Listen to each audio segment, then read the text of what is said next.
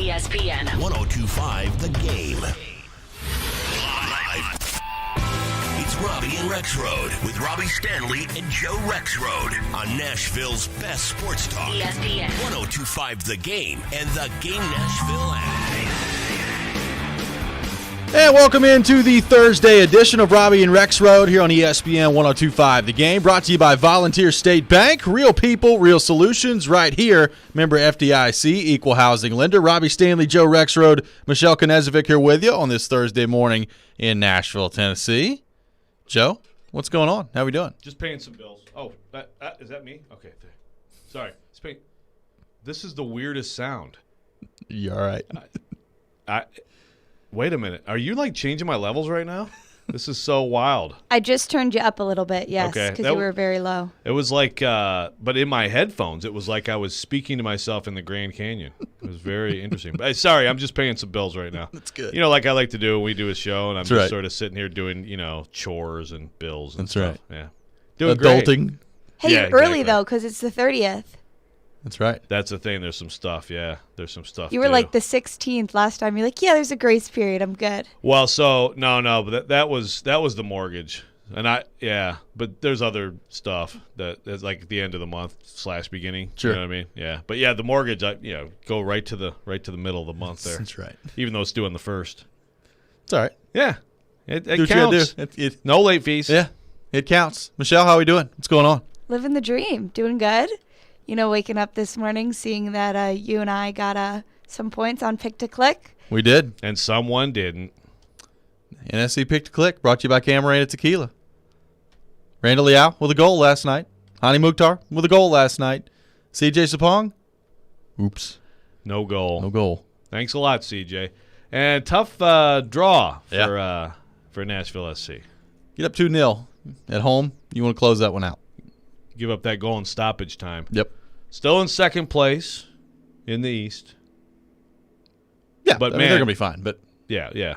And Mukhtar, what it's the MVP. Like, where is he in the MVP landscape? My gosh, the I know. guy's had a year. He's been unbelievable, and he scores on a rebound last night off of penalty kick. It was just, you see him, he puts another one in the back of the net, and you're like, just old hat now. Every game, Mukhtar's finding the back of the net. It's pretty incredible. Yeah, I mean, I don't know. Like, I've got to think he's somewhere in there, He's right? got to be up there. Yeah. The official standings now in NSC Pick to Click. The listeners at 7, Michelle at 4, Robby Stanley at 3, Joe Rexrode at 2. Wah, wah. Well, it's almost time for Pred's Pick to Click, right? It is. We're getting closer. Better at that. Although I was better at that with Boy Callie, so Yeah, he's gone. he's gone. That might be rough too. You're going to see I him, wanna though, early in opt the out. season.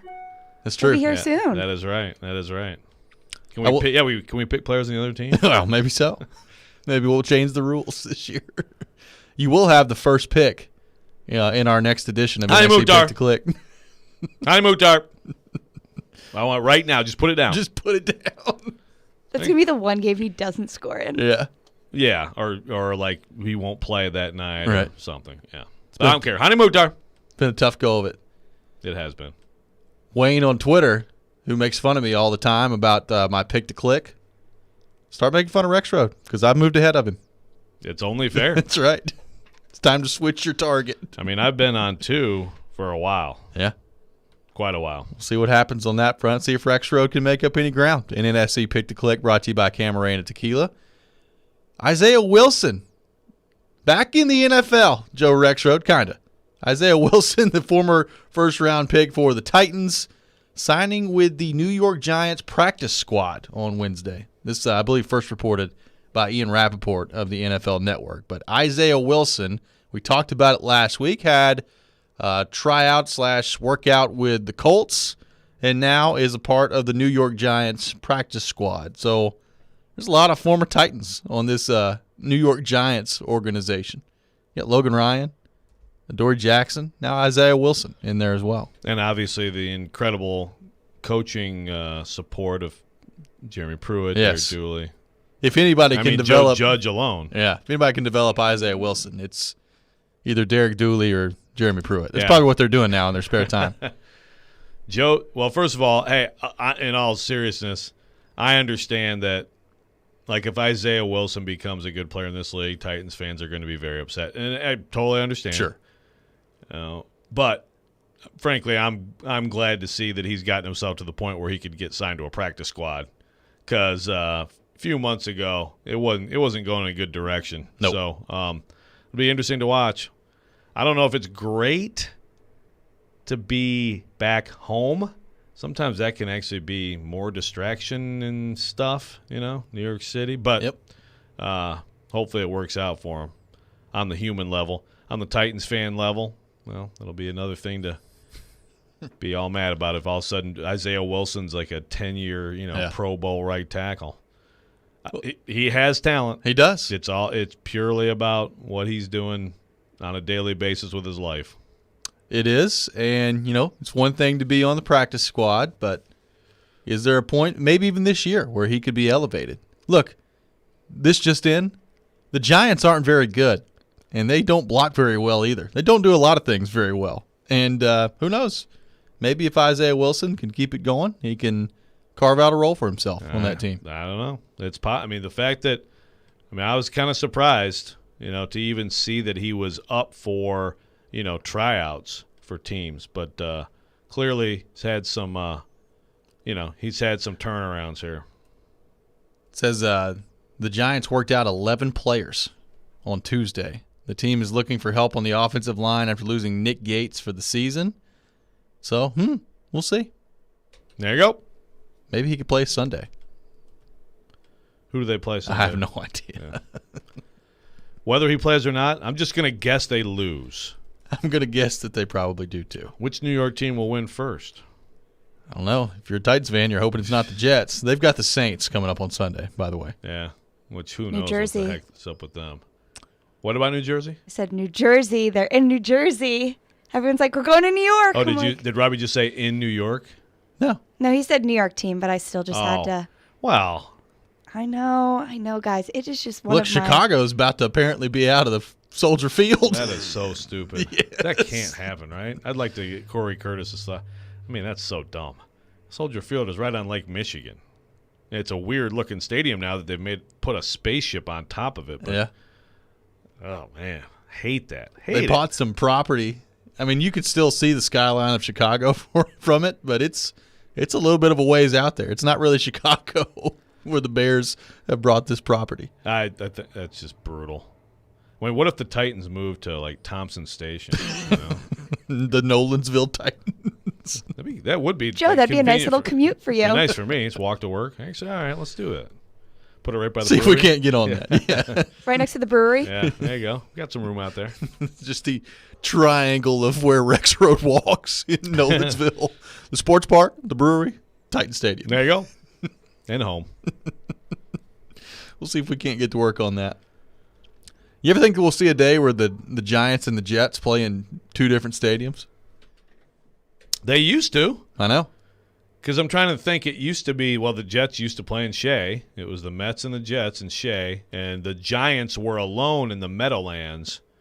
Like the Giants, so it used to be that they were the New Jersey team and the Jets were the real New York team. That's right. In Flushing.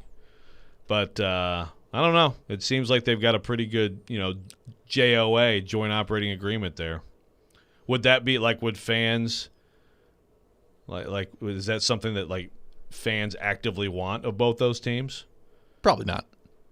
They kind of, you having to share kind of sucks, right? If you hate, especially if you hate the team that you're sharing it with, and you know that they're going to paint that end zone Giants when you're a Jets fan and you. I guess hate it would the be Giants. different though if one of them was more superior, whereas they're both just kind of garbage. But Yeah. at least, now they are. But Now, the yes. Giants, They've won a few the Super Giants Bowls. they've been a much better franchise. Yeah. The Jets, boy, Vinny Testaverde, Rex Ryan, Chad Pennington had a little minute there. Yeah, there you go.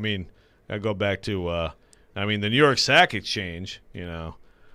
Mark Gastineau and Joe Klecko and those guys. Oh, yeah. They were awesome in the early '80s, but they still never did anything in the playoffs. Sanchez coming in there with a butt fumble. It's been a heck of a time for the Jets. Yeah. So But now they both suck. So at least Jets fans can take heart in that. Are they? So obviously we know the Lions are at the bottom of the list. Are the Jets worse off than the Jaguars in terms of just franchise-wise right now? They're a total dumpster fire. So are you talking about right now as they're operating, or are you talking about historically? Right now. I don't know. It's pretty close. Yeah, that's a good question. Because obviously now the Jags have cleaned house again. Yeah. So And I don't know if that's going to be for the better. I don't know either. Yeah, I mean, I have no idea. It looks a little bit flimsy. That's a good question. I mean, the funny thing is with the Lions, every once in a while you stumble into like a good hire. I actually think they have a good GM hire that they've made. Good coach hire. Well, hey, I mean, he's going to be good for all of us, whether he's actually a good coach or not. Yeah. He might be a good coach. I don't know. But he's going to be good for all of us. If he's the worst coach in the league, best coach in the league, it's about entertainment. Give me more Dan Campbell. Yeah, no, I mean it's going to be a pure joy for however long that lasts. Yeah. But that's ownership. So what's worse? Like I don't know. Whose ownership is worse, Jets or Jags? Because the Giants' ownership has been very effective. I mean, correct. I don't know. I'm not sure about that. It's not a good I spot know to be Shad in. Khan has talked about moving them to to London. Yeah. So. But that's kind of dying down, right? I think so. That'd be a heck of a travel for the AFC South in London. You'd have to switch those up. Yeah. Yeah. How do you make that work? There was some real momentum though Yeah. to try to figure all that out. So I'm hoping that's going by the wayside. yeah. But if anyone could do it, just move away. No one would care. It'd be the Jags. When we come back, we'll continue the conversation on the Titans, including some bad news on the injury front yesterday for the Titans as well. All that coming up next. This is Robby and Rexrode here on ESPN 102.5 The Game. His shot, he scores! Matthias Eckel gets the Predators' third of the night. Nashville Predators training camp is underway. The Nashville Predators back in action. We're closing in on the new season. You still have some really good pieces and some young players that were really good last year. And your only home for coverage of the Preds is Nashville's best sports talk. ESPN 102.5 The Game and the Game Nashville app. There's no place like Panera. Enjoy a toasty sandwich served on fresh baked focaccia or a refreshing salad with sweet berries. Panera.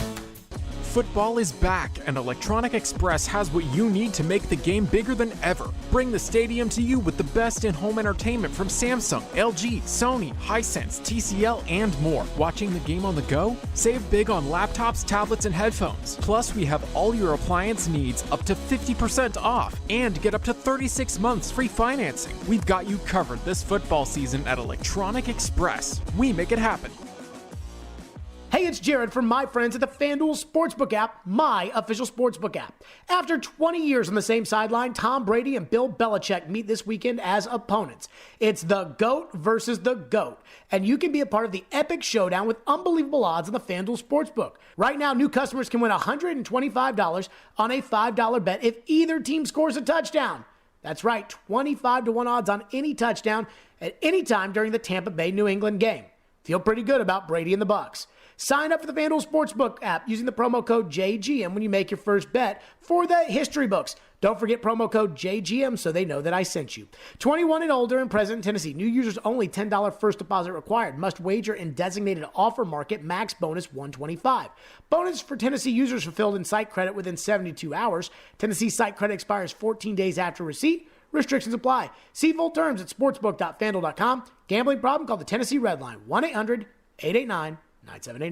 Bring everything up to speed with the Novatech Managed Office. Novatech's Managed Office portfolio consists of 4 key pillars that provide a unique, holistic approach to business technology, bringing together hardware, software, and services for IT, print, cloud, and security. Novatech's mantra: get it all, get it right, and get it now. From a technology partner you can trust. Let Novatech manage your business technology so you can focus on what matters most, your business. Learn more about the Novatech Managed Office and request a free Office X-ray technology assessment at novatech.net. That's novatech.net.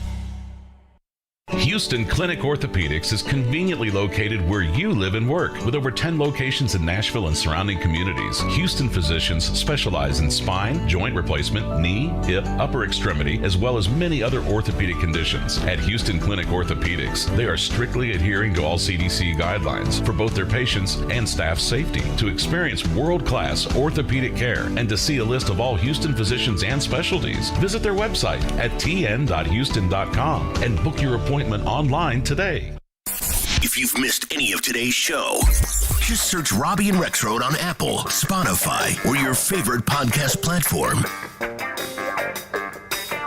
Sports Stars on Saturday, October 16th by running, walking, or boogieing in the Nashville Striders 21st Annual Shelby Bottoms Boogie 15K and 5K Run Walk at Shelby Bottoms Park. This event is perfect for the avid runner as well as the casual jogger, and you can also show your support and participate virtually. For more information, visit starsnashville.org. We'll go back in, Robby and Rexrode here on ESPN 102.5 The Game, streaming live on Twitch, Twitter, and YouTube today and every day. Our video streaming is brought to you by the law offices of Amanda Gentry. Robby and Rexrode brought to you by Volunteer State Bank, conveniently serving Middle Tennessee with 13 locations. Member FDIC, equal housing lender. And Joe Rexrode, it was not very good news yesterday for the Tennessee Titans on the injury report, and we talked about it in the middle of the show yesterday. Ian Rappaport coming out and saying that Julio Jones was dealing with a leg injury, and that immediately makes your mind start to wonder when you factor in leg injury. Mike Vrabel's talking about tightness, and you and I wondered, could that mean hamstring? And turns out that means hamstring. Julio Jones is on the injury report, did not practice with a hamstring injury, and Joe, as we talked about yesterday, that was the injury that Julio Jones had last year that caused him to miss most of that season. So not good news on that front, and now I think pretty likely that the Titans could be without Julio Jones and A.J. Brown coming up on Sunday against the Jets. I would just, right now, just count them both out. If either of them play Sunday, I'll be very surprised. And, yeah, neither of them were out there yesterday. And it's the same thing we've been talking about with A.J. The difference being, that there's more of a history with Julio Jones and the hamstring. Obviously, last year – he played 9, so I think it cost him 7. Yep. Because, they played 16 games like they should every year last year. And he, like we've talked about this, but he said he came back too early also and aggravated it. But, again, too early. The problem is you can say after the fact, yeah, I came back too early, but I bet you he got cleared, Yep. And that's the problem with the hamstring is – unlike the knee, the ankle, or whatever else, it's like, okay, you can look at it and say, yep, that's healed. You're good. Go for it. For whatever reason, the hamstrings, there can be really like no indication, but you've done it before, and then you pull up again. So all you can do is rest it and do whatever they can do to try to, help them heal. But at some point, they're just going to go out there and test them out and hope it doesn't happen again. Yep, and honestly, if I'm a Titans fan, I'm hoping that's not this week. I would much rather be too cautious with this, with A.J. Brown and Julio Jones, than too aggressive. Like, if they miss out on a week that they could have played, I would much rather have that than coming back too early, if I'm a Titans fan. So if this was last week, do you feel the same way? Like if this was the Colts game this week? Yeah. Yeah. I mean, it's one game, and you don't want what could be a 1 or 2 week situation to turn into a 12-week situation because you try to come back too early. So I'm with you. Like, if either one of those two guys is on the practice field this week or plays, I'll be very surprised. So now you can review, first of all, everything that's happened since Sunday, and I got a little more. I got a little more clarity. I think basically.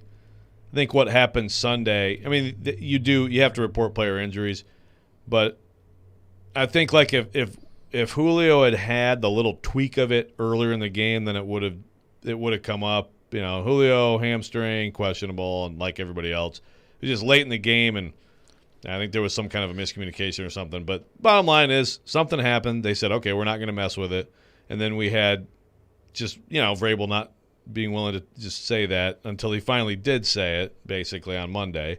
And now it all adds up together. I have seen some people say, so now they're pretending for him to be hurt. So it's an interesting take. Yes, quite interesting. Titans Instagram. Titans Insta is amazing. Yeah.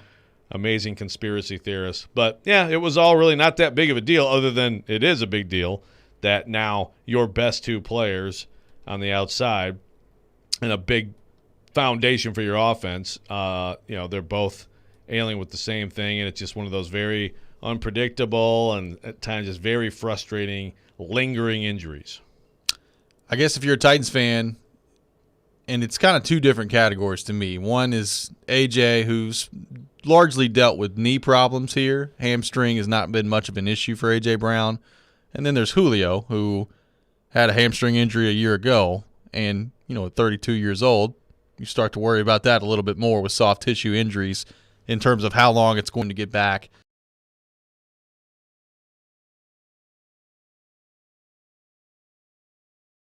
Damaged A.J. Brown's hamstring is and how damaged Julio Jones' hamstring is from purely an age standpoint. This is concerning to me about Julio Jones. Yeah. Yeah, for sure. I mean, I guess the timing could be as good as it possibly could be. Because if you don't have him this week, which I just don't think there's any way, and then if you don't have him even at Jacksonville, and with both of them, I think you get through those games and be fine. But is he going to be ready to rock for Buffalo and Kansas City and the Rams and all these huge games? Those games, I don't know that you can make it work with Batson and company. Yeah, I mean, you're going to need Julio Jones and A.J. Brown for those games. I don't know that you're necessarily going to need them for the Jets and the Jags. Now, having said that, I mean, we keep saying that. This is the NFL. This is not like college football where the Titans are just going to roll in there and hang up 58 and just walk out because they're the Titans and they're playing against the Jets. And I think we all know that. But I don't think it's outside of the realm of possibility for the Titans to walk in on Sunday with Derrick Henry and Ryan Tannehill and the weapons they still do have offensively and get the job done. I have a much tougher time believing that when the Bills roll in and when the Chiefs roll in. That's going to be a little bit of a different story in my mind. Yeah, and also how much of a big deal did we make out of all the time that they missed together practicing? Well, here's more time that they're not going to be working on their timing, So, and I think that's the same. I think all of it is less of a concern with AJ than with Julio. But because AJ Brown and Ryan Tannehill will pick right up whenever they start playing together again. But with Julio, you're kind of building something. You could see it. You could see it in Seattle. You could see it in the first half against the Colts. Yep. And now you can take that time off, and you can take mental reps, and that's all fine. But that's it's very possible that then you're going to have another little ramp up time when he comes back. Mental reps, baby. Just had a nice Butch Jones flashback with that one. Appreciate that. Let's go back to the text line, driven by WilsonCountyHyundai.com, 615-737-1025. Ben texting in. The NFL Network predicts that the Titans will only dress 4 receivers Sunday and that Reynolds won't be one of them either. So apparently the NFL Network is making predictions. The NFL Network is making, active roster predictions midweek? Wow. They do a lot of stuff. They're a very busy network, man. Jeez. Look, you got a lot of stuff you got to talk about. A lot of football. Yeah. You just got to fill up some time, man. Yeah. Are there odds on this? Is there a sports book that has this somewhere? How many active receivers will the Titans have Sunday? We'll have to find it out. That would be surprising to me, in all seriousness. If it's only 4? Yeah, I don't think that'll happen. How many outside linebackers will they have? Nah, that's a great question. It's a great question. Which, by the way, on that front, Bud Dupree did not practice on Wednesday. I don't think that's a huge surprise. Has not yet practiced on a Wednesday. So today with Bud Dupree will be a little bit more potentially telling. You would like to see limited, at least, from him today if you're a Titans fan, if you're the Titans. But, yeah, Wednesday has been no-go for him already, so there was some good news, I think, on the injury front yesterday, and we'll get to wide receiver and tight end coming up here in just a few minutes. But Christian Fulton with an ankle injury, limited participant yesterday. He did address the media as well. So, we talked yesterday about how important it is to get him back out there and be available, and whether or not he's ready to be the number one corner for this team. If he can go Sunday, that's pretty big news for this group. Yep. Now, I'm still this has happened before. Yep. Where players say, I'm going to be good, and they're not. I mean, Jayon Brown talked on Friday about how excited he was to play in that game, and then on Saturday we find out that he's out. So it doesn't, it's funny, like this is another thing where from a media perspective, it's different in college football than in pro football. Of course, in college football, it's so sparse anyway, but they would injured players never made available, like if there's anything going on. And in the NFL, they are, so sometimes, they may be more optimistic than reality. But the fact that he was limited participation, seemed to be moving around fine, that bodes well. And, yes, they need him in every game. And I think in a game like this, if you're losing, you're missing key players like that, you can't be all over the lineup, riddled with people missing. So they need him for this game. I mean, they have a chance to, I think, probably get some turnovers in this game. They have a huge emphasis for this defense. It seems like a good opponent to maybe try to improve those numbers. As Mike Vrabel pointed out to everybody, David Quessenberry leads the team in forced fumbles. Probably not good. So that's a good – I'm sure he's saying that all over the building. Sure he is. So that would be big for them to have Fulton for sure. And again, it's like Lawan, whether he's real good the first week back or whatever, whenever you see a key guy like that and it looks like maybe there's, a significant injury, clearly, it's – in fact, was he on the – what did it say on the report? He just twist his ankle? Yeah, it just says ankle. Yeah, so it's an ankle. It's one of those things that – that's because you never know. That was kind of a nasty little pileup in the middle of the field. Then he was kind of in and out of the game from there. So that is good news. Did not expect to see Brett Kern on the injury report. Limited participant, right groin injury. Right groin. I don't remember NFL injury reports telling us right or left on the groin, but they're getting more specific.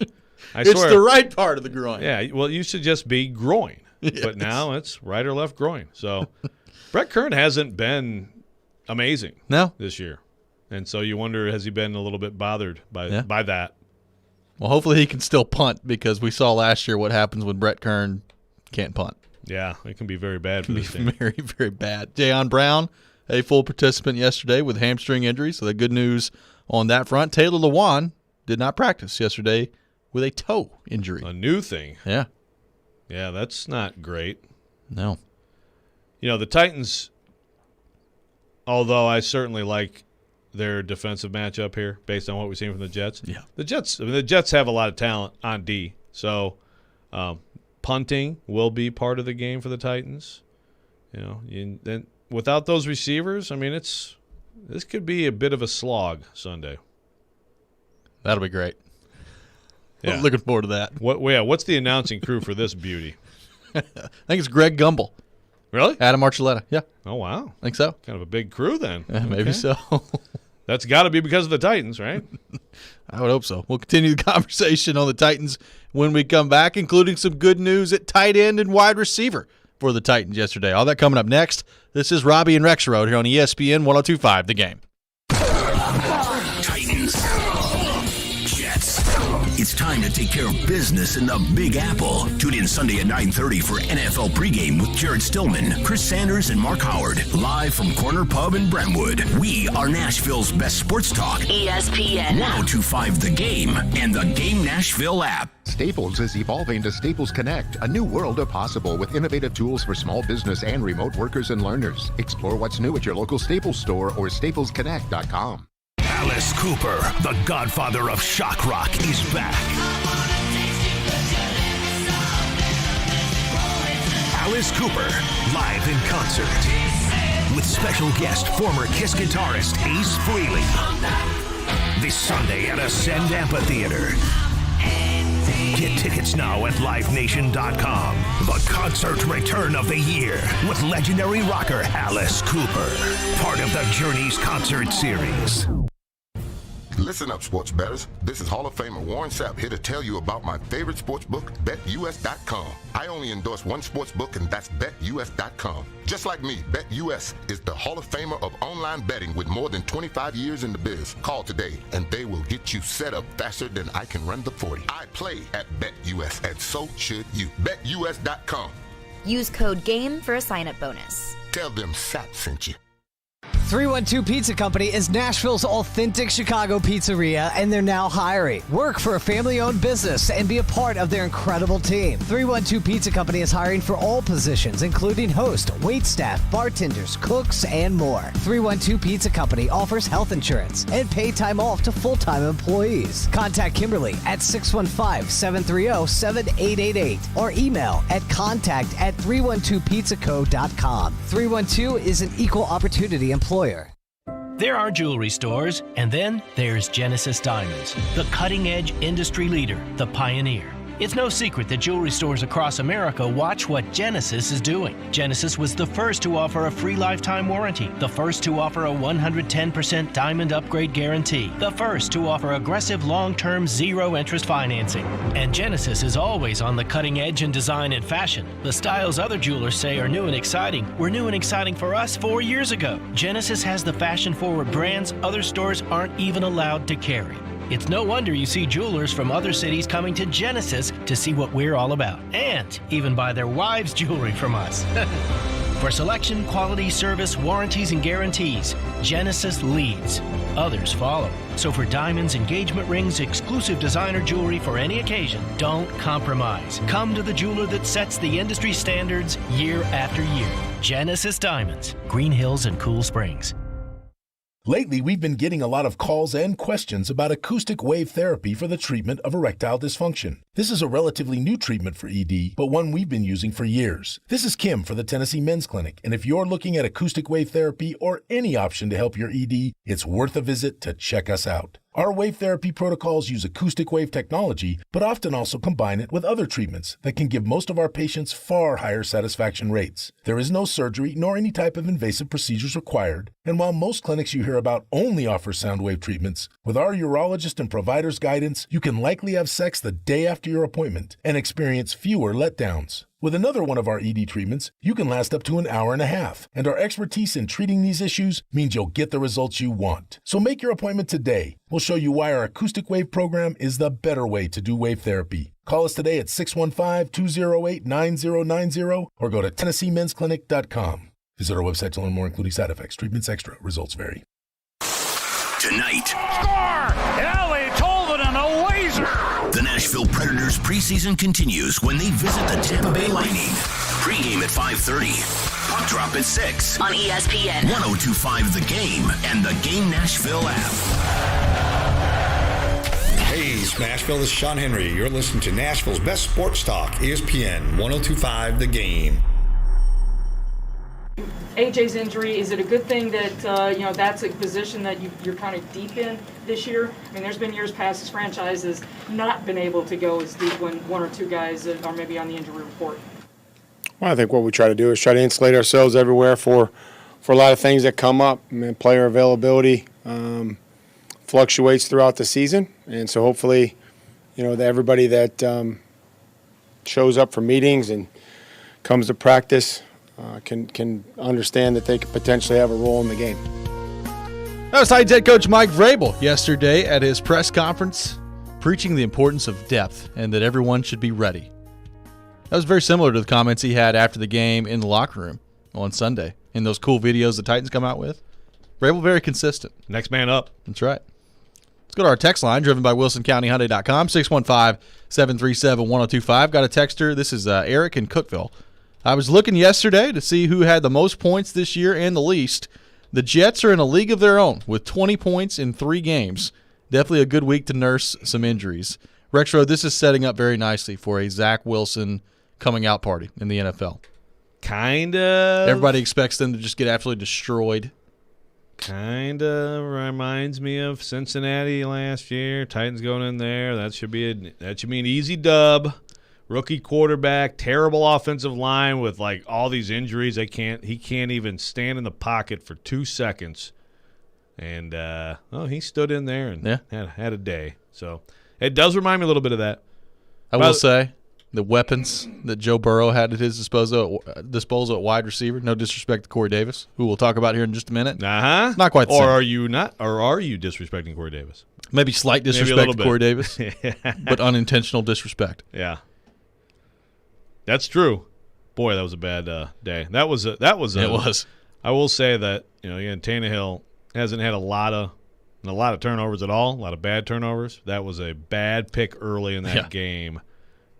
That really flipped the game around. Also, another one of those games, because I remember how much we talked about it after, where that defense just robbing Derrick Henry of yardage last year. He could have ran for 350 yards in that game. That's right.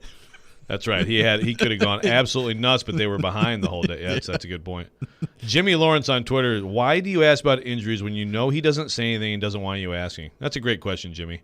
We should go and say, oh, Coach, I'm sorry, Coach. You don't like that? Oh, well, we'll just sit here quietly then. Hey, Thank Coach, you, Coach. What would you like to talk about today, Coach? Coach me up, Coach. Oh, Jimmy, come on, man. You mean you're not in there doing the bidding of Vrabel every time that you go to the press conference? You're not just like going down a checklist of what he wants to talk about? Look, here's the thing. He doesn't get asked about injuries that much anyway. Exactly. He really doesn't because it is known. I mean, if it was different, he would get asked more. And we all know that. I mean, like yesterday, I think Teresa tried to ask about one of the receivers, and he basically, injury report coming later. I mean, that's fine. But like the Julio Jones situation, we didn't know we didn't know what it was. Yep. We're trying to find out what is going on. So that's a situation where the easy answer that just prevents all this stupid conspiracy theorizing and speculating and everything is just the truth of what it is. And that's all you had to do. Yeah.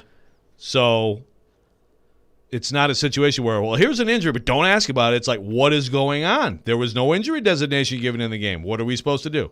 So, Jimmy, would you like us to ask questions or not? I welcome you, Jimmy, coming in if you like to pipe in, because I know sometimes – fans don't like the questions we ask. I welcome, you can type up the exact question you'd like to ask, and I will take it under consideration. Sure. Put it on the text line, driven by WilsonCountyHunter.com. That could be your next mailbag at The Athletic. Just send me questions to ask. That's a good idea. That would be very interesting, actually. Send me questions you want to ask Vrabel. But the question, so Jimmy is 90% of them. Well, so great. Jimmy's on the side of like, how dare you question my coach, But then there's also the, you better hold their feet to the fire. Like when the Titans lost game 1. And it's like, so what would you like me to ask? Like, should I ask, will you be fired or are you quitting today? Right. Got a lot of that with the Will Preds, you too. ever play Taylor Lewan another snap in his career? A lot of looking around at the Preds and being like, to me and Vengen, hey, you should hold David Poyle's feet to the fire. He should be fired. Well, okay, what would you like me to do about that? Well, the Poyle, the one that gets me, and there's actually one specific commenter on The Athletic whenever I write about the Preds, and he's always like, you guys ask David Poyle the tough questions, but then you accept his answers. And I'm like, so what am I am I then supposed David, to grab that's not him? good enough. Yeah. No, I want the truth, David. I mean, what are you supposed to do? We need like a fantasy camp. It's good stuff. Yeah. So anyway, what were we going to talk about? Well, some good news on the Titans. They did have some good news on the injury front yesterday offensively. Anthony Ferkser back out there, a full participant in practice with a knee injury. Marcus Johnson on the practice field yesterday as well. So potentially some good news on that front for the Titans. I got some awesome video of Marcus Johnson. Yeah, you did. It's at Joe Rexrode on Twitter if you'd like to check it out. It's about 1.8 seconds of him going through a drill. But, they've got Des Fitzpatrick in 88 also. So I'm like, wait a minute. Who's the real 88? But Des Fitzpatrick. That's sneaky. Right. Des Fitzpatrick has red Louisville cleats on. It's always a good telltale sign. Louisville. As I was told yesterday at practice. But he looked good out there, and Ferkser looked like he was moving pretty well, and that's in both cases. That could be very timely and significant. I asked Tannehill about this yesterday, about Ferkser because, look, here's the thing with the tight end situation. I mean, Pruitt has made some nice catches for sure. He's had some big moments. Swaim's gotten involved a little bit. Like when Ferkser's in the game, there's going to be some plays where he's the first read. Like he's going to be kind of like that slot receiver. Yep. And they haven't had that. Now, Chester Rogers has been the slot receiver, and he's done some things, but it's a big deal. I understand anybody who wants to kind of dismiss, Ferkser's about to be a superstar tight end, that's fine, but he is far and away the most important receiver in the tight end room, and he and Tannehill have a very good connection. So him coming back is probably a bigger deal than people realize, even in the context of the receivers missing. And then Marcus Johnson, guy can run. The guy is if he's through whatever he had here, because we don't have we don't have specifics on IR, but if he's through that, I thought all along like that's your number 3 receiver. By the way, still no sign of Darrington Evans. So he gets hurt in the first preseason game against Atlanta, and it's still nowhere to be found. So you're talking now almost 2 months. Yeah. Yeah. It's not good. So right, and it's not good. Now, I would not expect it to be season ending, but at what point is he ready, and then at what point, what can he provide? Jeremy McNichols has found himself in the right spot. He has. Because he's just the opportunity is going to be here for him, and he's taking advantage of it. I had one of my buddies text me yesterday and ask me if Darrington Evans reminds me of the Adoree Jackson situation last year, where he's just hurt the whole year and eventually comes back at some point, but it's like week 15 when he's back. I don't know. I don't know what's going to happen. I think in Adoree's case, there was pretty clearly a setback somewhere along the way. Yeah. And I don't know that you could say that about Darrington Evans at this point. Right. I mean, with Adoree, he was close. He's close. Oh, no. He's close. Yeah. So that was also an Adoree situation. They desperately needed him to start and, be their best corner, And with Darrington Evans, I do think he brings another dimension. If he's ever out there running like I know he can run and cutting and doing the things, he's explosive. If he's ever out there, I think he'll make a difference, but it seems further and further away with each year that he doesn't really play. We'll see. Let's go to our text line driven by WilsonCountyHyundai.com. Jake from Dixon texting in. I won some soccer tickets like a week ago, and my buddy and I went last night. Even bet the tie, and they ended up tying in the 90th minute. We had a blast and even made a little money. Thank you all for what y'all do. I listen every day. Nice. Way to go, Jake. Appreciate you listening. Jake. Good crowds. Actually, last night I was like, we should have planned as a family to go to this game. Yeah. We couldn't have practices and whatever. But that, I like the midweek. Oh, yeah. I mean, it's like with weekends, obviously, for my job or whatever, it's impossible. Right. But the weeknights seemed like they had a pretty good crowd last night. Speaking of Nashville SC, ESPN 94.9 is the official English radio home of the Nashville Soccer Club. Listen in this Sunday as Nashville SC takes on New York City. The pregame starts at 10:45 and the match begins at 11. When we come back, a little bit of a salty press conference yesterday from Corey Davis regarding his time with the Tennessee Titans. We'll get into that coming up next. Also have some tickets to give away as well. All that on the other side. This is Robby and Rexrode here on ESPN 102.5 The Game. From the Fox 17 News Code Red Weather Center. I'm Fox 17 News Code Red meteorologist Dan Guthrie. Partly cloudy skies today. Highs heading to the middle 80s this afternoon. Small storm chances mainly west of Nashville, but just about everyone staying dry today. This weather report brought to you by Hiller Plumbing, Heating, Cooling, and Electrical. Call the Happy Face Truck today. It's that time of year again, and all eyes are now turning to football as teams are back on the gridiron. Head to the website or use your mobile device and bring the game home with betonline.net. Paul Feinbaum here for the Southeast leader for cranes and equipment rental, CraneWorks. The CraneWorks team in Nashville, Birmingham, and Mobile is ready to make your next construction or maintenance project a big success. Give CraneWorks a call for your next lift, machinery moving, or rigging project. And don't forget, RentalWorks has a full line of rental equipment for jobs both big and small, and now offering qualified operators for all equipment, including aerial and earth-moving equipment. Call CraneWorks at 877-282-LIFT or visit them on the web at craneworks.com. The 2021 Major League Soccer season isn't over yet, Nashville. Are you in? There are just 2 regular season home matches remaining as we make our final push for a playoff spot. Don't miss the action on Wednesday, October 20th at 7:30 p.m. against the Columbus Crew. Or catch the last regular season match of the season on Sunday, November 7th at 2:30 p.m. against New York Red Bulls at Nissan Stadium. Come be a part of the most unique sports experience in Nashville. Tickets are on sale now from just $22 at NashvilleSC.com. Everyone in. Football is here, Titans fans. With 5 locations in Middle Tennessee, it's easy to find the perfect corner pub to meet up with friends and family to cheer on your favorite team. Head downtown to watch your Titans play on the 50-foot LED screen, or brunch it up this Sunday in Brentwood, where 102.5 The Game will be live on location with Jared and friends. Stop into any location for game day food and drink specials. Corner Pub, your local family-friendly sports bar, located in Brentwood, downtown Nashville, Bellevue, Cool Springs, and Franklin. The neighborhood meets at the corner. Yo, it's Teron Davenport here to tell you about my friends at Freedom Tire Guys. They're Nashville's premier mobile tire company, and they do it all. New tires, balance, rotation, everything.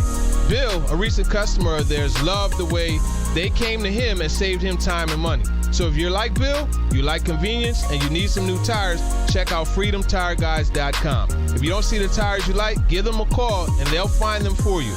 Check them out today at freedomtireguys.com.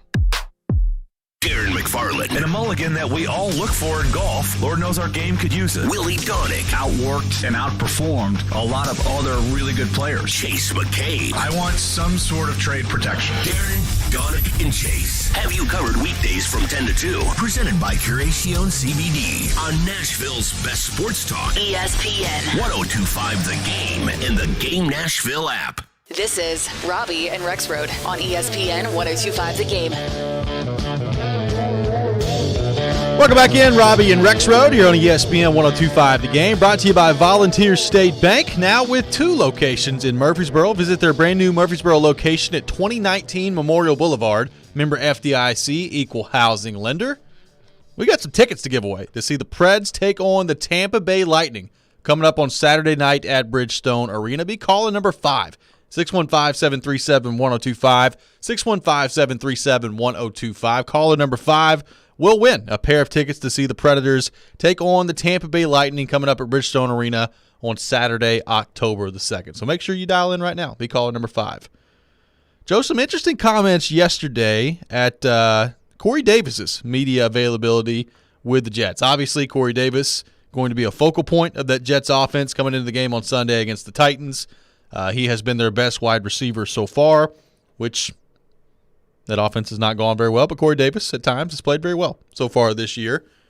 And he was asked yesterday about, obviously, the natural storyline of going up against his old team. And was asked if the Titans were interested in re-signing him. And Davis, his response was, quote, "No, sir." The follow-up was, "Did that bother you?" And Davis said, "A little bit. I'm not going to lie to you." So are you surprised that, according to Corey Davis, the Titans did not show any interest in re-signing him? Not really. And I'll go back to my Nick Westbrook-Akina story that people just absolutely love still. Is Garcia going to apologize to me at some point? I'm just wondering. I'm ready for that. Next time we have him on, we'll have to. You just wait till Monday morning when we come in, and the first thing we're talking about is a Nick Westbrook-Akina 15 reception, 192-yard performance. Yeah, there you go. Well, look, again, I didn't write it in that piece, but a very good source in the organization, to paraphrase, said, we think that, like, Nick Westbrook-Akina can do a lot of the same things that he did. Now, I was not told he is as good as Corey Davis. That's not what I'm saying. That's not what I was told. But I guess the impression I got was we're not paying that much money for Corey Davis. Good player who, we talked about this a ton last year. He benefited from what was around him. Yep. I think it's unfair to look at Tannehill and say, well, you have Derrick Henry, whatever else you want to say. This year, A.J. Brown and Julio, although now he won't for a while, and say, well, good. Anybody could do that. No, you're an NFL quarterback. Like, that's not how it works. But it does kind of work that way sometimes. If you're sort of the secondary receiver with the best running back in the league, and then a rising top 10-ish receiver on the other side, that you're going to have some really nice situations. Corey Davis, I think the only thing that kind of surprises me about them not really trying to at least look into it is that I do think as a blocker, I mean, we know Mike Vrabel loves blocking, right? He does. I mean, come on. That guy, I mean, seriously, he was a really excellent blocker and was a part of some of those big Derrick Henry runs. Physical guy, but a physical football player. Oh, yeah. And he's a good player. He's going to have a good year for the Jets. But is he worth paying that much money to? I mean, of course, I'm sitting here saying I'd much rather pay a few million more for a Julio Jones. Now, right now, he's not active. But even in the limited bursts we've seen of Julio Jones, like in Seattle, that's not Corey Davis. No. So it's the same thing with Jack Conklin. Like I've even said, revisionist history. What if they paid Conklin? They wouldn't have drafted Wilson. They wouldn't have drafted Radons, all this stuff. But it is still a lot of money for a right tackle. Like you'd rather have the young, cheap, maybe not as good, but young and cheap right tackle than pay a ton of money for both of your tackles. I mean, you have to make these decisions, and more often than not, the decision is going to be not to pay the guy. So it's not that big of a surprise. Again, no one said that Nick Westbrook-Ikhine is as good as Corey Davis. He's not as good as Corey Davis. He's not going to, at any point, I don't believe in the NFL, produce like Corey Davis. But Corey Davis is also a solid number 2 receiver in the NFL. So I wouldn't pay 8 figures to a solid number 2 receiver in the NFL. No, and that's what I wonder. Was there any conversation at all? Because Corey Davis makes it seem like the Titans basically at the end of the season said, good luck, have fun in free agency. I do wonder if there was a phone call or at least a conversation between John Robinson and Corey Davis's agent, and they told him the price that they were looking for, and John Robinson said, okay, well, have fun, buddy. Maybe. I mean, they probably had an idea because, that's what the market is. Yeah. It's kind of like Jayon Brown last year. Titans love Jayon Brown. Of course they do. It's huge that they have him this year, even though he hasn't been able to play lately. It's going to end up big. And I think Jayon Brown and David Long together, I'm really interested to see if that's at some point what happens, how that looks. But they were just resigned to letting him go. Yep. Jonnu Smith hasn't started out great for him in New England. It has not. I still think he's got a ton to offer, but kind of the same thing. What are you going to do? I mean, that's all we talked about early in the offseason is like which of the 3, if any, would you try to pay? And the answer was none. Yeah. So, the thing with Corey Davis beyond he's a good player, not a great player. He's not a top 5 pick. We saw that pretty early. He is a physical. He fits this offense really well. Also, he was great in the locker room. Corey Davis is a great guy. Yeah. And you won't find anyone on this team or in this building who would say otherwise. And that's tough to say goodbye to people but you say the same thing about Conklin, and it's like, price tag, salary cap, can't do it. Pretty simple. Yep. So we'll see if this could be the Corey Davis revenge tour game coming up on Sunday.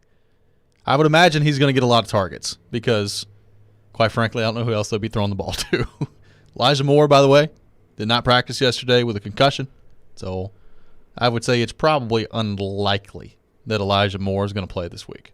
So, and that's the thing, too. I swear Elijah Moore had a stat. Someone was saying he hasn't played yet. Is that true? I don't know. I thought that Elijah Moore had played a little bit. But, if they're missing him, and Elijah Moore, I really do think he's going to be a good player. Yeah, he's played. No, he's played. I don't know what happened. Is that what knocked him out then? The concussion last game? I thought he got knocked out last game. Yeah. And did not participate in practice yesterday. Yeah. So, it's a concussion. I guess you can get through protocol at some point. So, I don't guess he's totally out for this week, but it's not looking good. Well, and Jamison Crowder's out. I mean, Jamison Crowder, who I think a lot of people – yeah, so Elijah Moore has 8 catches, 66 yards. Yeah. Hasn't done a ton. He's going to – I absolutely believe he's going to be good. But that would be good for the Titans if they don't have to deal with him. And if it's like Corey Davis and the Coriettes on Sunday, be interested to see what they do in terms of defensing him. But this is a game where you need to get some turnovers here, the Titans. Take advantage of Zach Wilson and Trevor Lawrence and start turning the turnover thing around. Let's go to the text line driven by WilsonCountyHyundai.com. Matt texting in. McNichols is playing very well right now. Would not be surprised to see him as the running back 2, even if Evans comes back and plays well. Like I would be. Like if Darrington Evans is fully healthy, I probably would be surprised to see Jeremy McNichols as the number 2 running back. There's a pretty significant gap in terms of playmaking, speed, explosiveness. Again, that's why they spent a high pick on Evans. And I swear, this is one of those things like, people are like, well, I haven't seen this crap. What are you talking about? I swear to you, Darrington Evans is a very talented guy. So it's not close. Now, the one thing I will say to that, though, is very trustworthy. Yep. Is Jeremy McNichols, which is why he's here. I mean, and if you can trust someone to always know the protection and to get the job done in pass pro when you need it, that's a big deal. And that's with Darrington Evans, kind of TBD. I know it's certainly been since he's been here. That's a huge point of emphasis, and by all accounts, he's worked hard and has figured it out. But that would be the only way that Jeremy McNichols would be ahead of a healthy Darrington Evans. Let's go back to the text line. Got a texter that says the same people talking about y'all asking stupid questions are the same people booing Lawan after coming back off ACL surgery. Pay them no attention. Well, I can't pay them no attention. I can't mute everyone. I've muted a lot of people. I do mute a lot of people, though. It's wonderful. Muting is fantastic. I do wonder sometimes, like on Twitter, how many people are yelling at me into the abyss and they just don't know that I don't see it. I mean, no doubt. Like it'd be kind of cool if they had a function where you could just, it's almost like a black light.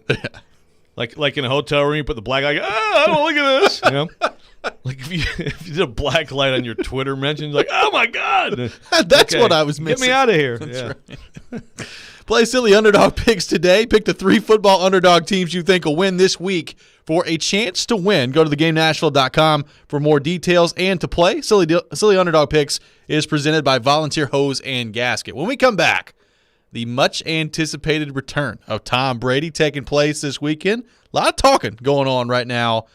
In anticipation of this game, got a book coming out, spilling all the old Patriots secrets, conveniently timed for this week when Tom Brady's coming back. It's fun stuff looking ahead to Brady and Belichick. We'll do that next. This is Robby and Rexrode here on ESPN 102.5 The Game.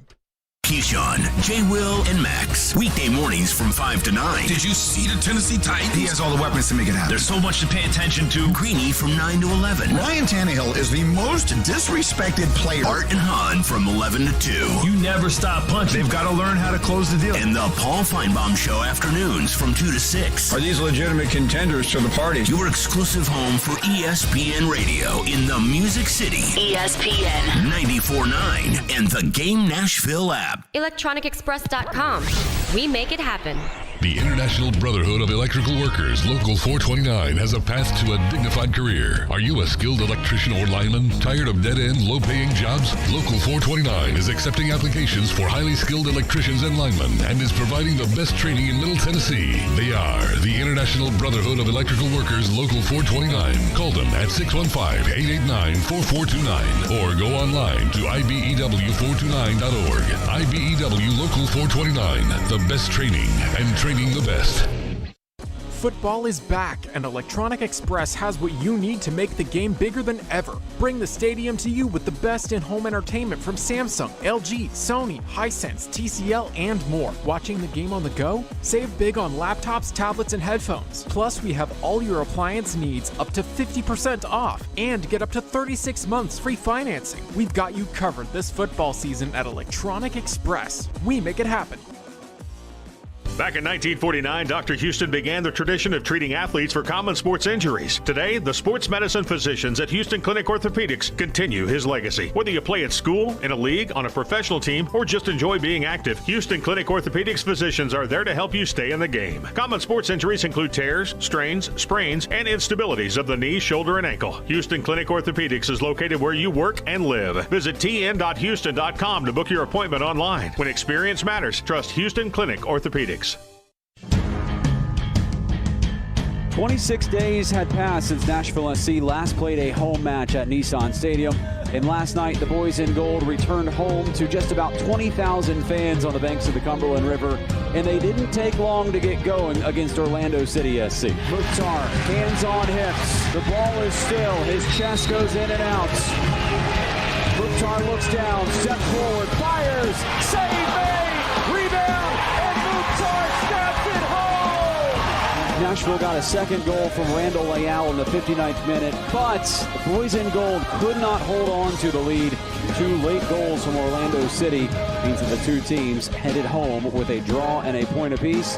The draw for Nashville SC pushes the boys in gold to 46 points in the MLS Eastern Conference. They are 6 points clear now of third place in the East and well on track to host a playoff match. For Nashville SC Minute, I'm John Freeman. Nashville's best sports talk, locally owned, home of our Nashville Predators. WPRT-FM Pegram, 97.5 Murfreesboro, WBUZ HD2 Laverne, online at thegamenashville.com. We are ESPN 102.5 The Game. Live. It's Robby and Rexrode with Robby Stanley and Joe Rexrode on Nashville's best sports talk. ESPN 102.5 The Game and the Game Nashville app. Welcome back in. Hour number 2 of Robby and Rexrode here on ESPN 102.5 The Game. Brought to you by Volunteer State Bank. Real people, real solutions right here. Member FDIC, equal housing lender. Robby Stanley, Joe Rexrode, Michelle Knezovic here with you on this Thursday morning in Nashville, Tennessee. And we've talked a lot about the Titans this week, deservedly so, and a big game coming up against the Jets. And we'll see how the Titans can get through that one with the injuries that they've sustained. But, Joe, I don't know if you've seen this. There's another big game taking place on Sunday Night Football. Tom Brady making his return back home to the New England Patriots with the Tampa Bay Buccaneers. You know, they came out with this stat last week that the Packers and the 49ers Sunday Night Football game was the most watched Sunday Night Football game since 2015. I think that's going to last for about a week, and this one is probably going to destroy that number, would be my guess. Yeah, probably. The game kind of sucks, though. I mean, I hope it doesn't, but yeah, you're probably right. That's true. People want the soap opera. They do want the soap opera, and I think we're going to see no shortage of that, and it's been interesting. There's all sorts of talking going on before this game coming up. There's a book that's come out spilling all the secrets of the Patriots back in the day. It's generated a lot of conversation. Tom Brady's trainer keeps talking to people and talking about how Belichick disrespected Brady and all this other stuff. And now Bill Belichick has addressed this game coming up on Sunday and what he expects in this matchup from Brady and company. Here's what Patriots head coach Bill Belichick had to say yesterday at his press conference. It's the offense he's run his whole career. Well, I mean, it hasn't evolved here, but, you know, the running game is the running game. The running game is different, but the passing game is the passing game. It's pretty similar. I mean, you could call almost every play from the flare control to the protection to, you know, similar to the way we do it. So Belichick seems to be very prepared for the passing game that the Tampa Bay Buccaneers are going to throw out there. The running game's different, but the passing game, it's ready to go. So, okay. It's like there's something in common with that passing game. So is he trying to say, like what is he trying to say? I don't know. Is he trying to say something? I don't know. Is he trying to say something there? I don't know. Is he saying like Brady stole his system? Or Brady's only doing well because he's in that? I mean, or is he not saying anything? It's just so weird to even hear him elaborate on anything. By the way, just really passionate discussion in his vocal tones on that one too. He loves those press conferences. Oh, huge fan. I can see why Vrabel loves him so much too. It's just interesting. But it's just it's the same tone. But usually he's using that voice to say, I don't care, whatever. On Cincinnati. Yeah. You saw the play. Like, can you describe that's what he was asked about Mac Jones' interceptions. He's like, and then he was about to say something, and he's like, you saw it. Thank you, Bill. He's like Lego Batman. I'm Batman. Meanwhile, you have Bruce Arians, who, as we know, not really afraid to say anything. And we found that out pretty clearly over the last couple of years during his time in Tampa Bay. Here was Bruce Arians and his assessment of the matchup coming up on Sunday against the Patriots. Well, I think they copied a lot of ours, so it's probably the same. Ask them which film they watch every week. They'll know. They always picked ours up and watched it, so it's the same stuff. Okay. So Belichick. Okay, so I can't even keep up with this stuff. So Belichick has copied Tampa Bay's offense since Brady left? I guess so. Okay. It's not going quite as well for New England to this point. Yeah. It's almost like there's a guy in there that's maybe important to that offense. Yeah. Well, that's what's in. I will say, I happened to be in the house for Tom Brady's last game. You did. In Foxborough. And, boy, did that offense and did he look mundane and I mean, the Titans were they were good on D that year. Yeah. They were good. They weren't great. They had a great D coordinator. They had not really much four-man pass rush. He schemed up some pressures. They had a good secondary, right? Logan Ryan was good that year, no matter what the analytics say.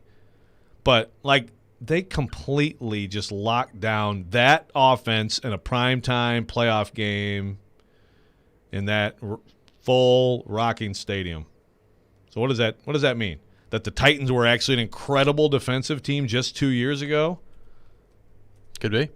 I mean, they locked down Lamar Jackson next game. I mean, that game after that game, it wasn't just the Patriots are done. It was yeah, Brady. Yeah, it's been an incredible run, but boy, you're looking a little rough, buddy. And now look at the guy. So what does that mean? It means he's pretty good. Look, I think Bill Belichick is the greatest football coach in the NFL's history. I am going to be very interested, and I have not looked this up this week, and that's on me, but I'll do it. What is his record without Brady? It's not very good. Brady's pretty important to what we've seen here. I think we've discovered that the last year. Yeah. Well, no question. I mean, look, Belichick with Nick Saban as his D coordinator. Yeah. Was a 8-8 coach with Cleveland. Now, being 8-8 with Cleveland, it's pretty good. Back then is actually not bad, and they actually had a team that, they built up to a playoff caliber team. But it's like the conversation I had, the argument with Jared yesterday. It seems like Nick Saban comes up a lot, and again, I saw Nick Saban at Michigan State for 4 years be basically a 500 coach. Then he had one good year, 9-2. He goes to LSU, and the rest is history. So there's a lot of factors. Look, Nick Saban is absolutely, without question, to me, the greatest college football coach ever. Yep. To sustain what he's done in this time, it's very different than 100 years ago, 50 years ago. It's not easy. So, but at the same time, I saw the guy, 500 coach at this place with these players. So there's always a lot to it. But yeah, right now I think you're right. Like what you just said, I think public sentiment has definitely shifted toward, and how could it not? Who's more important? Is it Brady or Belichick? Well, I think maybe the answer is just a big answer on sports. Jimmys and Joes, X's and O's. Yeah. Yeah, go with the Jimmys and Joes. I mean, they did win 6. The Timmy and Toms. Yes. Yeah. Yeah, they won. Yeah, they won some. They won a few. Let's go to the text line driven by WilsonCountyHyundai.com. Our buddy Gover texting in that Brady and Pat's game is going to smash TV records. I remember Montana versus the Niners for the first time, and it was appointment viewing. Wow, Montana versus the Niners. So this would be with Kansas City in probably about 93, I think, something like that, 92, 93. Yeah. Steve Young, Joe Montana. I forgot about that. Yeah, I think it'll probably do well. I hope the game's good. I kind of don't you just have this feeling, especially since they kind of got embarrassed last week, that Brady is going to come out here and he's going to throw for 450 yards and they're going to win by 3 touchdowns? That's what I felt like all week. Yeah, well, especially they're coming off the loss to the Rams, and they got spanked. So, yeah, that's probably what'll I'm going back to this whole thing, the back and forth. So is Belichick not basically confirming that he has copied them? Like, I don't know. Are both coaches trying to say that the other coach copied? I don't know. I think copied me? Belichick was saying, "Oh yeah, Brady does exactly what he did in New England with the Bucs." So he's like, "I know the whole playbook essentially." And Bruce is like, "No, Belichick's been copying me forever with my whole offense. Even like obviously he just got to Tampa, but all the other places he's been as well." Interesting. Yeah. Tampa Bay, a 7-point favorite in this game on the FanDuel Sportsbook. Just 7 points. 7, huh? Yep. Okay.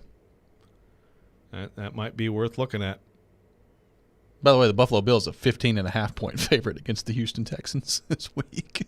Wow. 15 You do not see that in the NFL too often. No, you don't. Is it giraffe rookie player? Giraffe neck. They can't cover it. They won't. Davis Mills.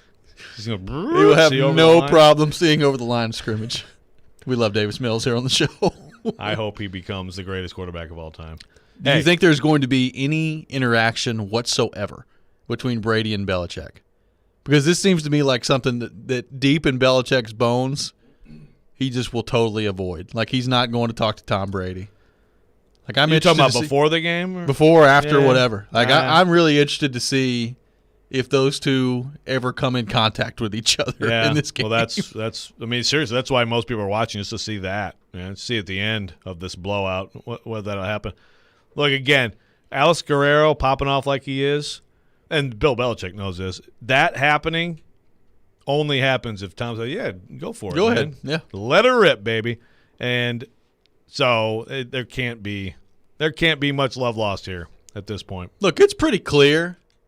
And based on the way that they were kind of acting in the Super Bowl celebration and some comments that have been made since then, like, it's pretty clear that part of the motivation for Brady last year, and I think we knew this at the time, was to just shove it to Bill Belichick and the Patriots.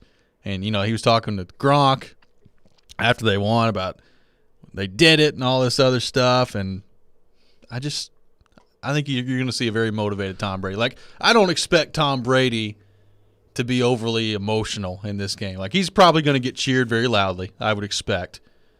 And I don't think you're going to see Tom Brady, like, his eyes welling up with tears or anything. I think you're going to see a very determined guy on Sunday. The amazing thing about all this stuff is, well, I agree.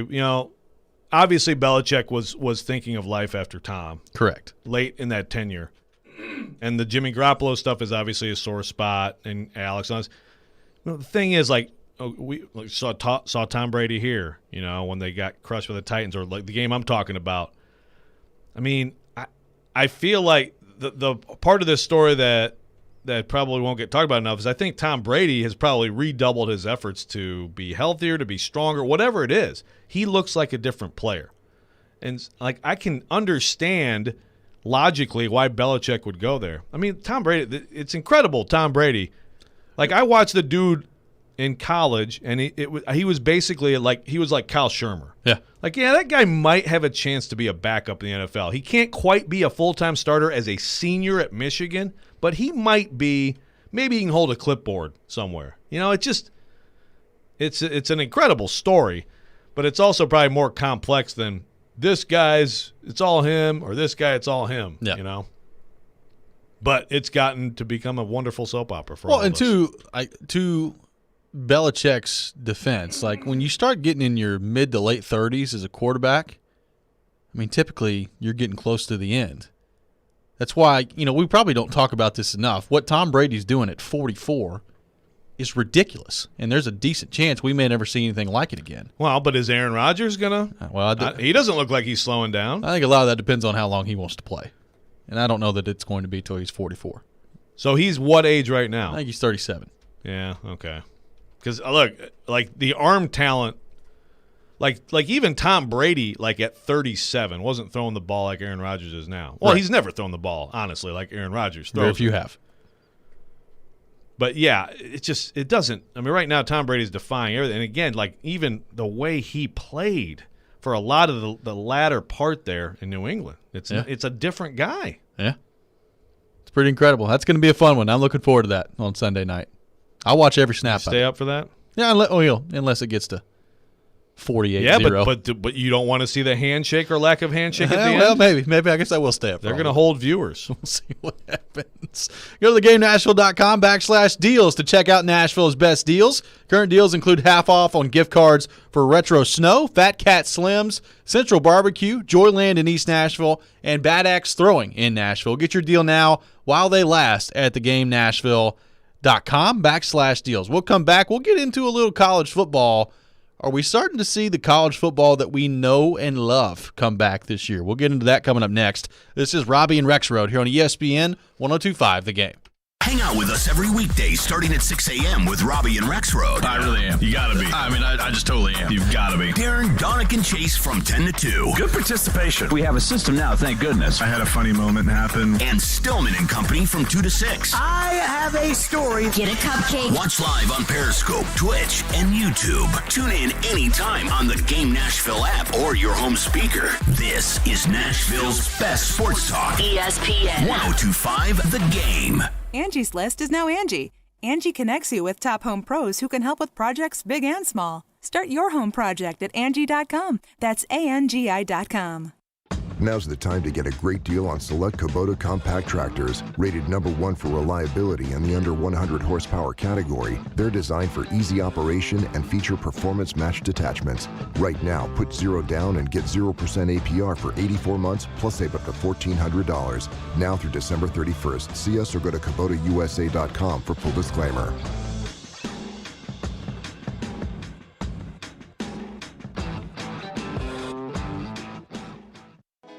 It's not just about being in your community. It's about being your community.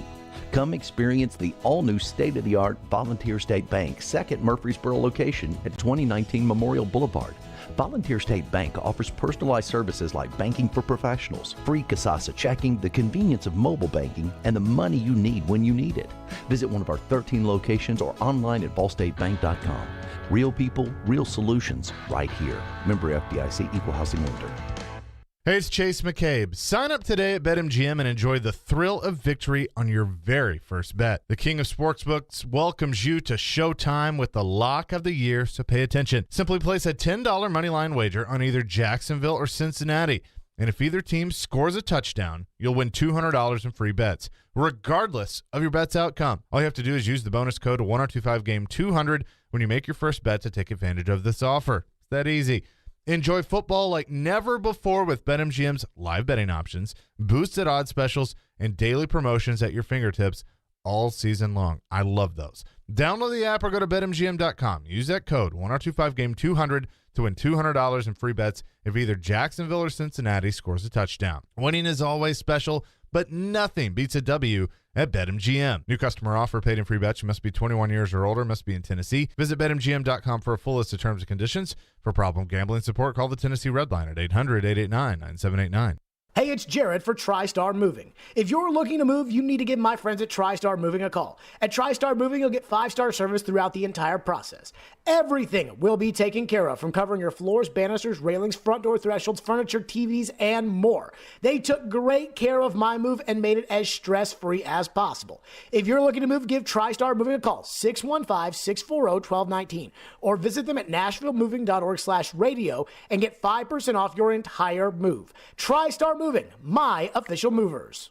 Interact with Robby and Rexrode. Call or text the show at 615-737-1025. Driven by WilsonCountyHyundai.com. Coach, I hate to keep harping on the attention that you have received, that your team has received, but I am curious what it's like to be on the other side. You at least from a social media standpoint, look like you're getting a kick out of it, regardless of what people are saying. Do you let any of this stuff bother you? I really don't. I mean, I know I reacted to one yesterday, and I just did another interview about it. I just thought it was unusual. Normally those type of things are said about you by, some fan, in some chat room, not a professional media member. So I thought it was a little bit different and had some fun with it. And especially when it's coming from someone that's never met you and doesn't know you at all. So whatever, It is what it is. Yeah, and for those who don't know, and Michael Wilbon on PTI yesterday, went after you, and I have to say it was surprising. It seemed, if somebody had said that about you 8 or 9 years ago, maybe there would be some justification. Maybe there wouldn't be. I don't know. I'm kind of awkward in saying that since I said some of those things 8 or 9 years ago. But I did see it yesterday. I said, God, that guy fine-bombed me. But I mean, you laughed it off, even though he is a very prominent person who not only used to be a sports writer at the Washington Post, but is one of the most familiar faces on ESPN. Yeah, I probably would have cared years ago. I really don't. Like I said, it's somebody that's never met me, never covered us, never been around us. And to say that I've never done anything. That was Lane Kiffin on with Paul Feinbaum yesterday. Did you see this the other day? Mike Wilbon just basically eviscerated Lane Kiffin on live television. Honestly, I heard about it, but I don't even know what he said. What did he say? I mean, just basically like Lane Kiffin's a clown, and like anybody who has Lane Kiffin representing their program should be ashamed and all this other stuff, which, honestly, if we were having this conversation about Lane Kiffin, in 2010, 2011, maybe a little bit more credence to it. But Lane's been, for Lane's sake, relatively calm as of late. Seems to be a little bit more mature. Yeah, so I guess I'd like to then ask the next question of, is it because of like his personality, his interviews, his social media? Because more like the long ago stuff in Knoxville. There's people in Knoxville who still are like, keep that guy out of here. Even though a lot of fans, and I understand the fans saying, yeah, we'll take him back. The guy wins. It's pretty amazing. Like the about face that the Tennessee fans have done on Lane Kiffin, where obviously after he left, he was public enemy number one. Sure. But he was public enemy number one because he left the team. Exactly. It's not like he was run out of town, right? Right. But I'm saying, like, they've forgiven that pretty quickly because I know a lot of Tennessee fans that were pretty upset that apparently he didn't even get a phone call this last time around. Michigan State and LSU fans would take Saban back right now. I'm sure they would. I mean, you have enough success, and you're fine. It seems also like, I mean, if like a fraction of stuff I've heard about Lane Kiffin in Knoxville are true, like there's like reason for like, dude. Yeah. But that was what, 12 years ago? 13 years ago? 13, yeah. So mature. I guess he's matured a little bit. And the funny thing about that is all of it came after he was the head coach of the Raiders, which is just there was a clip that they put up on, I guess, a flashback the other day of Lane Kiffin as head coach of the Raiders trotting out Sebastian Janikowski to attempt a 76-yard field goal. As you know, it was short. It did not make it to the end zone. God, that's awesome. 76 yards. I still remember like the Al Davis tirade when he fired Lane Kiffin. Oh, yeah. Well, that was 2 days after he tried the 76-yard field goal. Is that right? Yeah. Good time. Going out in style. Times.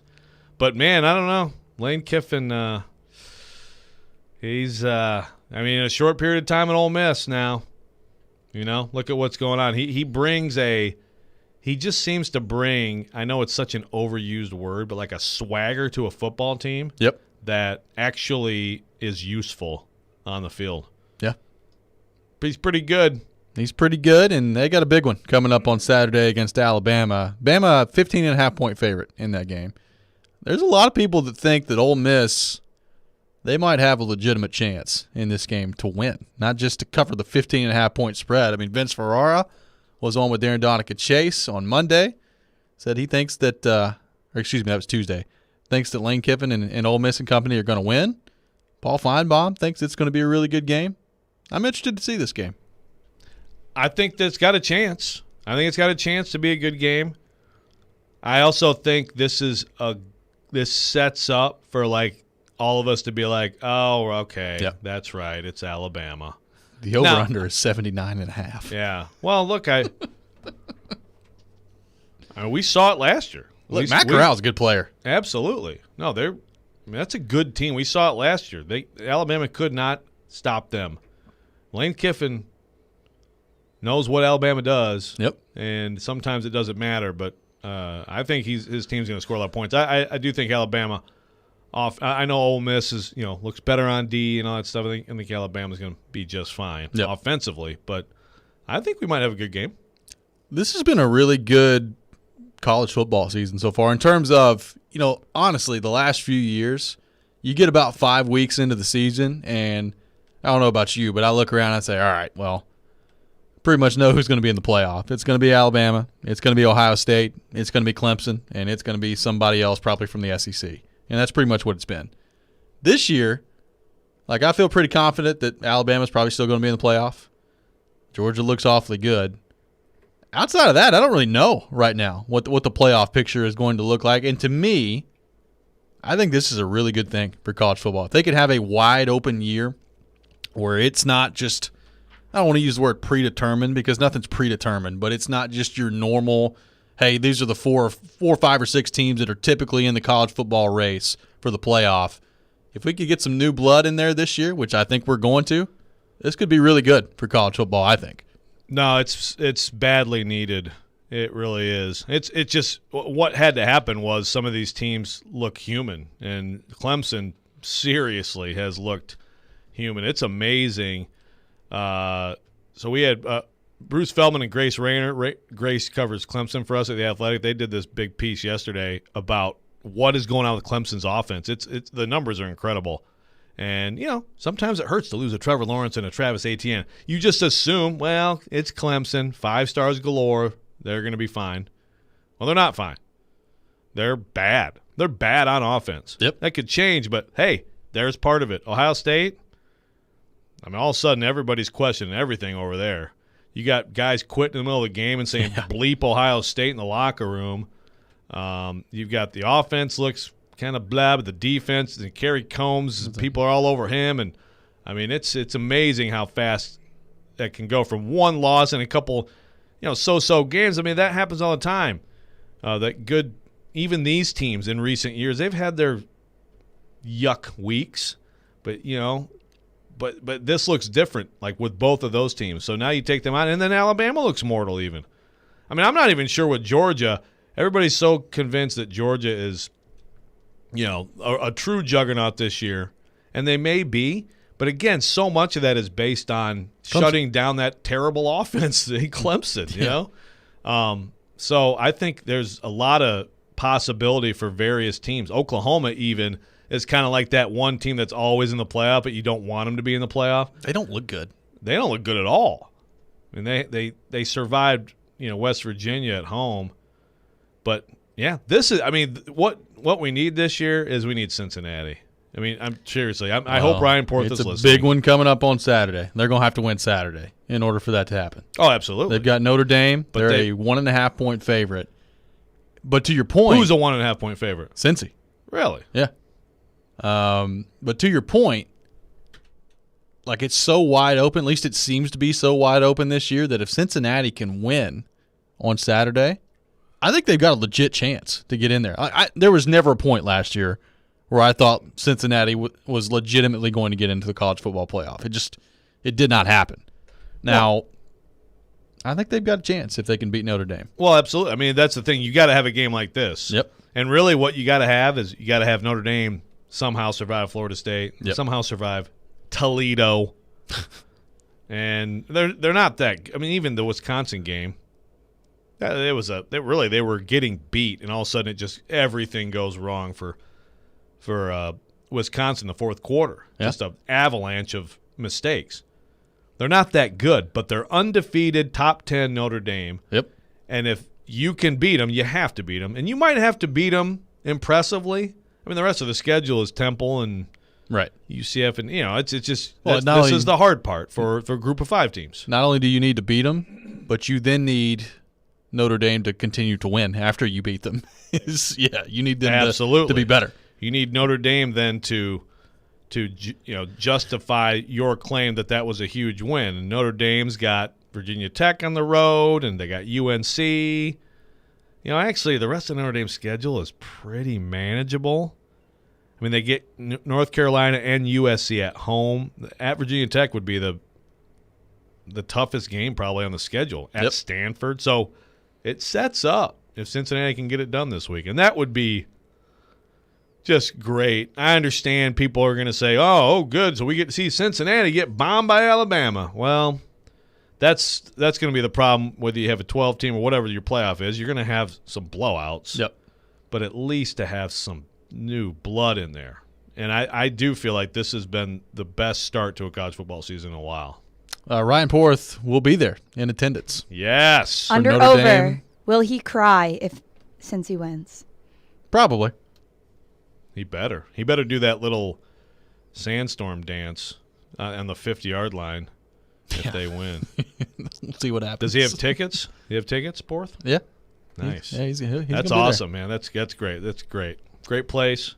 I think they got a chance. I think they're better. I think they're better. I'm surprised they're favored. They are. But I think that they're a better team. Do you want to win a pair of tickets to see the Preds take on the Sharks at Bridgestone Arena on Tuesday, October 26th?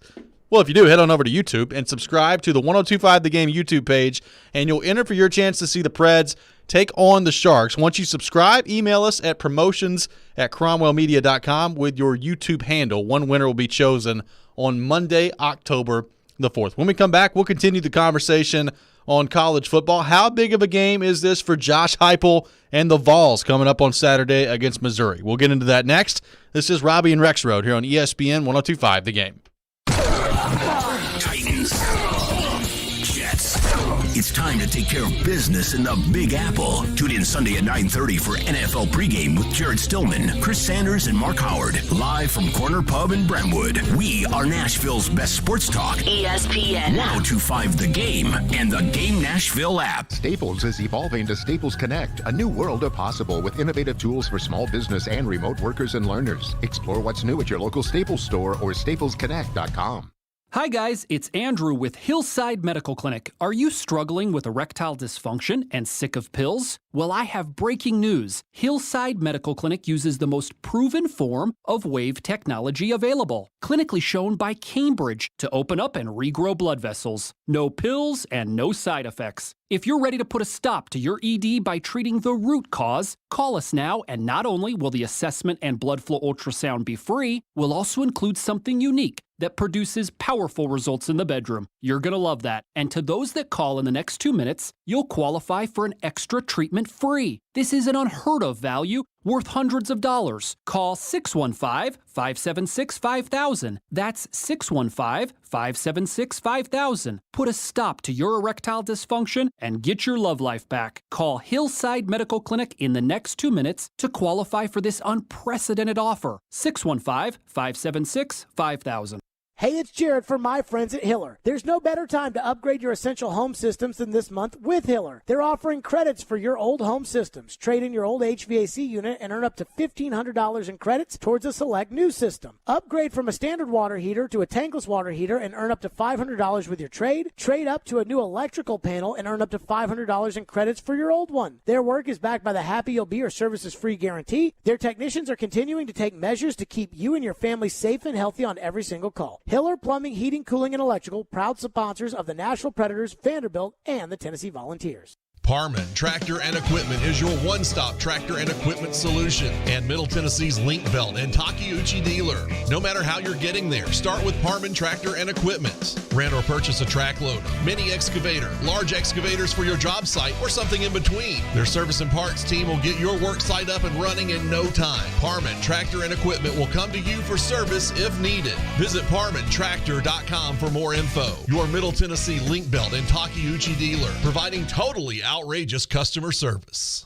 Screwball Peanut Butter Whiskey is the official whiskey of the NFL pregame broadcast on ESPN 1025 The Game. Screwball is the original and most awarded peanut butter whiskey in the world. Made with real whiskey, peanuts, and peanut butter, Screwball is all natural flavor to be enjoyed as a straight shot, in an espresso martini, peanut butter old fashioned, or a PB&J shot with a berry liqueur. Check out screwballwhiskey.com/recipes for more. Be sure and ask for Screwball by name at your favorite watering hole in Nashville. Enjoy responsibly. 2021 Screwball Spirits LLC, San Diego, California. Whiskey with natural flavors, 35% alcohol by volume. Hey, Darren McFarland here, and let me tell you about my friends at Camarena CBD. If you're like me and have aches and pains all over your body and you've been searching for a solution, well, I've got it. It's Camarena CBD. Camarena means healing, and that right there says it all. Camarena is locally and organically sourced CBD products right here from Middle Tennessee. From seed to final sell, Camarena is passionate about providing quality products for everyday use for athletes and for pets, too. Order yours now at CamareraCompany.com. Camarena CBD, curated for life. This Saturday, it's a marquee doubleheader when Michigan visits Wisconsin, followed by Ole Miss at #1 Alabama. Coverage begins at 10:30 on ESPN, 102.5 The Game, and the Game Nashville app. Hey Nashville, this is Vanderbilt football head coach Clark Lee. You're listening to Nashville's best sports talk, ESPN 102.5 The Game, and the Game Nashville app. Welcome back in, Robby and Rexrode here on ESPN 102.5 The Game, brought to you by Volunteer State Bank, conveniently serving Middle Tennessee with 13 locations. Member FDIC, equal housing lender. Robby Stanley, Joe Rexrode, Michelle Knezovic here with you on this Thursday morning in Nashville, Tennessee. I won't share the conversation you and Porth are having about Brian Kelly and Skyline Chili, but my gosh, it's gotten weird in here. Just want to point out I did not bring this up. Take it easy, Porth. Yeah, calm down. Don't still be mad at Brian Kelly. It's gonna be all right. You know, he had some good times with Cincinnati. He did. That 09 team was really good. Come on, man. Yes, it was. That's the angle. I wonder how much that will be talked about this week. You know, it's been so long. You know, you don't even think about Brian Kelly in Cincinnati anymore. Right. I'm sure it'll be brought up about 1,000 times on the broadcast. But the Bearcats fans are still salty. Oh yeah. I mean, apparently so. Hey, Luke Fickell's doing things Brian Kelly didn't do with this program. That's right. Now I'd be worried about Luke Fickell, whether or not you can keep him. Well, he turned down Michigan State last year. He did. So he's holding out for, basically he's holding out for when Ryan Day gets fired this year when they go 7-5. So there you go. Maybe that could be it. And then it's Luke Fickell versus Mike Vrabel for the Ohio State job. Oh, my gosh. Imagine the fun we could have. Oh, yes. We could really get down that rabbit hole. Best friends. Let's go. Fighting for the Ohio State job. To our 102.5 The Game phone line, driven by WilsonCountyHyundai.com, and welcome in Andre from Nashville. Andre, what's going on, man? How we doing? What's going on, big guys? What's up, Andre? Let's talk a little college football.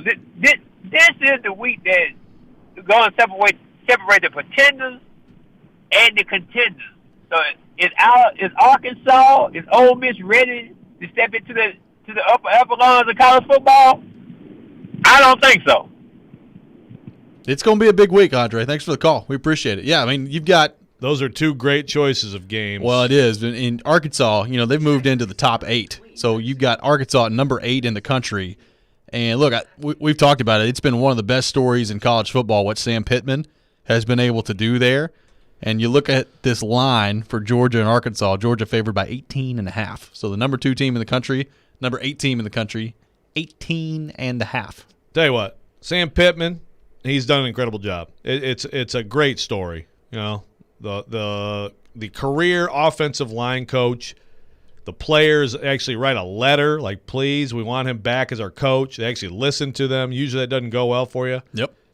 If they hang in and have a chance to beat Georgia on the road this week, I mean, just make him National Coach of the Year right now. Because I agree with Andre. They're probably going to be, they're going to be knocked down a peg. I think what they did at Texas A&M was very impressive. I think also it exposes again, Jimbo's not earning his salary right now at Texas A&M. Ole Miss, Alabama, we've talked about that one. Fascinating game. There's just a lot of really good games this week. I mean, just the SEC schedule alone, even when you get down to it's like 5th on the slate, but like Auburn LSU is a fascinating game. Yeah. In the SEC. I mean, Tennessee, Missouri is a game that very much interests me. But there's a lot of. I mean, Michigan, Wisconsin is a really interesting game. But I think the headliner is Cincinnati, Notre Dame. But this is one of the best weeks we'll probably have all year. It's a great week, and you brought up Tennessee and Missouri coming up on Saturday. A big one for the Vols. You get beat 38-14 against Florida. Missouri with a loss last week to Boston College. This is a big one for Josh Heupel and company. And we talked about the comments that Alontae Taylor made after the game about how this team is not going to fall apart, and this is going to be a team that's able to continue to build and stick together. We're going to find out on Saturday because I said it Tuesday, and I'll say it again here. This is a game in my eyes that Tennessee should win. I think this is a huge game for Josh Heupel and trying to dictate how the rest of this season is going to go. Because, I mean, look, we know this. You look at Kentucky on the schedule and Alabama on the schedule and Georgia on the schedule. There are some tough games that Tennessee has coming up. You need to win against Missouri and South Carolina if you're going to have a chance at 6 wins this year. That's the bottom line. Ole Miss. Yeah. Ole Miss coming in for, I think, a game that will probably see a lot of points on both sides. I agree. Look, honestly, based on both teams and how they've played so far, I feel better about this game for Tennessee than I did before the season. I mean, Missouri's been a little bit disappointing to me, but Bazelak is still a very good quarterback. And, actually, wrote about Byron Young today. I think that's a key for Tennessee moving forward. Byron Young, Tyler Barron, Byron, whatever you want to call it. You got to get some pass rush going. You got to have as much difference making as you can have on that defense. But ultimately, your offense is going to tell a story. Now, he said on Vol Calls last night, the Hendon Hooker, he actually talked about injuries. So I guess Vol Calls is the way – that was kind of like the same thing with Pruitt, though. Pruitt would say stuff on Vol Calls that he wouldn't say in press conferences. But Josh Heupel, so maybe we do need the fans asking the questions. to the earlier point, maybe we need Well, he's basically closed down practice this week, hasn't he? So yes. But he said that Hooker is out there, he's practicing. So it doesn't sound like the Florida injury is that serious. Yep. So it sounds like Hooker's probably going to start. And you just got to make those plays. And these next 2 games, I mean, it's really going to, if you're 2-4 after these games, for example, then you get Ole Miss, Alabama, Kentucky, and Georgia in a row. So all of a sudden now you're looking at 2-8 potentially, and then whatever, South Alabama, Vanderbilt at the end, great. You got to win these 2 games. You just do. If you're 4-2, all of a sudden, you have those last 2, and shoot, you could even look at Ole Miss and Kentucky, and say, hey, take a swing, outscore Lane Kiffin and send his butt out of town. Kentucky, Tennessee has that history of success against Kentucky. It's in Lexington, but you can go score points on that team. I mean, it's such a different this 2-game swing it sets the tone for the whole thing. Well, and it's going to tell me a lot about Josh Heupel in terms of can he keep this team together. Now, if you roll into the South Carolina game and you have 15 injuries this Saturday, I mean, there's only a certain amount of depth that Tennessee has, and that's that was one of our concerns with this team heading into the season. They're going to have to stay healthy pretty much for the most part in order to really have a chance to compete in a lot of these games. But I don't think South Carolina is very good at all. And Missouri, they've got a good quarterback. They've got some pieces that you feel good about. I still think Eli Drinkwitz is a pretty good coach. But to me, this is a game Tennessee should win. And I'm interested to see how Josh Heupel can get his team prepared for this game. Yeah, it's because you've got the I don't know where Tennessee is anymore in terms of, I mean, it's a big game, of course. Sure. But this is not like in the old days when Tennessee and Florida would play, and you'd really worry about the next week because everything is built up. I mean, shoot, the whole college football world, it's very different now. It's a rival, but is there a concern about bouncing back from that? I mean, this week you got Dan Mullen, by the way, just basically saying, yeah, now we have a really tough opponent, after the Vols. Can they quickly turn it around? And you got to think that it's almost like with Vanderbilt too. I hear everything that Clark Lee's saying about hey, go win your one-on-one battle, put yourself out there, but it has to be hard too when you kind of know what the outcome's going to be. So a week like this, I think Vanderbilt is probably going to be excited because they know they have a chance to get a W, and that's how Tennessee should be too. Yeah. Okay, here's an opponent that you can look on film and say, okay, we're actually better there, and there than those guys. We can win this game. Sometimes I feel like that's even better for a team in terms of energy than here's your chance to shock someone.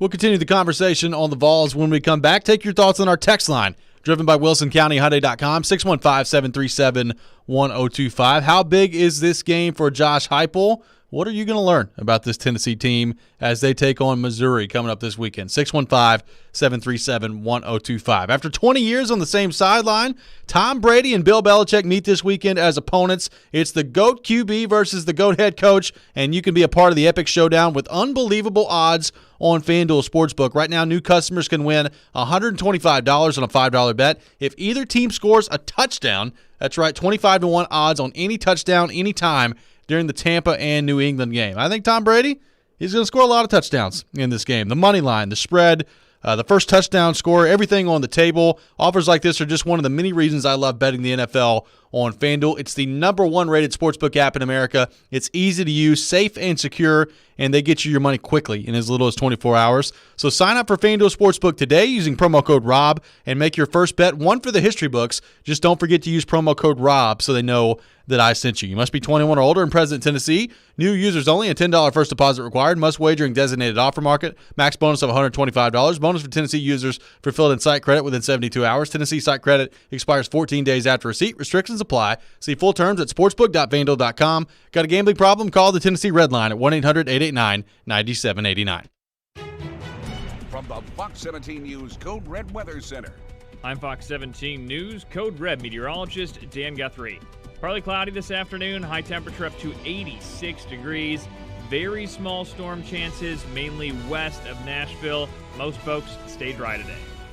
This weather report brought to you by Hiller Plumbing, Heating, Cooling, and Electrical. Call the Happy Face Truck today. The C10 Nationals are here Friday, October 1st and Saturday, October 2nd at Nashville Superspeedway. The C10 Nationals, one of the largest GM truck shows in the world. Don't miss the autocross, the burnout contest, the dyno, along with vendor midway swap meet, cruise the track, and more. Cap it all off with a huge award ceremony. Spectator tickets are just $20 per day. Trucks can register at the gate day of the event. Visit C10Nationals.com. That's C10Nationals.com for more information. Houston Clinic Orthopedics is conveniently located where you live and work. With over 10 locations in Nashville and surrounding communities, Houston physicians specialize in spine, joint replacement, knee, hip, upper extremity, as well as many other orthopedic conditions. At Houston Clinic Orthopedics, they are strictly adhering to all CDC guidelines for both their patients and staff safety. To experience world-class orthopedic care and to see a list of all Houston physicians and specialties, visit their website at tn.houston.com and book your appointment online today. Creating the finest award-winning tequila means starting with the best ingredients. Camarena Tequila is 250 years in the making from Arandas, Jalisco, Mexico. You see, at Camarena, they wait for their 100% blue Weber agave to reach maturity before harvesting each and every plant by hand. This allows them to consistently produce one of the smoothest and best-tasting tequilas in the world. Experience Camarena Tequila today, available at a fine liquor store near you. Camarena Tequila is the official tequila for the Nashville Soccer Club. Zines First is the official sign company for 1025 The Game. Go to sfnash.com. Jared Stillman. It's kind of a big deal around here. Kind of a big deal in these parts. And company. It's not just the trust, it's the way he gets open and it's the routes that he runs. Tune in Stillman and Company for your drive home. Delivered by TriStar Moving. Weekday afternoons from 2 to 6 on Nashville's best sports talk. ESPN. 1025 The Game and the Game Nashville app. Robby and Rexrode is on ESPN 1025 The Game. Join us in partnering with the Leukemia and Lymphoma Society's Light the Night. Light the Night brings light to the darkness of cancer through hope, research, and support for patients and their families. Through this inspirational nationwide movement, we raise awareness and funding for groundbreaking research and treatment options to eliminate cancer. Nashville's Light the Night will be virtual and take place on November the 4th. You can learn more at lightthenight.org/TN. Welcome back in, Robby and Rexrode here on ESPN 1025 The Game, brought to you by Volunteer State Bank, conveniently serving Middle Tennessee with 13 locations. Member FDIC, equal housing lender. Going to have Steve Lehman from News Channel 5 join us to begin the 8 o'clock hour. We'll get hot and heavy into the Titans discussion with him, so looking forward to that here in about 12 minutes. Right now, talking Vols, taking your thoughts on our text line, driven by WilsonCountyHyundai.com, 615-737-1025, 615-737-1025. Joe, this is a big week for this Vols defense because, I think at this point, based on the play calling that I've seen, I feel pretty comfortable about Josh Heupel putting together a game plan that can be successful. Now, it's one thing to put the game plan together. It's another thing for your players to go out there and execute it, and that has been kind of a mixed bag so far this year as to whether or not the players have been able to do that. Defensively, I think this is a big test. I thought in the first half last week against Florida, they were really physical. They played well at the line of scrimmage, and then they kind of got worn down as that game went along. Obviously, it's a different challenge going up against Missouri than it is Florida. Missouri's not as physical as Florida is. They can hurt you through the passing game, but this is a big week for Tim Banks in this defense. You've got to find a way to get some stops to allow your offense to not have to be perfect. Can you sustain that physicality? Can you sustain that intensity throughout the game? That's going to be really something to watch this week for this Vols defense. Yeah, and again, I mean, you gotta affect Bazelak. I mean, that's the best part of their team is throwing the football. That's going to be true of as we look forward. Again, games that are potentially winnable. I mean, obviously, Ole Miss, that's a different level than this. I mean, even Kentucky now. I mean, although the last couple weeks hasn't been great, they can throw the ball like they haven't been able to. And you got to – I think the secondary is fine, but you got to help the secondary with pass rush. Again, I feel like up front the Vols have been able to use their depth and play well at times. I thought they played really well in the first half, like you said. Linebacker position – I mean, they're using all four of those guys on the inside. They're just rotating them. So I guess which is probably smart because – you're going to have an injury, and then at least you're not going to have a huge drop-off, I feel like. But it's also there's not like a very high level of play, I don't think, from that group. Nope. But Barron, those guys are Barron is, I mean, as a sophomore, like you can see what kind of player he may become here. He may be on his way to becoming. Byron Young is a crazy story. And I think you can see, like, boy, he's got burst. Like, can they get him this year to be like a technician and actually finish plays and get the quarterback to the ground? I mean, I think you're going to see this week those two guys, on those obvious passing downs on either side. And that's one of their areas where I think they could actually be better than average and better than they've been recently. Well, and a big week for two guys specifically on both sides of the ball on the injury front. Obviously, quarterback, and I mean, it is what it is. We'll see what happens with Hendon Hooker. Hopefully he's able to go. But can Cooper Mays play? Like, is Cooper Mays going to be out there? It did not look good at the end of that Florida game, and he was hobbling around to the point where it was almost uncomfortable to watch. Like, you wanted to get him out of there and kind of save him from himself. And then on the other side of the ball, Elijah Simmons also did not look good at the end of that game. And you're talking about the line of scrimmage where I think they held up okay in both fronts. If you don't have either one of those two guys, all of a sudden that challenge becomes a whole lot more difficult. Yeah, hopefully, based on how Simmons at first I think he was very afraid of the injury and he was clutching the knee and everything. But, like, he moved around pretty well after that, so maybe it's just one of those scares. That happens plenty. Sure. You get a little hyperextension or a little sprain or something. That still may not be good for this week, but, man, I can't imagine Cooper Mays plays this week after that. Like, it was rough. Yeah, I think he probably shouldn't have played in that game. He was trying to gear up and get himself out there. After what we saw – I would not be surprised if we don't see him again to like Ole Miss, Alabama, or something like that, which is tough for that offensive line. But I still also think in this game, based on what I saw in Missouri, especially last week, I mean, I think like Tyon Evans could have a day. Yep. Let's go to the text line driven by WilsonCountyHyundai.com. Ben texting in. All they got to do is look good enough to encourage recruits to commit and stay committed. Winning this week helps, but not much. You just can't lose by 10+ in this game. So, Ben, all about the recruits. Well, recruits are important, but what about the season that's happening right in front of you, Ben? Don't you want to win? Well, also winning helps with recruits. Yeah. I know it's, a win against Missouri is not going to totally change the tide of your program, but winning this game would be much better for recruiting than losing it. Exactly. And again, you just lost some huge in-state recruits in Kentucky. Yep. You know, you need to look at Michelle in there.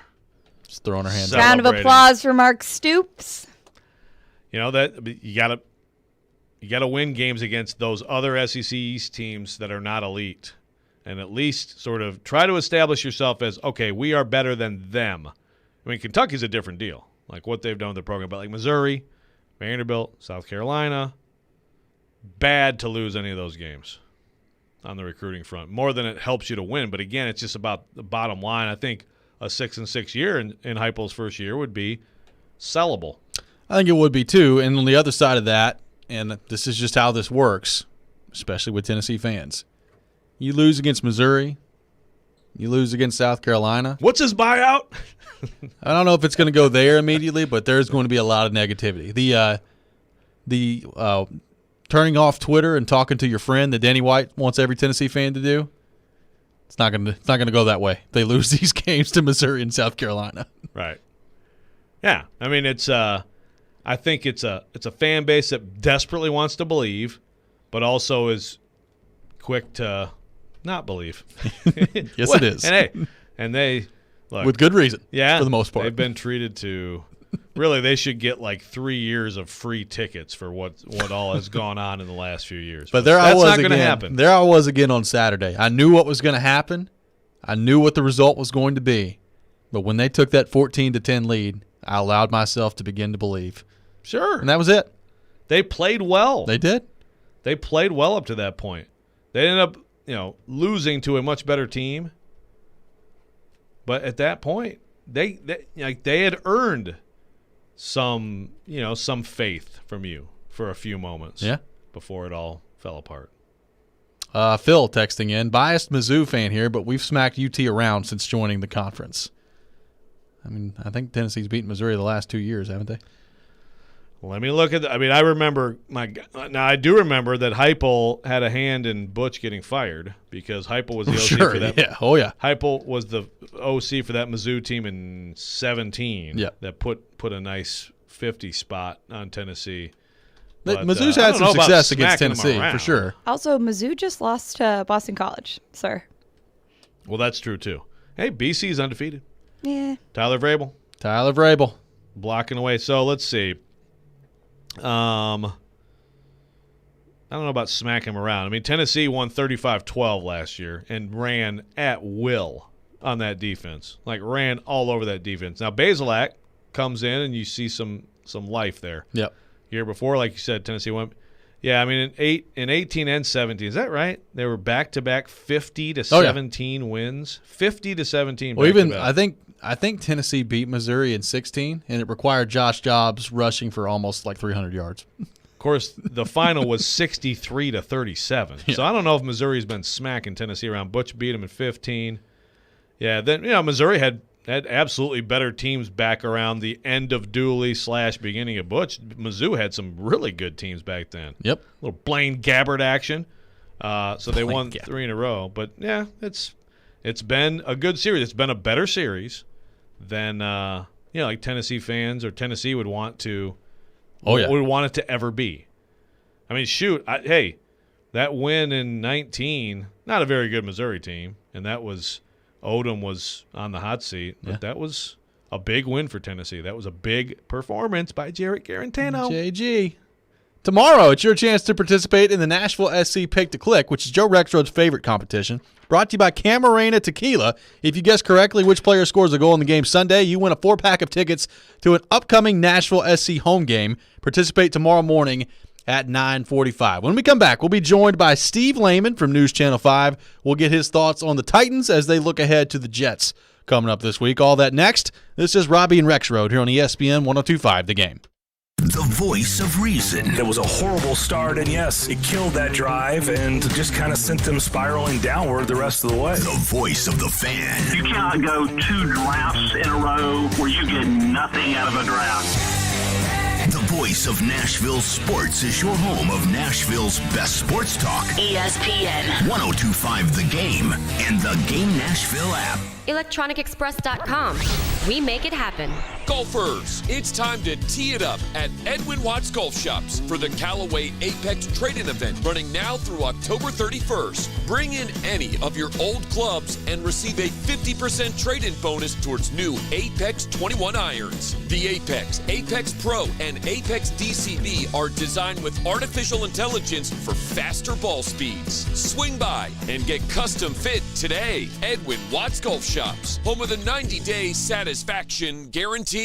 Hey, Darren McFarland here, and let me tell you about my friends at Camarena CBD.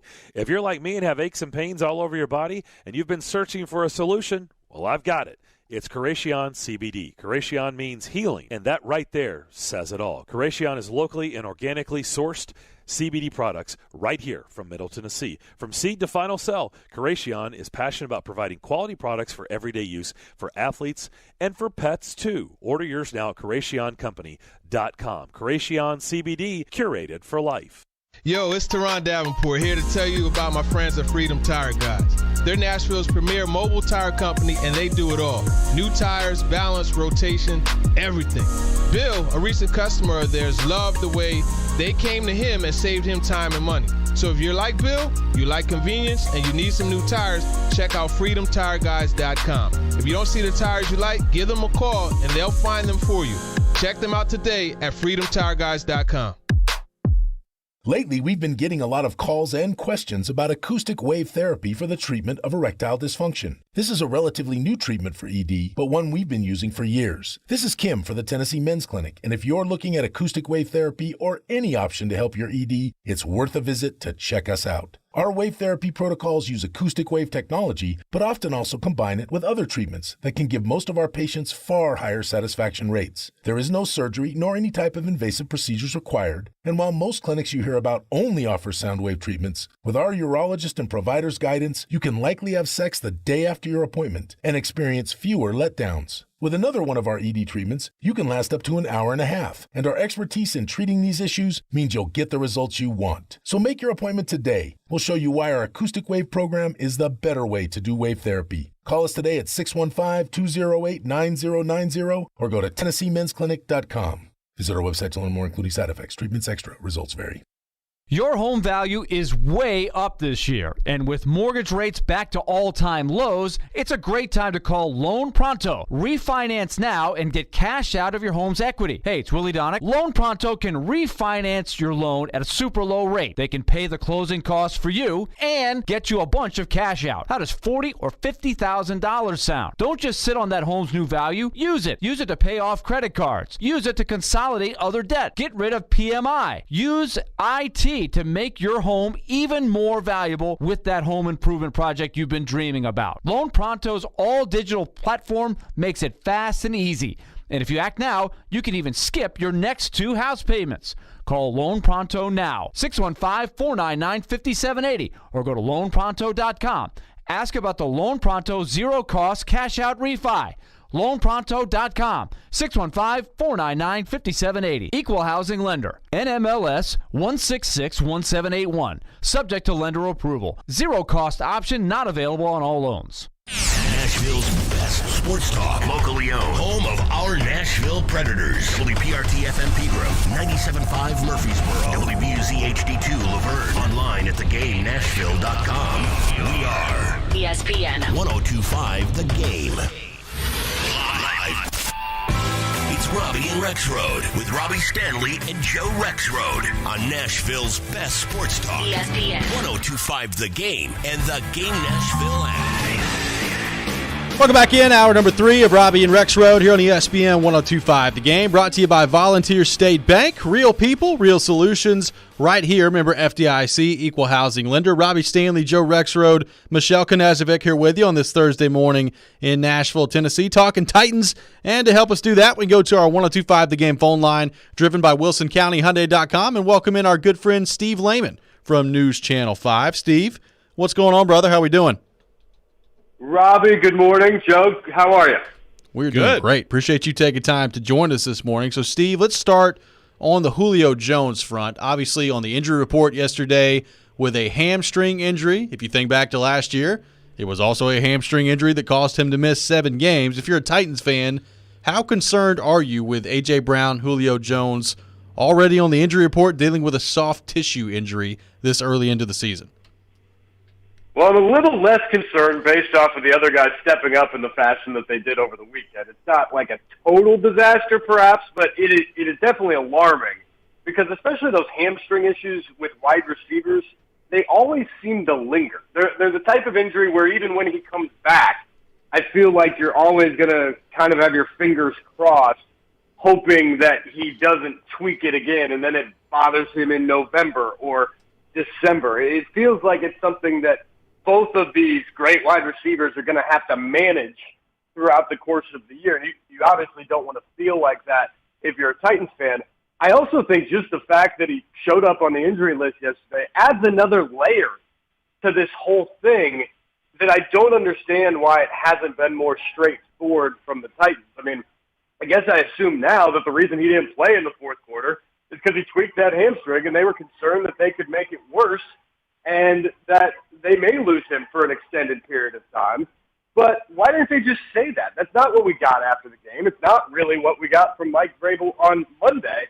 And so now, because of all that, I think they just increased the scrutiny on their biggest, acquisition of the offseason for probably the length of this season. I think everything that happens with him, whether it be physically or body language or how he deals with the media or how he interacts with Mike Vrabel, I think we're just going to put it under the microscope for the rest of the way now because of the fact that they kind of kept this under the rug, and then all of a sudden there was this injury that adds to it, and you're trying to sort the whole thing out. Well, I mean, I agree with your second part there, Steve. I mean, I think that was already the case, but I think there's a very easy answer to your question, and that's that if Vrabel had the choice, we would never have a single shred of information about anybody's injury. I mean, I think that's the easy answer here. Vrabel didn't want to say. Right. I mean, in both cases, in both pressers, he basically said, "Guys, I don't talk about injuries. Hint, hint, it's an injury, but I don't talk about injuries." I mean, that's basically what he did, which is unfortunate because there's a great opportunity to just be straightforward and say, "Look, I normally don't do this, but here's what happened." But I mean, you're right. Well, it makes it's bizarre, Joe, because he's such a player's coach in his mindset, but this does not help the player. Agree. It gives you 3 or 4 days where people are like, what just happened? Did Julio Jones, pull himself out of the game? All those sort of things. And I obviously don't think that's what happened now, but when you have that type of speculation, it just leads you to look for things like that further down the road, and I just don't understand why he did it. And by the way, it'd be one thing if you wanted to be all secretive if it was a league that didn't require you to disclose injuries, or heck, even if it was like the NHL, and you could come out and say it's an upper body or a lower body type of, where you don't have to be specific. But every Wednesday you have to disclose what happened in great detail on the injury report, and then eventually you have to give a designation to him by Friday. So it was going to come out. So the idea that you're being secretive for 24 or 48 hours just doesn't help anybody.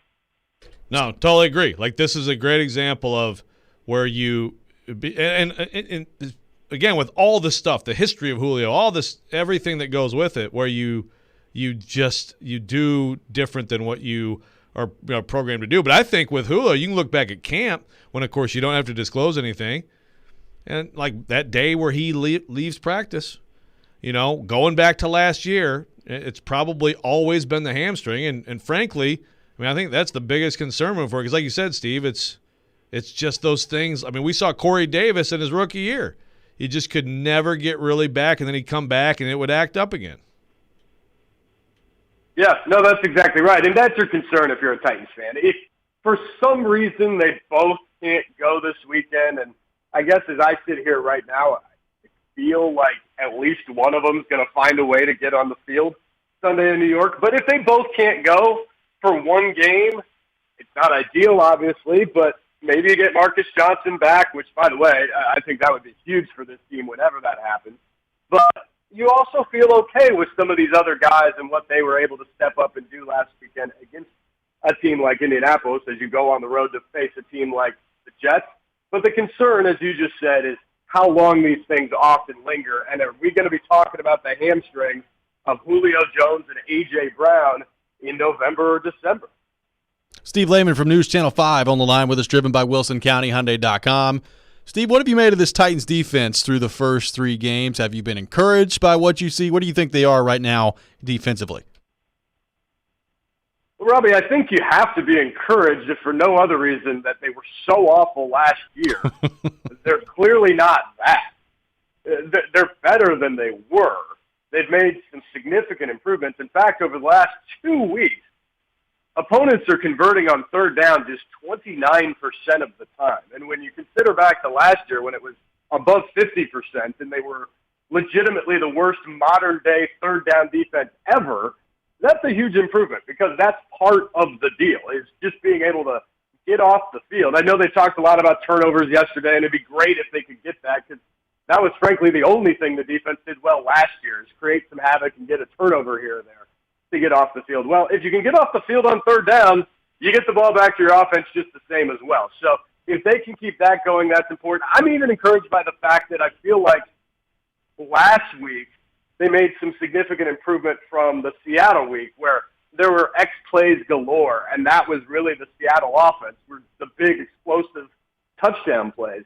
Last week, they made Indianapolis drive the field. And when you make a team go 70 or 80 yards and do it at 2 or 3 plays at a time to move the sticks, eventually you give your defense a chance to make a stop. And we saw it last week, even in some of Indianapolis' best drives, eventually the Titans got to stop in the red zone and force them to kick field goals. And in the NFL, the recipe is get off the field on third down, force people to kick field goals in the red zone, and get turnovers. And right now, at least for the last week and a half, the Titans have done pretty well in 2 of the 3 of those areas. And if they can keep that up, that's a recipe for success. Because we always said, Robby, that the goal for this defense, it's not to be a top 5 or even a top 10 defense. It was just improvement. Yep. If you can go from 28th in the NFL last year and get into the top 20 or so with this offense, or at least what we think this offense can be when it finally gets going to full speed, now all of a sudden you're talking about a true contender. And so far the defense has done its part. This game, Steve, does give me a little bit of a flashback to, well, a couple games, but in particular last year's game at Cincinnati. Bad team, terrible offensive line that's just riddled with injuries. And, you know, it's like you just got to go handle business and take care of it. And the Titans really just got thumped that day by a very talented rookie who had his ups and downs but clearly can play. I don't know if Zach Wilson can play. We haven't really seen much evidence of that, but he's talented. Do you see any parallels there? Do you have any sort of concern level that, you know, in part, I guess, the psychology of now everything's fine, you've won a couple in a row against good teams, you should handle this, could bite the Titans again? Yeah, I do. Exactly. I have felt at times that the Titans don't always handle the success the greatest, that when they should be stacking 3 or 4 or 5 wins in a row, they slip up somewhere along the way. And this is the perfect opportunity. They should win the next 2 games. Regardless of their injuries, regardless of what's going on, they should go to New York and they should go to Jacksonville and win. But obviously it's the NFL and all these teams are good. They all have professionals and anything can happen, and you got to be prepared to go and do it. And I do think there's a parallel to Cincinnati last year. And here's where I think the defense really plays an important role this weekend. It's because obviously the offense isn't going to be at full strength. So I don't know if you can just count on the offense to go in there because that is a pretty good front 7 that the Jets have. Can you just hand the ball off to Derrick Henry 35 times and hope that he gets you 175 yards and that's enough against them? What can you get out of your passing game? I don't know if we know exactly what we'll see from the offense.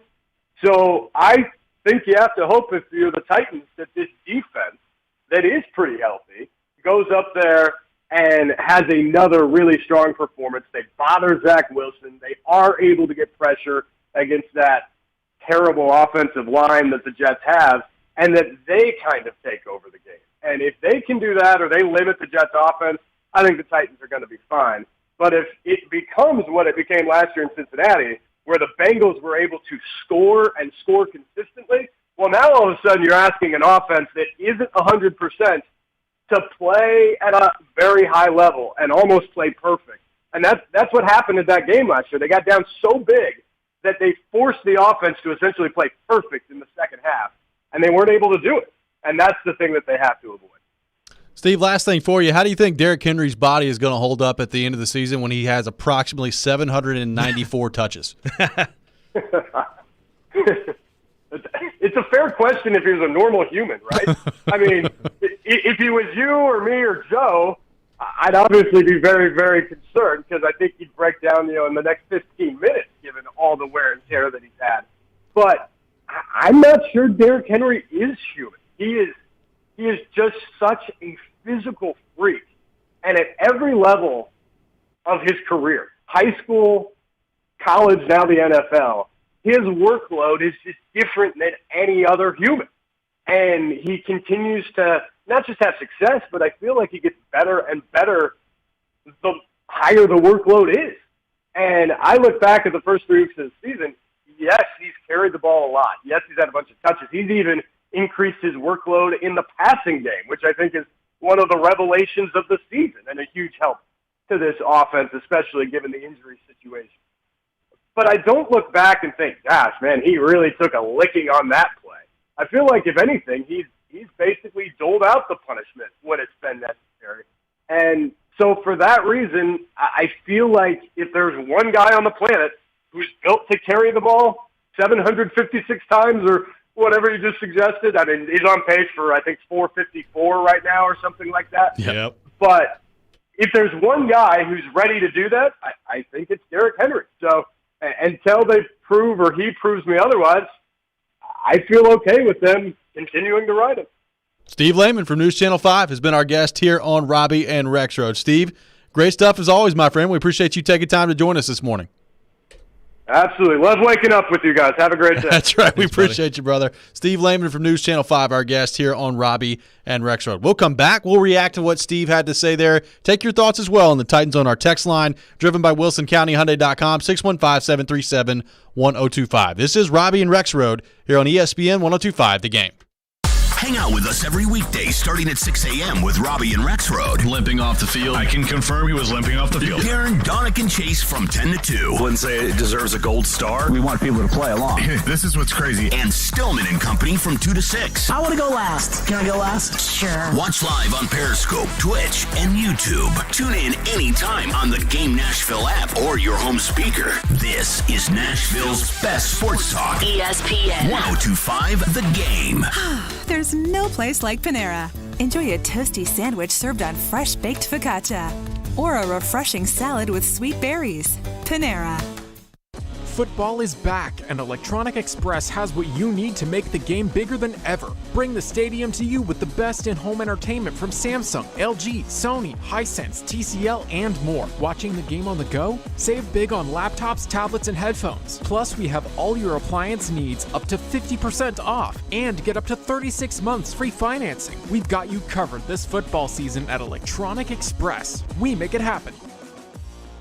Rock Bottom Nashville is Broadway's original brewery, where all brews are brewed on site. Josh Rappaport is Rock Bottom's brewmaster, creating fresh craft beers where peak flavors are always the rule. Grab one of their blockbuster beers to pair with their nachos, pretzel bites, and delicious flatbreads. They even have group catering. They boast one of the best views of downtown Nashville and is a short walk to Titan Stadium. And enjoy happy hour Monday through Friday afternoons from 2 until 6. Rock Bottom Nashville, 111 Broadway.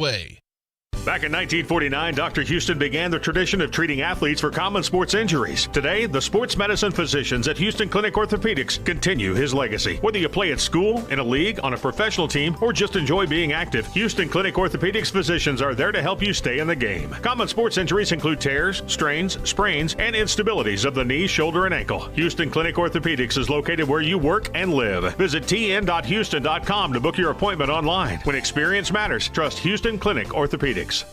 Most shoppers today fall into one of two categories. You could be like Dave, who settles for nothing but the finest. I drive only European luxury sedans, wear the finest Italian leather shoes, my shirts are custom made, and I expect white glove service from those I do business with. I appreciate world-class brands, and at this point in my life, I just don't want to compromise on quality, no matter what I buy. Or you might be like Steve, whose goal is to always get the best deal. I'm frugal. I'm all about finding value. I want the best price, and I don't mind going out of my way to get it. I work hard for my money. I just want to make sure when I buy something, I can have confidence in knowing I'm not overpaying for it. Stop being cheap. It's being smart. You never see these two guys in the same store, except for one. That's why I shop at Genesis Diamonds. Genesis Diamonds is that rare shopping experience where you can have it all. Uncompromising luxury and unbeatable value. Exceptional service and the guaranteed best price in America. A premium experience and a smart purchase. This is where the best of all worlds come together. Genesis Diamonds, voted best jewelry store year after year. Green Hills and Cool Springs.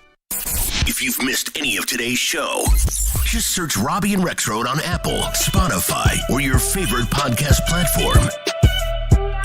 Tune into the NFL Game of the Week on ESPN 94.9, brought to you by Red Spirits and Wine in Bellevue. The NFL Game of the Week is the Pittsburgh Steelers against the Green Bay Packers. On Sunday, kickoff set for 3:25. Welcome back in, Robby and Rexrode here on ESPN 102.5 The Game, brought to you by Volunteer State Bank. Visit volstatebank.com to learn more about their free Kasasa checking account. Member FDIC, equal housing lender. We are streaming live on Twitch, Twitter, and YouTube today and every day. Our video streaming brought to you by the law offices of Amanda Gentry. Thanks to Steve Lehman from News Channel 5 for joining us in the last segment. And this is an intriguing game for the Titans coming up.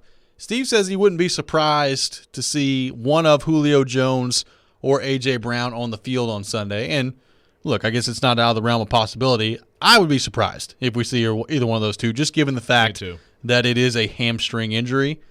You don't want to mess around with those things. Yep, I'd be very surprised. I'd be very surprised if we see either of them. I'd be very surprised if we see either of them on the practice field today or tomorrow or in the game Sunday. And some of that, no one would ever cop to this in the building, but I think some of that may be even if one of them is like, hey, it's feeling good. You should be able to win this game without them. Yeah, no one's going to say that. Sure. But you got to – and, of course, I think Vrabel was asked yesterday about, like, this two-game thing. You know, Jets, Jaguars, these two games, and then it gets tough. And, of course, he's like, Jets, come on. No coach is going to indulge any of that stuff. But they also – look at things like that and say, gosh, if we could be fully healthy for Monday Night Football against the Buffalo Bills in a couple weeks and be 4-1, that'd be pretty sweet. So are there a few guys who maybe, they could go, they're close, but you don't do it? Like, is Bud Dupree, is he going to be one of those guys? Yeah. Is he going to be up there Sunday? I mean, it's kind of strange that, that he was active if they really weren't planning to play him on Sunday, which was a good question by Paul Kaharski. And Kaharski had a piece at his website, paulkaharski.com, about how, he does get a bonus. Now, again, this is not uncommon, but he gets like a $15,000 bonus for being active. Yep. Each game that he's active is part of his deal. So was that like doing a solid for Bud Dupree? You could get in trouble in situations like that if all of a sudden you just have a rash of injuries at one position. But there's a guy who maybe he'd be going if it was Buffalo, but maybe he doesn't. Now, obviously, this was a huge game against the Colts, and he didn't go. So it's not like they're just, quote-unquote, load management here. But I think there's probably going to be a couple guys beyond those two receivers who maybe it's like either or, it's close, questionable. You know what? We should be able to do this without you. Let's go to our text line, driven by WilsonCountyHyundai.com, 615-737-1025. Dennis texting in. This game reminds you of last year's Bengals game?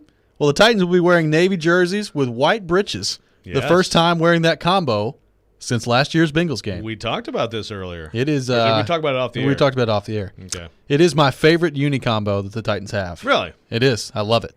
The navy tops, the white pants. Okay. I love it. It's not a bad combo. It's underused, but to Dennis's point, the last time I remember seeing it was definitely the Bengals game. Mine by far is what they just wore. So that's my least favorite. The light blue jersey and the navy pants. I say that. My least favorite is actually the navy blue jerseys and the light blue pants. They've done that like a couple of times over the years. Really? I don't even remember that. It's not great. So you like do you like the Smurf look? The jammies? Not really. Okay. A Thursday night look? No. Like when they played the Jags a few years ago, they had You remember that? they had their jammies? Yeah, their jammies and the whatever in the world Jacksonville was wearing, like the Dijon mustard jerseys that they had was awful. As an unnamed columnist for the Tennessean at the time wrote, it looked like the contents of a baby's diaper. Yes, it did. Versus the jammies, Smurf jammies of the Titans. Thank God they don't do that on Thursday Night Football anymore. Yeah, but that is that's a good point. The Titans are wearing those uniforms for the first time since that debacle in Cincinnati. The other game which I forgot to mention, Steve, I said it reminds me of two games, and I said here's one. The other game is the Buffalo game of 3 years ago when the Titans were riding high. They'd won 3 in a row, and Buffalo was bad. What's interesting about that is, of course, Buffalo had the young quarterback. They had the coach, McDermott. They had some things kind of going. They had some defensive progress. They were a bad team, but then you saw what they became. Maybe the Bengals are going to move forward and become a good team in the AFC. Maybe the Jets in 2023-24, all of a sudden it's like, ooh, Zach Wilson and Elijah Moore and Corey Davis and that salty defense. Yeah. But right now they're bad, and you got to go beat them handily. Heidi from Dixon texting in, I agree with Jared for once. If the Titans play sloppy, win or lose, for a 4th week in a row, either Mike or these coordinators don't have a grip on the players, and we won't make a long run in the playoffs. This coming from Heidi and Dixon. Yeah, it's always interesting. Like, so the play that Chester Rogers made, where he lets it pop up and they get a pick. Or even, again, like the decision Tannehill made on his first pick. I mean, look, ultimately everything is the coaches are responsible, but I'm always like, so what, do they not, if they don't work on stuff like that, then I agree. Well, that's a mistake. I mean, if Vrabel was talking yesterday about, we're going to do extra drills on this and that in terms of turnovers, doing it and then forcing it, avoiding them on offense, forcing them on defense. Is it really in professional sports? Does it not come down at some point to a professional who's getting paid a lot of money? Well, he also said at one point during the press conference, look, guys, there are some things you can coach and there are some things that you can't. And I believe his quote was, God love Bill Belichick, but he never taught me how to strip sack a quarterback. Right. Like, and again, now those things, when you say those as a coach, you want to say those things when you're winning. Yes. Because if you're losing and you say stuff like that, like, well, they get out of here. Yep. We'll find someone who can. But he's not wrong. He's absolutely not wrong. By the way, we had on YouTube, someone on a Vrabel rant. Oh, yeah. David on YouTube. Our defense hasn't been good since Dean Pease left. A lot of past Titans players seem to have a problem with Vrabel. Dean Pease seems to have a problem with Vrabel. This past Sunday, Julio and Vrabel, something happened between them, but I don't know what. Vrabel, with a more talented defense, hasn't been able to produce. Vrabel seems like a problem. I know no one cares because we're winning more than losing at the moment, but this guy needs to go before he turns into Bill O'Brien. Mark my words. I know we're winning, but this guy's a problem. I know the coach is winning, but I mark my words, he's a problem. Okay, the one thing in there, it's a great example of how it doesn't matter what the facts are. So if you think that the whole thing with Julio, if you still think it had something to do with something that happened between them, then you also think the Titans are faking his injury right now. Yeah. So like the Titans are like, you know what? We don't want to talk anymore about how there's a big feud going on. So Julio, you sit out a few days. We'll put hamstring on the injury report. How about that?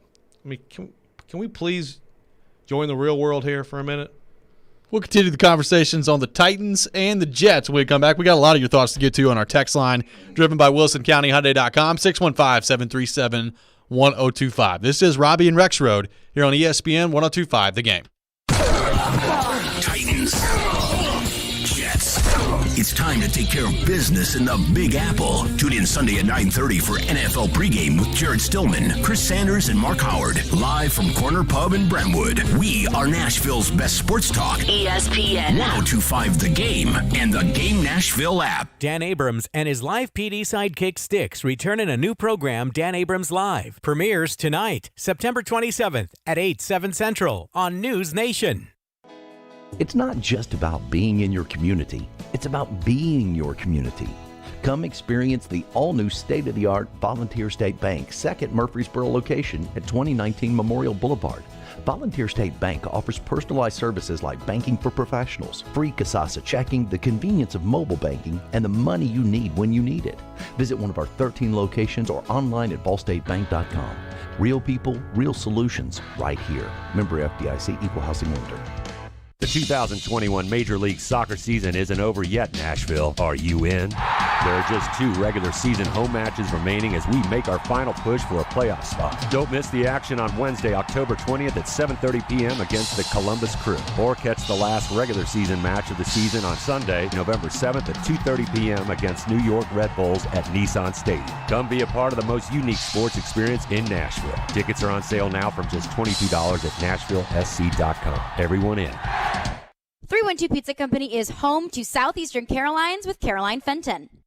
Richard Mosqueda spent 3 months shopping for a diamond and ended up buying one from a New York company online. I looked online forever. I looked everywhere, and I finally found a great deal. Well, he thought it was a great deal until he took the stone over to Genesis Diamonds to compare it with a Genesis stone. And then I brought it here, and they gave me a better price and a better quality. Quality was so much better, and the price was so much better. You couldn't beat their price here. So Richard boxed up the online diamond, got his money back, and bought the Genesis Diamond. Not only did he get a better deal and a better diamond, he got lifetime service at no charge. To me, there's a value to having a local place that says that we'll take care of everything. We'll clean your ring, we'll size it, and online you can't do that. And on top of that, they had to get the guarantees here and the warranties here were unbelievable. Genesis Diamonds, where Nashville gets engaged. Genesis is the best. They'll work with you, the customer service is unbelievable, and you can't beat the price. Voted year after year as the best place in Nashville to buy an engagement ring. Green Hills and Cool Springs. You don't need to go anywhere else, just go to Genesis. Genesis Diamonds. Bring everything up to speed with the Novatech Managed Office. Novatech's Managed Office portfolio consists of 4 key pillars that provide a unique, holistic approach to business technology, bringing together hardware, software, and services for IT, print, cloud, and security. Novatech's mantra: get it all, get it right, and get it now. From a technology partner you can trust. Let Novatech manage your business technology so you can focus on what matters most, your business. Learn more about the Novatech Managed Office and request a free Office X-ray technology assessment at novatech.net. That's novatech.net. Screwball Peanut Butter Whiskey is the official whiskey of the NFL pregame broadcast on ESPN 1025 The Game. Screwball is the original and most awarded peanut butter whiskey in the world. Made with real whiskey, peanuts, and peanut butter, Screwball is all natural flavor to be enjoyed as a straight shot, in an espresso martini, peanut butter old fashioned, or a PB&J shot with a berry liqueur. Check out screwballwhiskey.com/recipes for more. Be sure and ask for Screwball by name at your favorite watering hole in Nashville. Enjoy responsibly. 2021 Screwball Spirits LLC, San Diego, California. Whiskey with natural flavors, 35% alcohol by volume.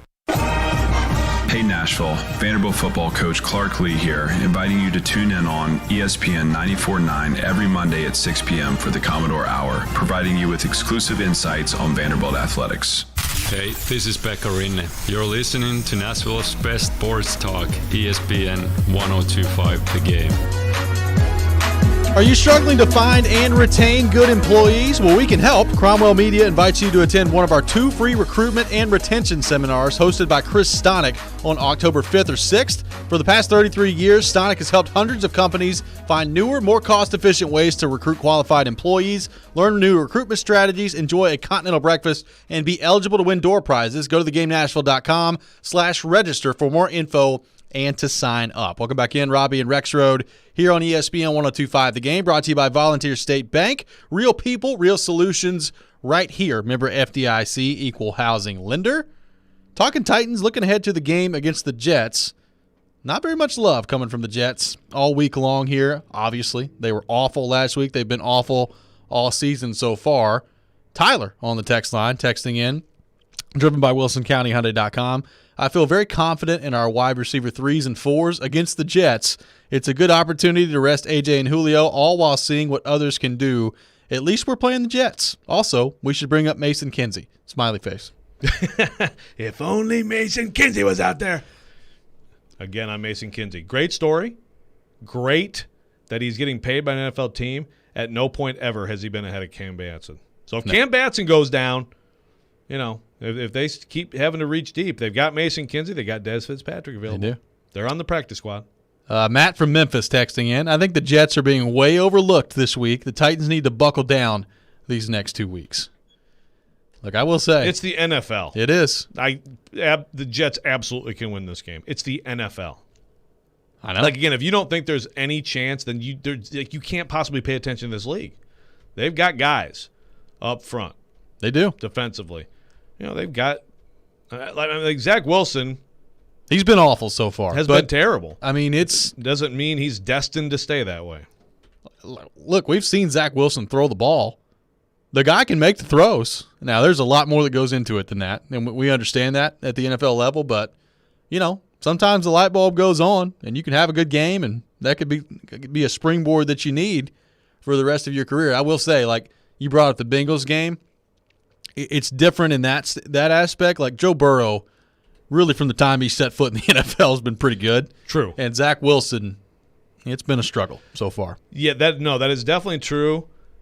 The parallel is like the offensive line. This one is bad. Yes. That one was bad. Didn't matter. Now I think this defense is better. There's also no Jonathan Joseph trotting around out there either. In that game in particular, oh boy. Yeah, that was like the day. Well, maybe there were other days, but that was definitely one day where you're like, he can't play in the league anymore. Was that his last game?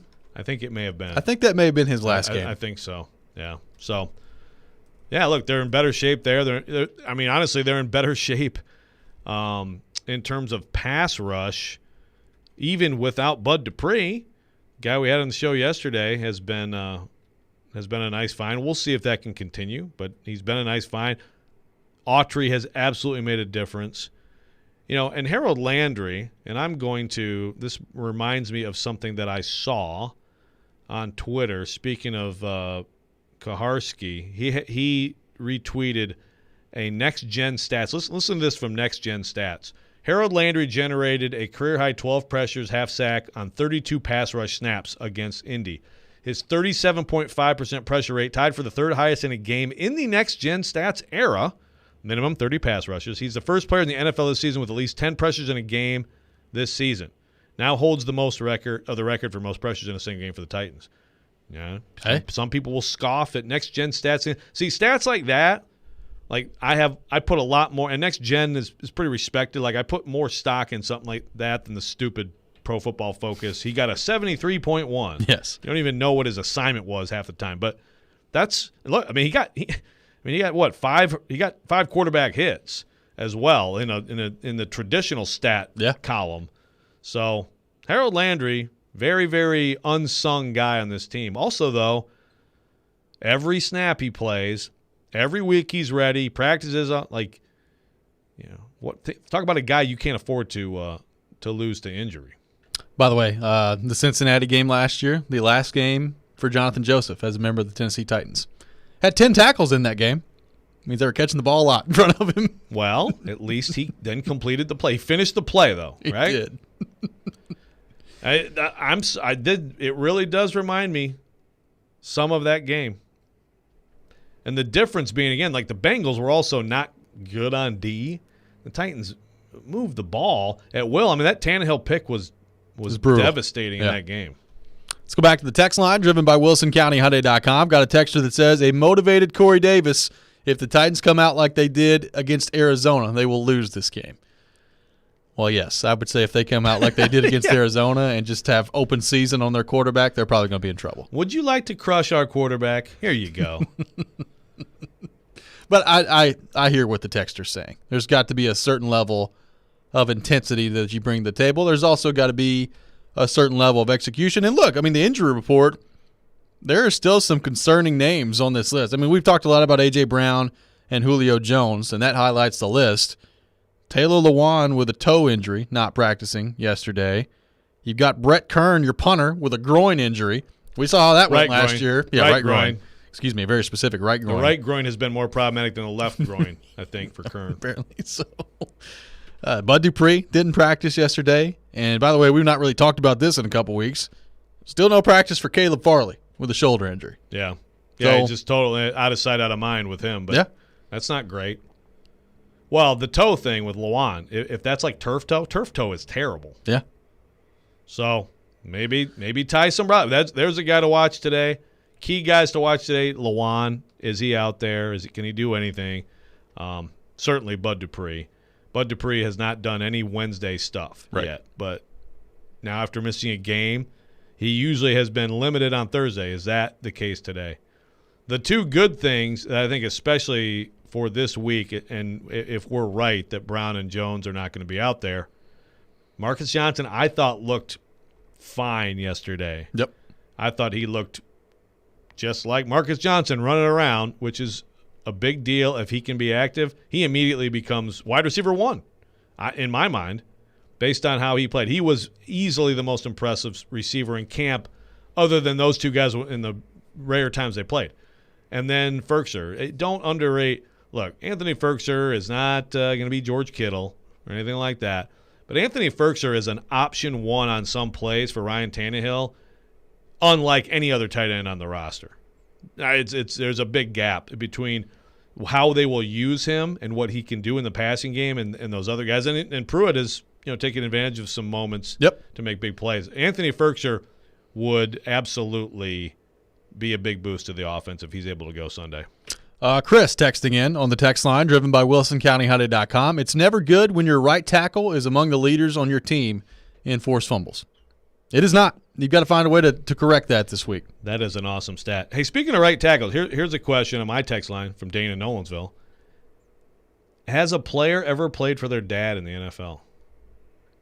Because, Tyler Vrabel, some people think Tyler Vrabel is a prominent pick in the next draft. And the Titans might need to draft another tackle. Well, they've had great luck with that. It's really gone well. I mean, you got the scout on this guy, right? Yeah, I would hope so. I mean, you can't screw this one up. Has that ever happened? I would doubt it, but I'd have to go back and think about that. In the NFL, I mean, it happens all the time in college football, but in the NFL, did Kippy Hallis play for George Hallis in 1931? I don't know. That's a great trivia question. Tyler Vrabel. The interesting thing about that is you'd probably be hesitant. I mean, obviously the Titans should probably be hesitant to ever draft another offensive lineman again, but you'd probably be hesitant for people to be like, oh, nepotism. Yeah. But I mean, you can't have. What if he's the best player on your board, whenever that would be, and you're like, can't do it. Right, like you have to do it, right? Yeah.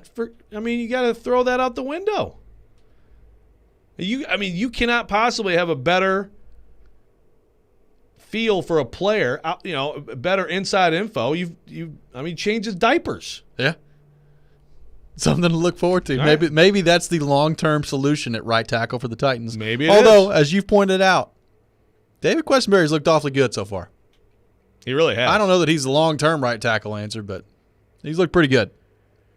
Well, Keith Carter was talking the other day about Questenberry, and you've heard this from other people too. Like, he is, his process for improvement is something that other people on the team look at. Like, and remember, battling cancer is a huge deal, obviously. Yeah. But it is also it also means that really, like, he's younger in terms of wear and tear in this league than his actual age. So maybe coming into his own here, and maybe a great deal for the Titans.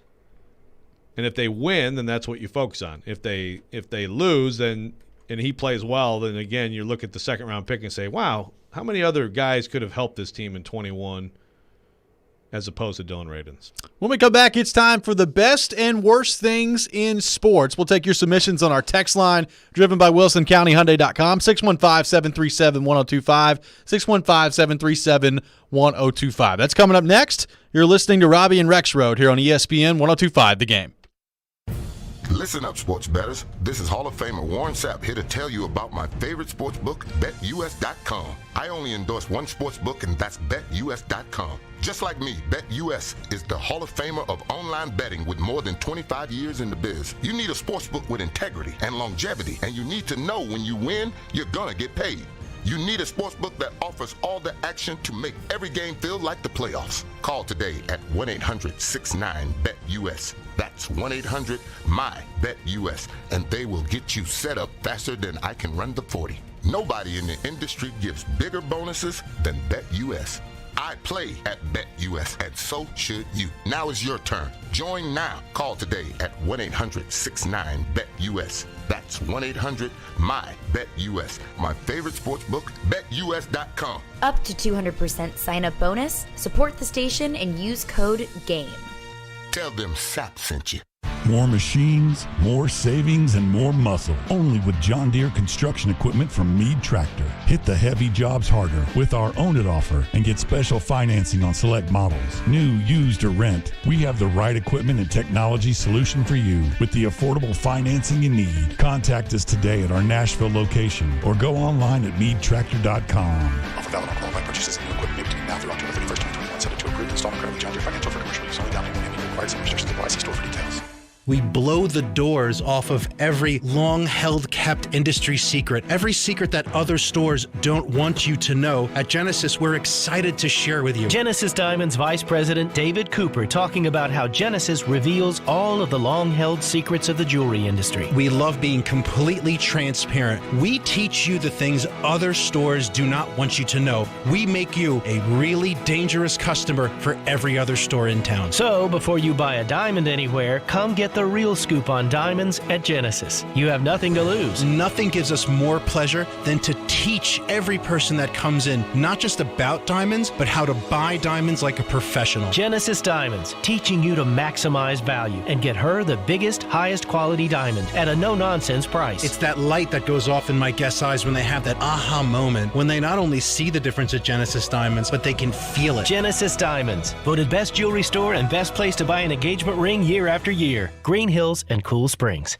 Zines First is the official sign company for 102.5 The Game. Go to sfnash.com. Darren McFarland. He's cool. He's got a personality, and they make fun of him. Willie Donick. Would this be a fun guy to come to work and hang around with all day? Chase McCabe. They're just like, hey, we need you to play yourself. Darren, Donick, and Chase have you covered weekdays from 10 to 2. Presented by Curation CBD on Nashville's best sports talk. ESPN. 102.5 The Game and the Game Nashville app. This is Robby and Rexrode on ESPN 102.5 The Game.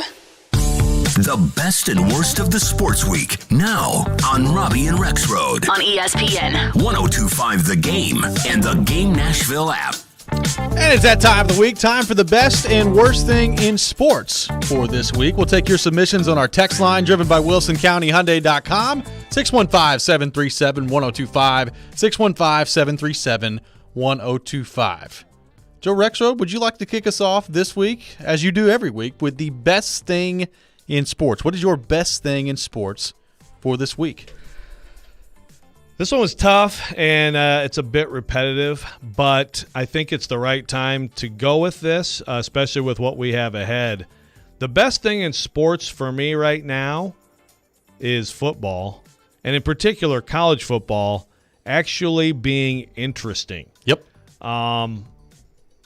There's a lot of programs that are surprising. There are some programs that are surprising in a bad way, which is a good thing for the rest of the world. Sorry, Ohio State and Clemson fans, but it just is.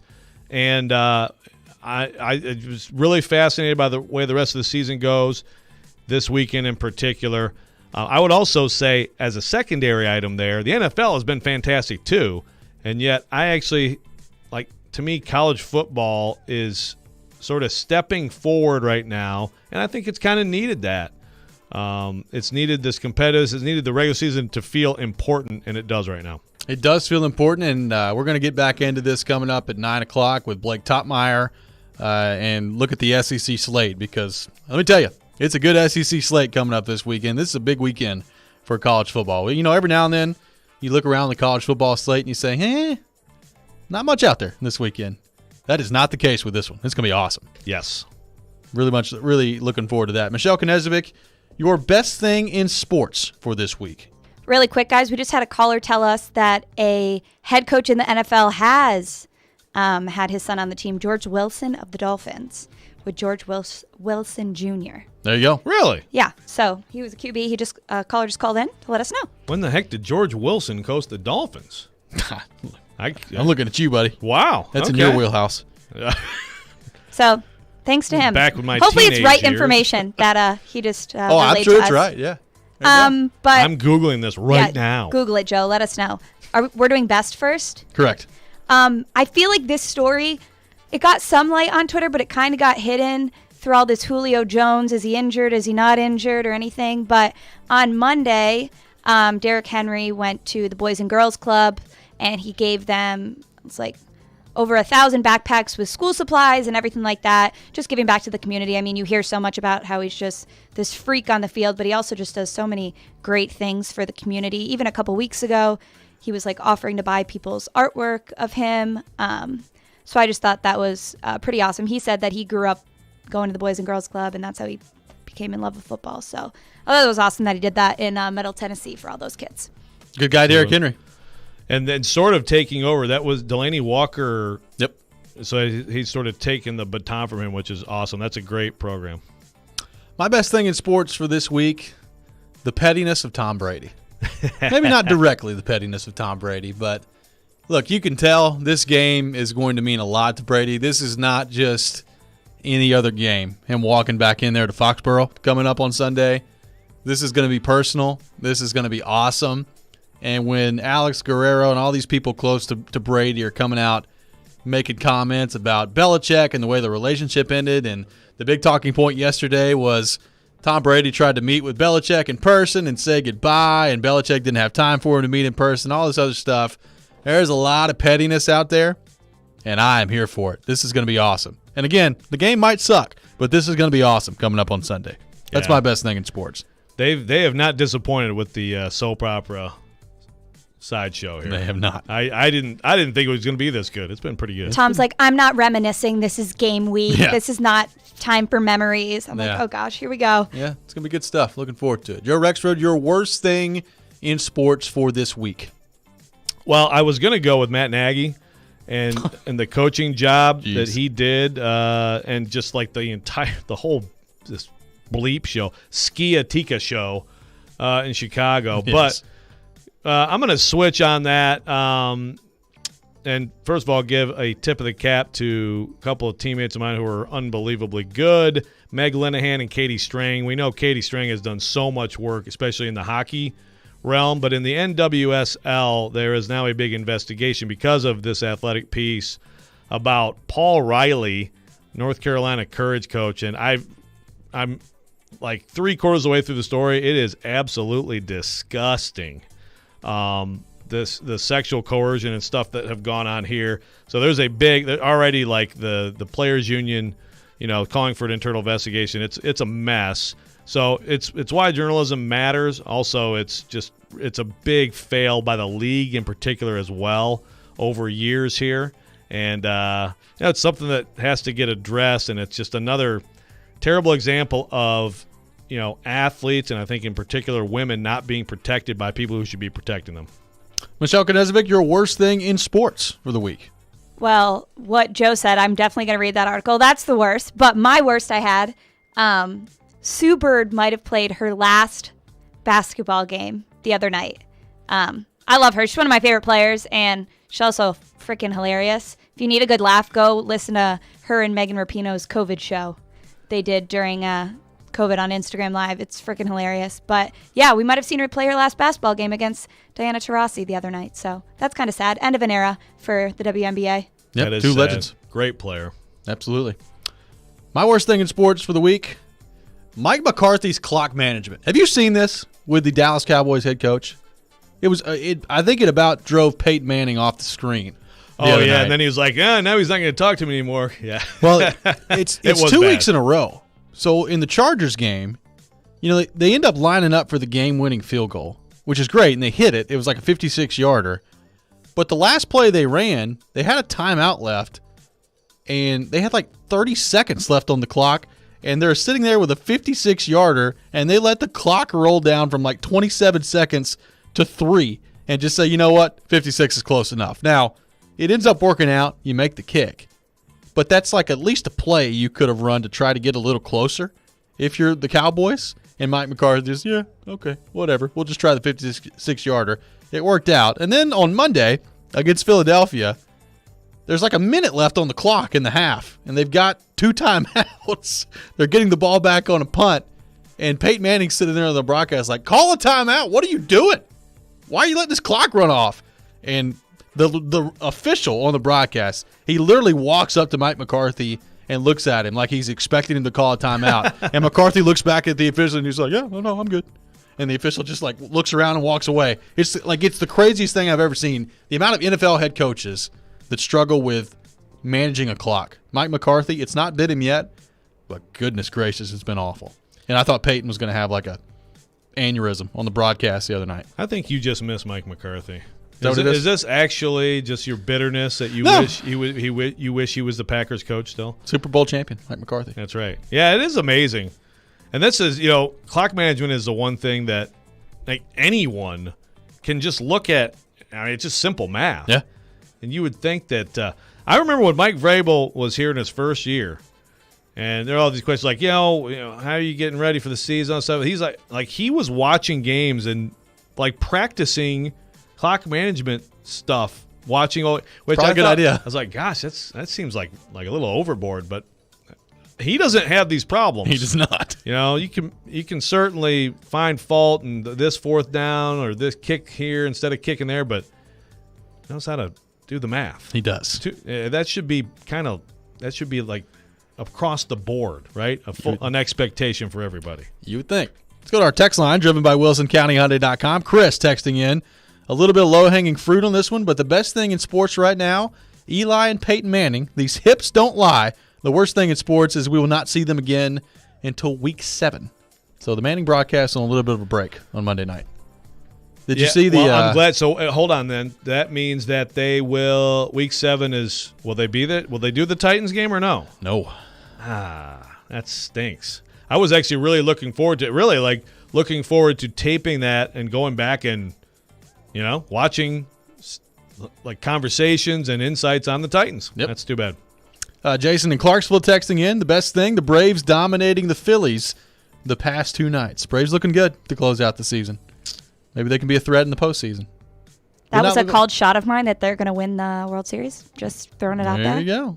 Is that right? It was. The World Series. Okay.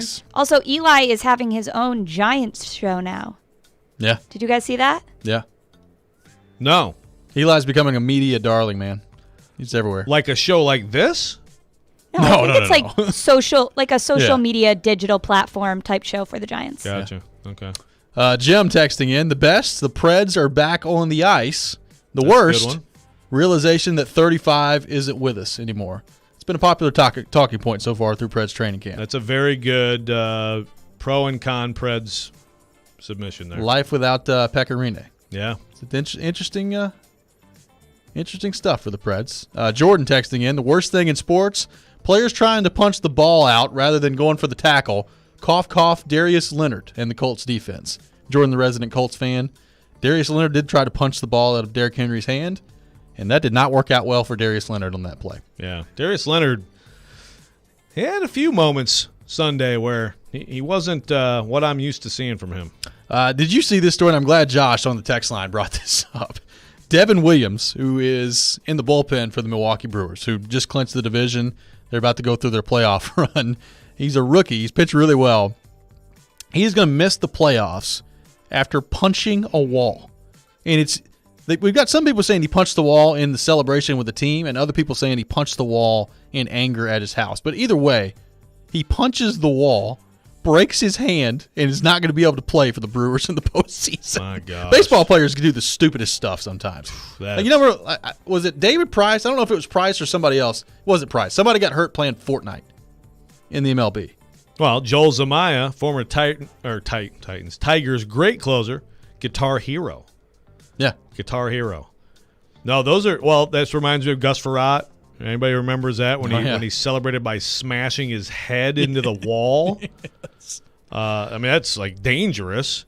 It was one of the Grammaticas that celebrated by jumping up and down. And how did you get a concussion? Well, I slammed my head into a wall. Yeah. Well, he hurt his neck, and there was a Lions linebacker who I now forget his name, but same thing. They like won at the end of the game, and he jumped up and came down and tore his ACL. Jeez. Lions luck. Yeah. It's tough. JD texting in, the double bird by Eli and Peyton's reaction was the best thing in sports this week. That is a good call. I'm glad that got a mention. That's fantastic. Then he's like, can you blur this out? Yeah, Eli in the middle of the double bird. Yeah, y'all can blur this out, right? Live TV? I'm going to keep these middles up for you so you can blur them properly, okay? I'm going to hold this for you. Blur that, will you? That's great. Eli, I'm an Eli fan. I've never Me too. Never thought I never much was of him. before, but Can he do it on his own, though, with the Giants? I don't know. Guess we'll find out. I don't know. It's good Maybe stuff. if he has Jeremy Pruitt on as a guest. They can break down the qualities of asparagus. What's that? There's a lot of good asparagus in Manhattan, Jeremy. Speaking of Jeremy Pruitt, we'll have Jeremy Pruitt's best friend Blake Topmeyer on with us next from USA Today. We'll look at the big weekend coming up in the SEC. That's next. You're listening to Robby and Rexrode here on ESPN 102.5 The Game.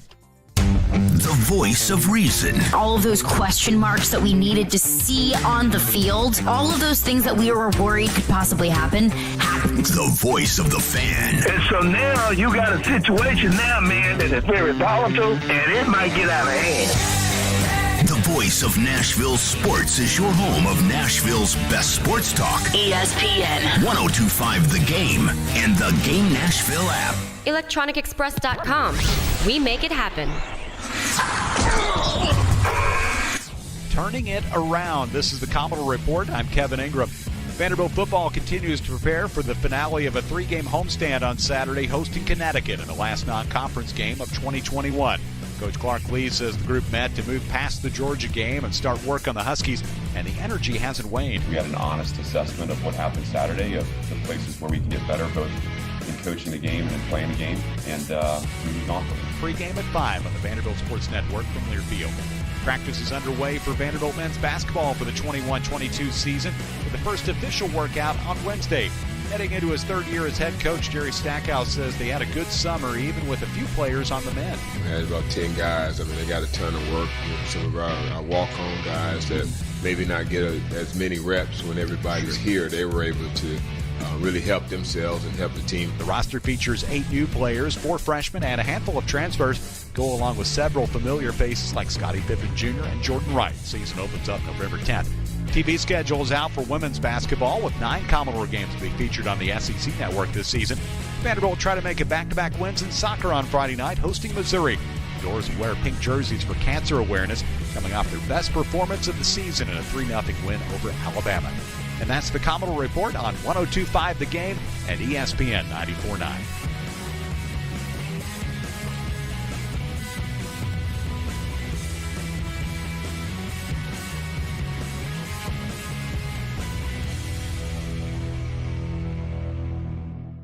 Tune in to ESPN 102.5 The Game every Tuesday afternoon at 4:30 for ESPN's Trevor Maddich joining me, Jared Stillman, on Stillman & Company as we dive deep into the college football world and all the latest from the SEC. It's all brought to you by Houston Clinic Orthopedics, when experience matters. Hey, it's Jared from my friends at Edmunds. Buying a car can be overwhelming, especially now that the demand is back and in full swing. Lucky for you, Edmunds has been taking the stress out of car shopping for over 50 years. Edmunds editors drive over 500,000 miles every year, testing thousands of hours on hundreds of new vehicles. They review almost every car on the market and rank the best ones in each category. So you can narrow that search and compare options side by side to find the best vehicle for you. And when you're ready, Edmunds makes it easy to find options in your area with accurate price estimates. Edmunds has top-rated awards, which are selected by their editors based on all that extensive testing, so they know, hey, if this is what you're looking for, this is going to be a good fit for you. It considers performance, comfort, technology, fuel economy, and value. And you can rank it however you'd like. Edmunds is here to guide you to your perfect vehicle. Visit Edmunds.com to see their best car rankings and search for vehicles near you. That's EDMUNDS.com. For cars, there's Edmunds. Nashville's best sports talk, locally owned, home of our Nashville Predators. WPRT-FM Pegram, 97.5 Murfreesboro, WBUZ HD2 Laverne, online at thegamenashville.com. We are ESPN 102.5 The Game. Live.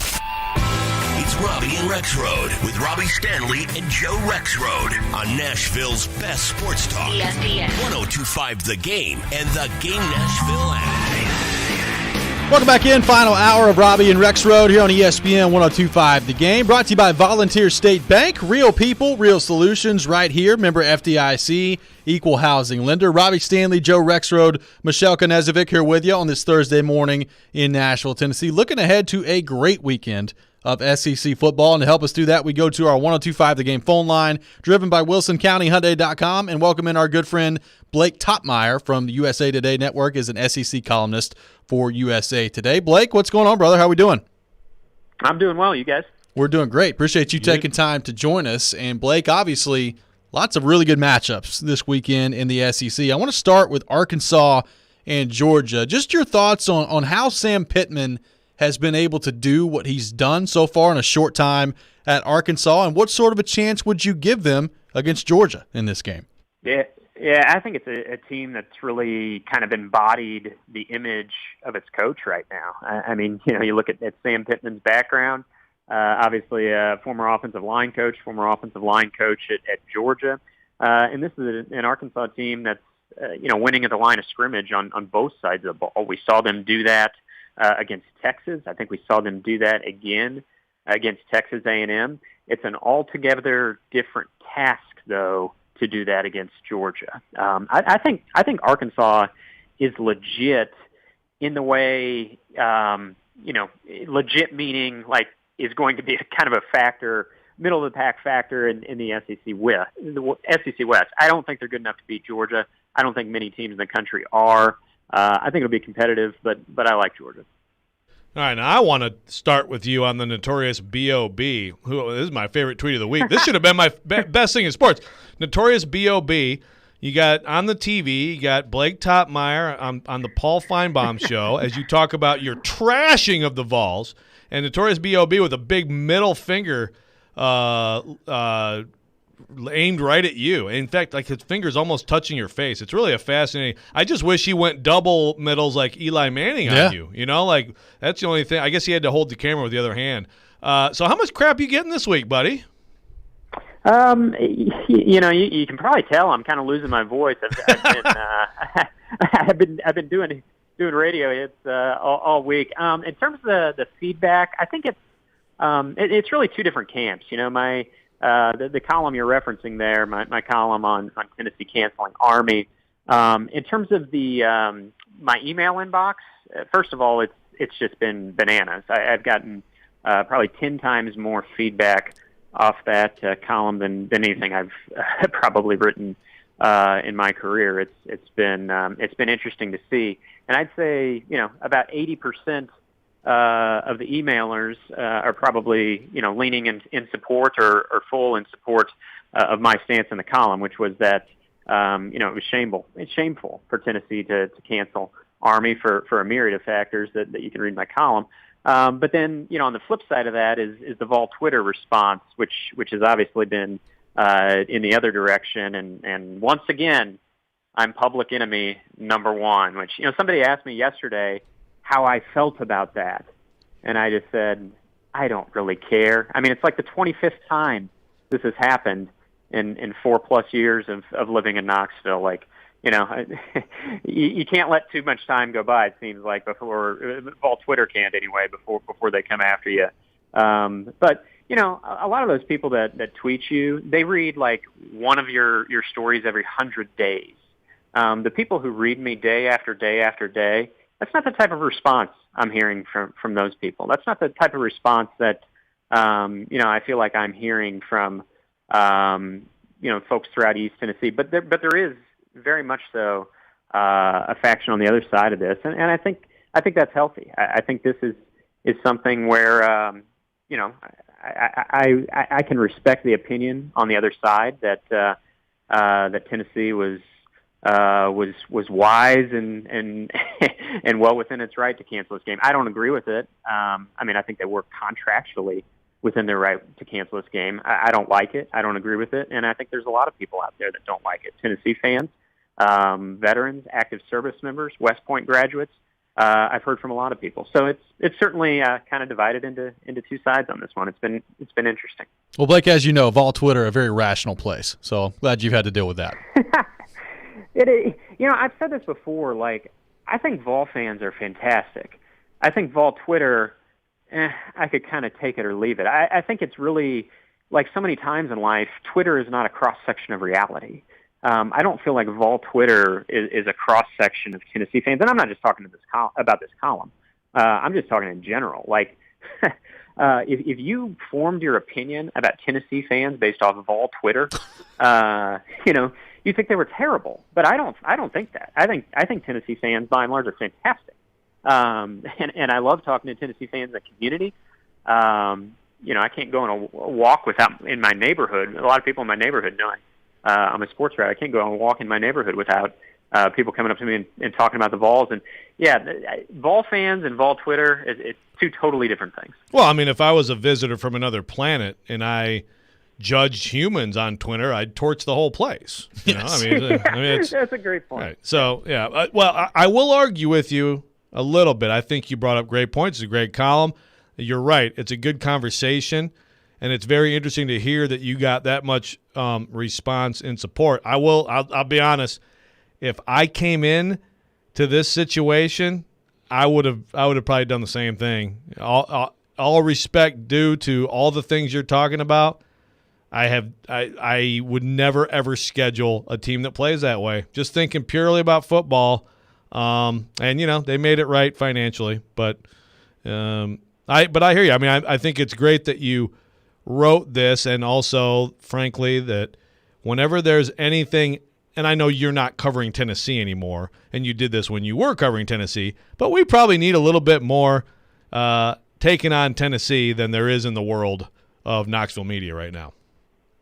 Well, and in terms of whether they should have scheduled them or shouldn't have scheduled them, I think that's a really good argument. For me, they were scheduled, and the athletics community has created this world in which they schedule games 5-10 years in advance, and they know they're going to leave somebody else holding the bag. But you know what? If these athletic directors don't like that, then stop doing it. Don't do it anymore. So yes, I mean, the game was scheduled in 2016. Was it wise to schedule Army at that time? Maybe not. But this, scheduling it and canceling it, I think when you take the totality of the circumstances, is two different things. You're canceling Army in the building with General Robert Nealon's name on the side of it, a West Point graduate, the former coach whose maxims you quote all the time. You're canceling Army when you had an opportunity to honor Medal of Honor recipients who are going to be in town in Knoxville that September week for the Medal of Honor convention. Medal of Honor recipients, as you guys know, that's the highest military honor of valor you can receive in this country. There's only 69 living Medal of Honor recipients. They would have otherwise been honored in that game against Army. I think that would have been, a very prestigious game. I think Tennessee fans would have loved it. Service members would have loved it. I think it would have been a great opportunity to honor Medal of Honor recipients. Could you honor them against Akron? I think from Tennessee's standpoint, sure. But that's, that's like you're going to take the Queen to a nice steak dinner, and now you can say, well, no, I'm not going to do that anymore, but I'll take you to Applebee's. No offense to Applebee's, How about Fulkerson's place? Maybe Fulkerson's place over there in Kingston. Yeah, it's not the same. You're going to honor him against Akron. I don't think it's not the same. I don't. It'll be interesting to see. What comes of that? Do we still see the Medal of Honor recipients at the game? And I'm not speaking on behalf of the Medal of Honor recipients. This is my opinion. I'm not speaking on behalf of all veterans. I'm not the spokesperson. This is my opinion. I want to make that clear. That I'm not making speaking on behalf of anybody here. But it's going to be. I think it's going to be very interesting to see what comes next fall. Blake Topmeyer from the USA Today Network on the line with us, driven by WilsonCountyHyundai.com. Blake, what sort of a chance do you give Ole Miss in this game coming up Saturday against Alabama? Real chance. Yeah, I think when you have a quarterback as good as Matt Corral playing as well as any quarterback in the nation, I think you've got a shot. I mean, you look at the teams that have beaten Nick Saban over the years during his tenure at Alabama. Usually it's a team with pretty good quarterback. Maybe not always elite, but usually pretty good quarterback, and Matt Corral is elite. But you go on back through the years, Tim Tebow, Cam Newton, Johnny Manziel, Deshaun Watson, up and down the line, these are really good quarterbacks. And they're usually guys that can run it in addition to pass it, and Matt Corral can do that. Ole Miss's defense is better than last season. It's still not probably one of the top defenses in the SEC, but I don't think it needs to be. Like, Ole Miss's defense just had to improve to the point where it gained some competency and gave that offense a chance. I think they've done that. I think this is going to be I think it's going to live up to sort of the headline bout, the heavyweight bout, I should say, that it's being billed as. And there's great storylines with it, too. I mean, all the attention is on Lane versus Saban, and I get that. It's a fascinating narrative, and then you got Michael Wilbon calling Lane a clown, Lane responding to it. I mean, it's just great theater. But then you get into the actual game, and you also have Matt Corral versus Alabama quarterback Bryce Young. I mean, I know Heisman's aren't won in early October. The Heisman's are won in November. That being said, I think Heisman voters are going to be watching this one with interest because you get two of the best quarterbacks in the country on two top 15 teams. Alabama, of course, number one team in the nation. So I think you peel back the layers and everything about this. I think, it truly is, I think, a heavyweight bout. I think Ole Miss has proved that it was worthy of the preseason hype and then some. However, I mean, Louisville, Austin Peay, and Tulane is not Alabama. So we'll see. So, Blake, I've been, borderline giddy about the way things have gone, including just how poorly they've gone for, like, Ohio State and Clemson, just because I find this season already so much more interesting than I guess I anticipated. Do you think that I'm justified in feeling that way, or am I overreacting? Well, it was interesting because I was texting with a buddy of mine this week. He asked me, who do I think the four teams are going to be to make a college football playoff? And I started playing it out, and I came up with Alabama, Georgia, Oklahoma, Notre Dame. Thought, come on! Oh, man. Like, oh, no. I think at this juncture in the season, it's probably as wide open for a variety of teams as it's been, I think, in a long time. And really, probably in the 4-team playoff era. Really, I mean, I think usually by this juncture in the season, even going into the season, you've really got a great idea, and it starts playing out that way. But I mean, with Clemson getting 2 losses, Ohio State having a loss, ACC looking like it's going to have a hard path to getting a team in the playoffs.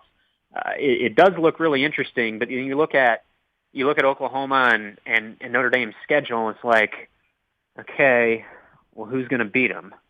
I mean, they could slip up, but if they don't, they're going to be favored in every matchup the rest of the way. The world needs Cincinnati Saturday. It really is. What it is. Yes, college football needs Cincinnati. You're right, and college football fans, they might need the Pac-12 too. Oregon, can you get one in for the Pac-12? I don't know. I think it's because I'm colored, I guess, by the history of the Pac-12 in the playoff era. Like, I just assume no, they're not gonna get in. But I don't think that's really fair to this year's Oregon team, because I think if you just look at the product on the field, I think you would say, Oregon's got a shot to be one of the 4 best teams in the country, make the playoff, sure. But I got like the history in my mind and just kind of thinking, no, Pac-12 is not going to get anybody. It'll be really interesting to see how this plays out. Blake Topmeyer, SEC columnist for the USA Today Network, has been our guest here on Robby and Rexrode. Blake, great stuff as always, man. Appreciate you taking time to join us. Yeah, absolutely. Thanks for having me on, guys. Absolutely. Hey, Blake Topmeyer, our guest here on Robby and Rexrode. We'll come back. We'll react a little bit to what Blake had to say there. Take your thoughts as well on the college football season. The SEC slate coming up this weekend on our text line, driven by WilsonCountyHyundai.com, 615-737-1025. Week 4 of the NFL is here, and FanDuel Sportsbook wants you to get the most out of every play, and that's why they're giving everyone a $10 risk-free bet every single week. And Thursday night, a great opportunity to give it a try. All you got to do is bet a same-game parlay bet with 3 legs or more, and if your bet doesn't win, FanDuel will pay you back up to $10. You've got the Jags and the Bengals tonight. Give me the over on Joe Burrow's passing yards. Give me a touchdown for Jamar Chase as well, and you take it any way you want to take it. The first touchdown scorer, the touchdown yardage or touchdown passes, the yardage for Joe Burrow, Jamar Chase. Everything is on the table in this game. I like Cincinnati on the money line as well, but you take it any way you want to take it. Offers like this are why I love betting with FanDuel Sportsbook. It's America's #1 sportsbook. And if you're new, you can also claim your 30-1 odds on either team to win in the Sunday night game between Tampa and New England. Just sign up with promo code ROB. And if your first bet loses, you get it to $1,000 back in site credit. Once again, that promo code is ROB. You must be 21 or older and present in Tennessee. Refund issued is novel drawable site credit that expires in 7 days. A max refund of $10. Restrictions apply. See terms at sportsbook.fanduel.com. Same game parlay available for multiple sports in all states on mobile and web. Got a gambling problem? Call the Tennessee Red Line at 1-800-889-9789. Screen to Henry. Henry with blockers in front. Derrick Henry knocking over Darius Leonard. King Henry and the Titans sit atop the division heading into a Week 4 meeting with the Jets. Win every day, not just every game, win every day. And we've got you covered all week long. We've got to win offensive line, defensive line. That's where the strength of our team is. This is Nashville's best sports talk. ESPN.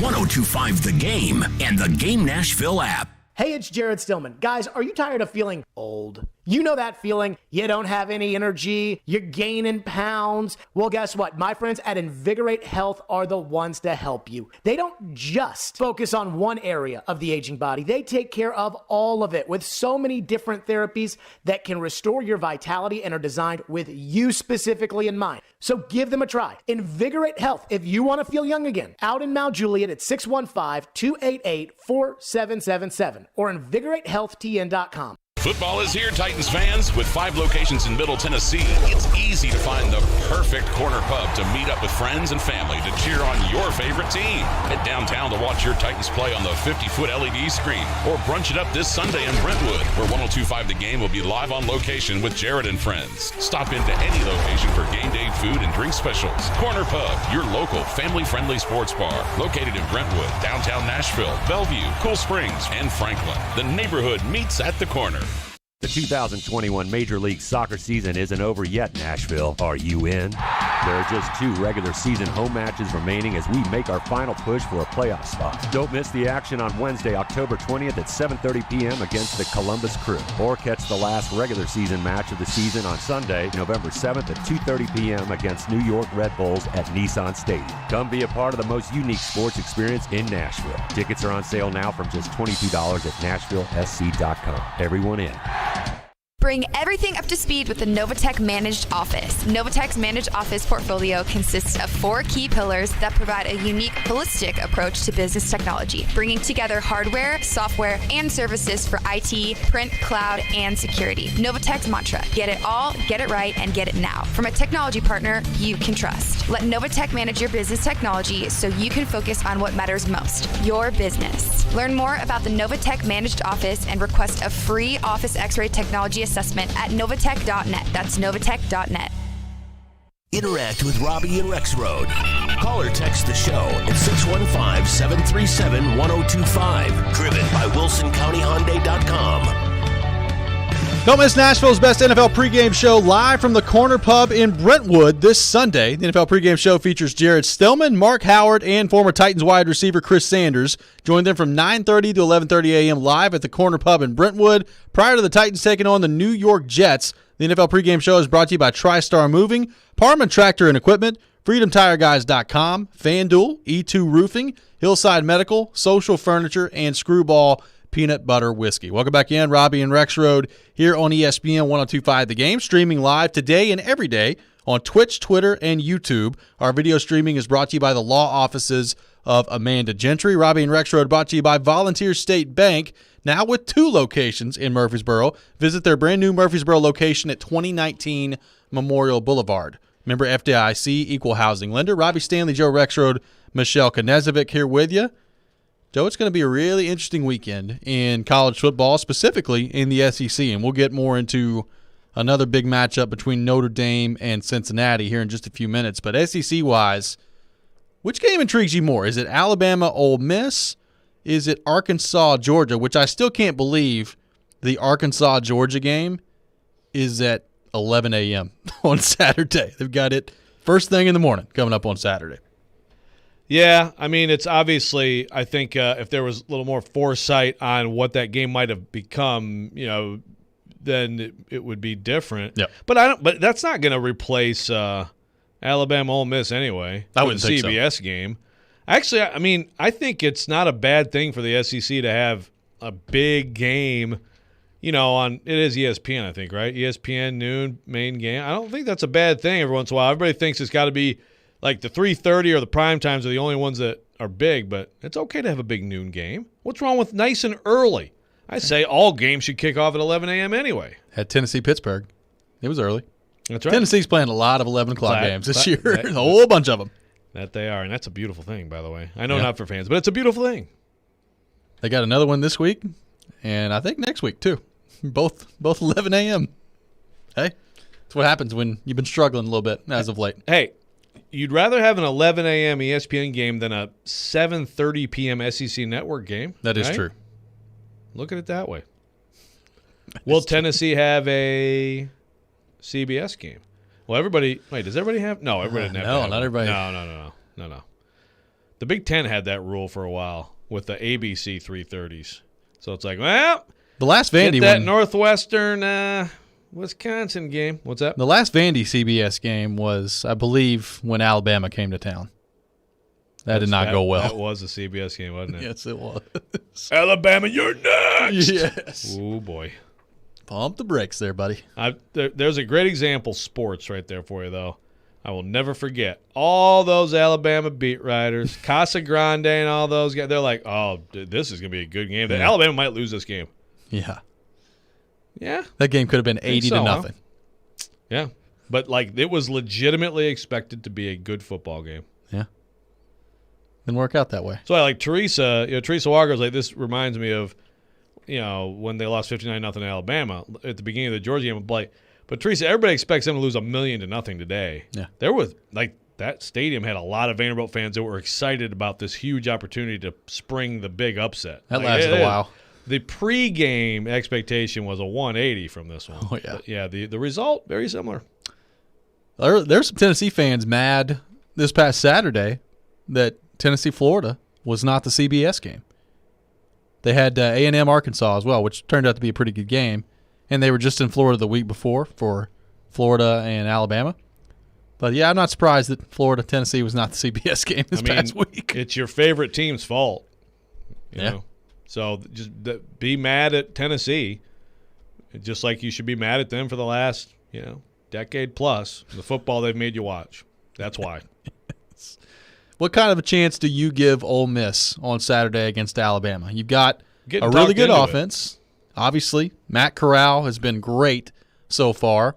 What kind of a chance do you give Lane Kiffin and company?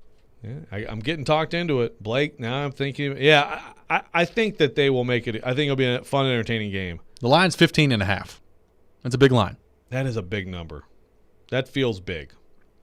But I also think Alabama has a lot of reason to be laser focused for this game, and the Florida game can be great for a coach like Saban. That game, he was probably actually giddy after that game because he's like, we almost lost that. We didn't lose, but they're actually going to listen to me this week about all the things they're doing wrong. Yeah. I just feel like at home they're going to end up pulling away. But yeah, I think Ole Miss will score points. I agree that Matt Corral is a terrific quarterback. They've got skill, speed. Kiffin's going to have a good plan. And I think in the fourth quarter you'll see a little bit of the reality of the two rosters showing up. Yeah, everybody talks about Ole Miss's offense coming in this game, and I think it's going to be able to move the ball pretty effectively against this Alabama defense. I also think Alabama's going to have a field day against that Ole Miss defense. I know that the defense looks better, and quite frankly, there was really nowhere for that defense to go but up from last year. But I still think Alabama's going to do pretty much anything they want to do offensively on that side of the ball. Yeah, it's interesting because obviously last year you're talking about those receivers and Najee Harris and an unbelievable offensive line. So, they dominated that game while having to keep up on the scoreboard. Yeah, I think Ole Miss is better, but basically it's the Louisville game. Yeah. There you go, Michelle. That gives you that thought, and how good is Louisville? How good is how just went Louisville in the same sentence. I don't think I can go Louisville. as a permanent thing. How good are the Cards? They're not that good. No. Right? No. Yeah. L's down. L's down, guys. Oh, man. See, we haven't really gotten into your hatred why haven't we had, like, you and Jared yelling at each other yet, by the way, for that? It'll happen one day. Yeah. Yeah. Should have a little, like, when they play. Maybe we should have a little debate. Maybe so. So, I don't know. I think they're better, but I agree with you, even though Alabama's so much younger and didn't run the ball well at all against Florida, and there's some warning signs. Young quarterback, but I think they're going to put a number up on Ole Miss. Ben texting into the text line driven by WilsonCountyHyundai.com. Saban is the best halftime adjustment maker ever. Ole Miss will lead for 16 minutes of the game and lose by 24. So a very specific amount of time that Ole Miss will be leading in this game. 16 minutes. Yeah, Ben has it mapped out. So a minute into the second quarter, Alabama will either tie or take the lead. That's right. All right, that's a called shot. Tune in to Nashville Sounds Baseball tonight on ESPN 94.9, presented by 312 Pizza Company and Farm Bureau Health Plans. The Sounds are taking on Indianapolis, the AAA affiliate of the Pittsburgh Pirates. Pregame show with Jeff Him starts at 5:50, and first pitch is at 6:05. When we come back, we'll look ahead at a big-time matchup for the Vols this weekend against Missouri. Is this a must-win for Josh Heupel and the company? All that on the other side. This is Robby and Rexrode here on ESPN 102.5 The Game. Titans. Jets. It's time to take care of business in the Big Apple. Tune in Sunday at 9:30 for NFL pregame with Jared Stillman, Chris Sanders, and Mark Howard. Live from Corner Pub in Brentwood. We are Nashville's best sports talk. ESPN 102.5 The Game and the Game Nashville app. Fiero Tequila Habanero is for those who enjoy the flavor of spice, naturally infused with fresh, vine ripened peppers from farmers in the Yucatan Peninsula of Mexico. Fiero Tequila Habanero is unapologetically the spiciest infused tequila available in the U.S. The hand-picked habaneros provide a delicious kick to the smooth Blanco tequila. It's a flavor punch that's perfect as a shot or a spicy way to spice up your hard seltzer, or perfect for a fiery cocktail. Available at fine liquor stores and your favorite drinking establishments. Fiero Tequila, the world belongs to the brave. Hey, it's Chase McCabe. Sign up today at BetMGM and enjoy the thrill of victory on your very first bet. The king of sportsbooks welcomes you to Showtime with the lock of the year, so pay attention. Simply place a $10 moneyline wager on either Jacksonville or Cincinnati, and if either team scores a touchdown, you'll win $200 in free bets, regardless of your bet's outcome. All you have to do is use the bonus code 1025GAME200 when you make your first bet to take advantage of this offer. It's that easy. Enjoy football like never before with BetMGM's live betting options, boosted odds specials, and daily promotions at your fingertips all season long. I love those. Download the app or go to BetMGM.com. Use that code 1025GAME200 to win $200 in free bets if either Jacksonville or Cincinnati scores a touchdown. Winning is always special, but nothing beats a W at BetMGM. New customer offer, paid in free bets. You must be 21 years or older, must be in Tennessee. Visit BetMGM.com for a full list of terms and conditions. For problem gambling support, call the Tennessee Red Line at 800-889-9789. Hey, it's Jared from my friends at Hiller. There's no better time to upgrade your essential home systems than this month with Hiller. They're offering credits for your old home systems. Trade in your old HVAC unit and earn up to $1,500 in credits towards a select new system. Upgrade from a standard water heater to a tankless water heater and earn up to $500 with your trade. Trade up to a new electrical panel and earn up to $500 in credits for your old one. Their work is backed by the Happy You'll Be or Services Free guarantee. Their technicians are continuing to take measures to keep you and your family safe and healthy on every single call. Hiller Plumbing, Heating, Cooling, and Electrical, proud sponsors of the Nashville Predators, Vanderbilt, and the Tennessee Volunteers. The Parker Store at 1909 Nolensville Road in Nashville is the Parker Factory Authorized Store for your Parker hydraulic, pneumatic, water, and chemical hose needs. They stock metric tubing and hose connections to 42 millimeters in size, and they'll fabricate while you wait up to 6,000 PSI hydraulic hoses in a 2-inch size. Call the Parker Store at 615-248-8245 for all the Parker requirements you have. The Parker Store, 1909 Nolensville Road.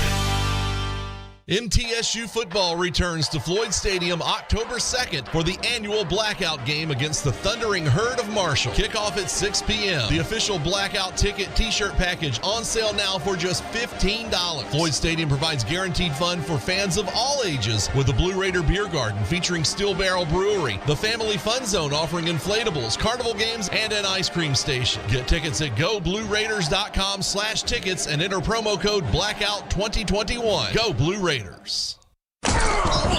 Sunday afternoon. Rodgers steps and fires. Adams is there and he's got it. It's our NFL Game of the Week, brought to you by Red Spirits and Wine in Bellevue, as Aaron Rodgers and the Packers host the Pittsburgh Steelers. Juju Smith-Schuster takes it in. Touchdown. Coverage begins at 2:45 on ESPN 94.9. Hey, this is Roman Yossi. You're listening to Nashville's best sports talk, ESPN 102.5 The Game. Welcome back in, Robby and Rexrode here on ESPN 102.5 The Game, brought to you by Volunteer State Bank, conveniently serving Middle Tennessee with 13 locations. Member FDIC, equal housing lender. Robby Stanley, Joe Rexrode, Michelle Knezevich here with you on this Thursday morning in Nashville, Tennessee. And Joe, a big one coming up on Saturday for the Vols as they will travel to take on Missouri. Missouri, a 3-point favorite in this game. So if your theory about the home teams getting 3 points, this line is even at the moment. So it's been going down. It has. The money's been going on Tennessee then. Yeah. It started at 3.5. Oh, is that what it's? Okay, Yeah. so not much. All Not right. much, I thought it was like 4.5. First number I saw was 3.5. It could have been 4.5. I'm probably wrong. I'm not wrong about much. By the way, Stillman texted me and said you would like the light blue jerseys for the Titans. Is that a thing? I Is feel that like like- not cool if you're a Titans fan? I feel like most Titans fans like the light blue jerseys. You and Jared hate them, huh? I'm not a big fan of them. How's it feel to be aligned with Jared on a significant take? Every now and then we get aligned together. Sometimes it feels good. Sometimes it does not. I don't really know what this one feels like. Scared at first, then exhilarated. Yes, Does anybody get that line? No. Do you guys get that line? No. Scared at first. Okay, I'm not from going to. 1979? No, it's not. It's from much more recent than else. It's not as 82. much. No, it's in the 90s. Okay. What's it text from? line, help me out. Text line, scared at first. I'm going to say it how it was said because it came up yesterday. I don't remember the context. Scared at first, then exhilarated. Just one of the all-time great lines in movie history. Okay. Text line. Driven by Wilson County. First one on the text line to get that right. I won't wash your car, but I don't know. Maybe a Twitter shout out. Yeah, sure. Yeah, there you go. I'll give you a shout out on the air. How exciting is that? There we go. Come on, text line. I'm counting on you. I'm refreshing, waiting for someone to get that right. Joe, I'm putting a must-win label on this game for Josh Heupel and company on Saturday. For this season, if you want to end up anywhere close to 5-7 or 6-6, like we talked about to begin the season, you're going to have to win this one, in my opinion. Is it fair to call this one a must-win for Josh Heupel and the Vols? I mean, I guess the question is there still a path if they lose this game? I would say blink. that there is, but it's not a super likely path. I mean, the path is no matter how you want to look at it, South Carolina and Vanderbilt have to be wins, and those are the two most likely wins left on the SEC games left on the Vol schedule. Yep. So if you get those, and I think they will get those two, there's 4. South Alabama should be 5. So if you don't win tomorrow, it comes down to can you beat an Ole Miss or can you beat a Kentucky? I would say both are pretty unlikely. I mean, I would say that both are unlikely. I would not put either in the impossible category. I actually think Kentucky. It's gettable. It's gettable. We'll see. We'll see how they're playing at that point. We'll see how Tennessee's playing at that point. We'll see who Tennessee's quarterback is at that point. There is that. I mean, I think if you win the next 2, then 7's on the table. So I actually don't agree that it's a must-win. South Carolina is a must-win. No matter what happens this Saturday, you have to win. If you win this one, you go into Missouri, a pretty decent team in their place. It's not like it's going to be some crazy environment. By the way, I mean, it's there's not a lot of excitement right now about that team, and it's an early game. This is where, if you're Tennessee, you like noon games on the road at least, right? Yeah. You're not going to have to deal with much of a – you're not going to have to go silent count on Saturday, more than likely. Yeah. Probably okay. Yeah. But if you win that, to me, it's a really good sign. I think it's a toss-up game, exactly how Vegas puts it. I think it's a toss-up game. I think Tennessee absolutely could go win. Got to clean up some things. You got to affect Bazelak. You got to affect him. And there's no reason the offense can't have a good day. Should absolutely have a good day. So I'm not ready to say must win. I know if they lose, it's going to be doom and gloom. And I fully embrace that. I understand that.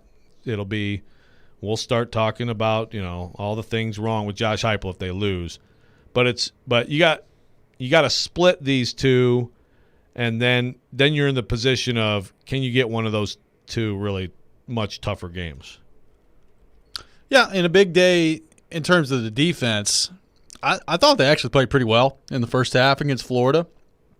Can you get after Bazelak at quarterback, but can you sustain that level of play for two halves, right? I mean, that's the one thing about this offense for Tennessee. Whether they score or whether they don't, they're not eating up a whole bunch of clock on the field. Like, very rarely is Tennessee going on a drive in this offense that's lasting more than 4.5, 5 minutes. So you're on the field a lot as a defense.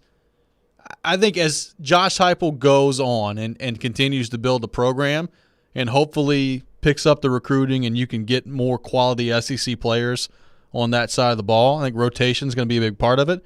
Right now, other than linebacker where they're playing four guys, you just really can't rotate all that much because they don't have a whole lot of guys on that side of the ball. Well, D-line you can, but like pretty decent secondary, that's just what you got out there, man.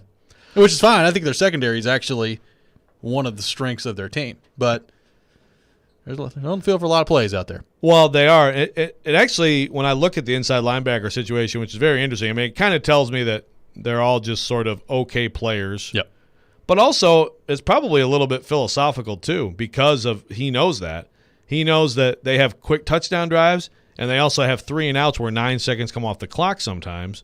So you really need to emphasize and cultivate depth on defense, because you could win games going away and still have 20 minutes of possession time. Like his team, unlike the Titans, for example, is a team that really doesn't give a crap about time of possession.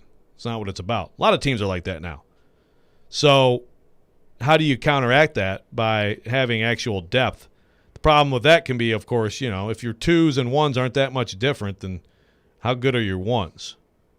If you're at Alabama, they're great. Sure. Or your 2s are great too, and all that stuff. But yeah, it's an interesting little approach defensively when you have an offense like this. We'll see if Hendon Hooker can go on Saturday for the Vols, and we'll see too if Jalen Hyatt gets involved more in this offense. That's, to me, as they get into SEC play, they've got to find a way to get him the ball, and he's not been much of a factor so far this year. Injuries have been a part of that. He needs to be a factor starting on Saturday. That's a big deal for them. I agree. Got to get him going. Kevin, love you, man. Silence of the Lambs. There you go. Jodie Foster. You guys have not seen Best Picture. I've seen Silence of the Lambs. Okay. I did not immediately register to me that's what you were talking about. Sorry, what was the movie? Silence of the Lambs, Best Picture, 1991. Jodie Foster, Anthony Hopkins. Can't say. Okay, we got a lot of work here. In my defense, though, I was born in 97, but I feel like I should still have seen it if it was Best Picture. Yeah, I mean, I've seen movies that were made in the 30s, but that's fine. Okay, Joe. Well, Joe was born in the 40s. So. Right. Exactly, right before I was born, pre-war. Silence of the Lambs. Great movie. And Jodie Foster. You've aged well, Joe. What's that? You've aged well. He looks really good. Yeah. Kind of like Tom Brady. It's right.